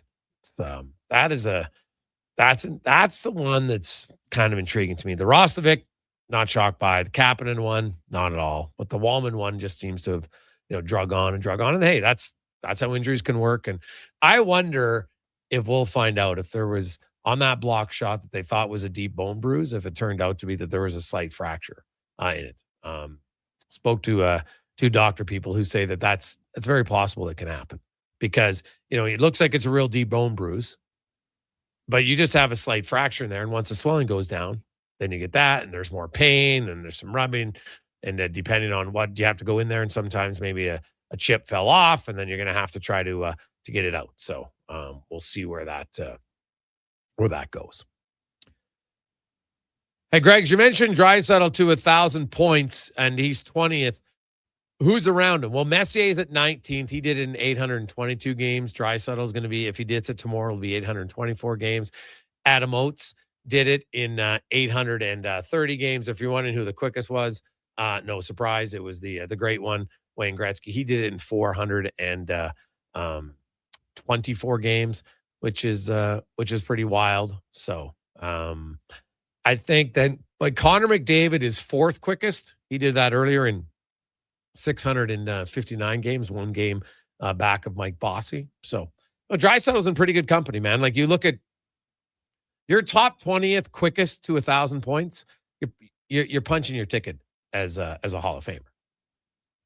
No, well, he's already scored 50 goals 4 times. He's been a 100-point guy 5 times. He's won the Hart. He's won the Art Ross. He's won the Rocket Richard Trophy. Like he's a Hall of Famer. And the way he's at right now, I wouldn't be surprised if he's a 1,500-point player in the NHL. Probably more, realistically. Like when you look at it, after this year, he's got 7 years left in Edmonton. He's going to score 500 points in 7 years? Yeah, I would think so. Considering he's still got this year left. So he's going to get another 50 points this season? Probably, maybe more. So yeah, he is. Draisaitl is going to go down as one of the great players of all time. I don't there's much question that. And the fact that he's from Germany and in a place like there's no outdoor rinks where he grew up in Cologne, Germany. He ended up having to leave home at the age of 13 to go play in Mannheim just because he wanted to play some better quality hockey. And then at the age of 16, I know he turned 17 during the season, but he was 16 when he came all the way from Germany to Prince Albert. Like it's tough enough for kids from Edmonton, St. Albert, Sherwood Park, Beaumont, Leduc, wherever, to go play in the WHL at 16. And you're going to Prince Albert or Moose Jaw or wherever you're going. But, it's an hour difference in the time zone at most, right? So you can talk to your parents all the time. Your parents can watch the games online. Your parents, like when you go on the road trip, wherever, there's somebody close enough, hour, 2 hours away, Red Deer for Edmonton fans, you go there, you get to see, at least you get to see them, right? You come and visit a few times. Your parents are in Germany, man. That's a different level. And the culture and the language barrier, everything that he had to kind of deal with to make it this far is, to me, very, very impressive. So there you go. Do I think he will score 5? Oh, yeah, he's going to score. I think Draisaitl, I should have read the full question. He's like, do you think he's going to score 500 goals? Well, of course he's scoring 500. He's already got 416. I think Leon Draisaitl has a very good chance. I would be stunned if he doesn't score 700 goals, to be honest. Right? Like I don't say only. It's like 270 more goals from where he's at. So there's currently, 8 guys who have scored 700 goals? Sidney Crosby, probably a really decent chance. He needs 56 more goals to get to 700. So he'll be number 9. Then you look at, Steven Stamkos. Is he going to play enough to get there? He's slowed down, right? He's going to get to 600, which is pretty impressive. He's at 594. But after that, like of all the active guys, I think Draisaitl is the next one that I would say has a chance to get to 700. So if Crosby's 9, Stamkos, maybe he's 10th, maybe. But I think Draisaitl will probably be the 10th guy, just 700 goals. It's pretty impressive. On behalf of Connor Halley, I'm Jason Gregor. Thanks, everyone, for listening and watching. Enjoy the games tonight. We'll be back tomorrow. Oilers taking on the Pittsburgh Penguins. We'll have the preview of that game and much more. Here's the Conman Sports 1440 update brought to you by Legacy Heating and Cooling Home. No payments, no interest for 1 year on your furnace. Stay warm all winter. LegacyHeating.ca. Good night.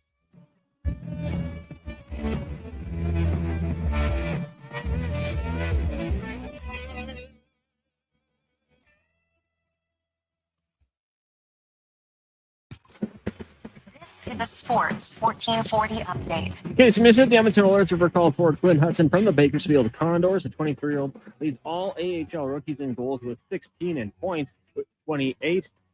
And the Buffalo Sabres firing general manager Kevin Adams after 6 seasons with the organization. Senior advisor Jarmo Tickliner takes over as the new GM. On the ice after 20 minutes, Panthers up on the Lightning 2-0. Ducks and Rangers scoreless in New York. And midway through the first, Jets and Sens also scoreless. Later on, you got the Blues and the Preds and the Kings in Dallas. In the NFL, Week 15 kicks off. Steelers, Dolphins. That one's set to get going in about 20 minutes time in the association. It's early. Raptors trail the Heat 12-8 and the Pistons behind the Celtics 41-36. Later on, you got the Jazz and the Mavs. Rockets take on the Nuggets and the Clippers hosting the Memphis Grizzlies. And from the CFL, the Winnipeg Blue Bombers signing running back Brady Oliveira to a 3-year contract extension. The 28-year-old rushed for over 1,100 yards last season with 3 scores. That'll do it for us here on the Jason Gregor Show. Coming up next, it's Fox Sports Radio all night long. We've got live local coverage resuming tomorrow morning, 7 a.m. with Kevin Carius on Sports 1440, or you can watch it on our YouTube channel at Sports 1440 a.m. I'm Connor Halley. This has been a Sports 1440 update. Sports 1440.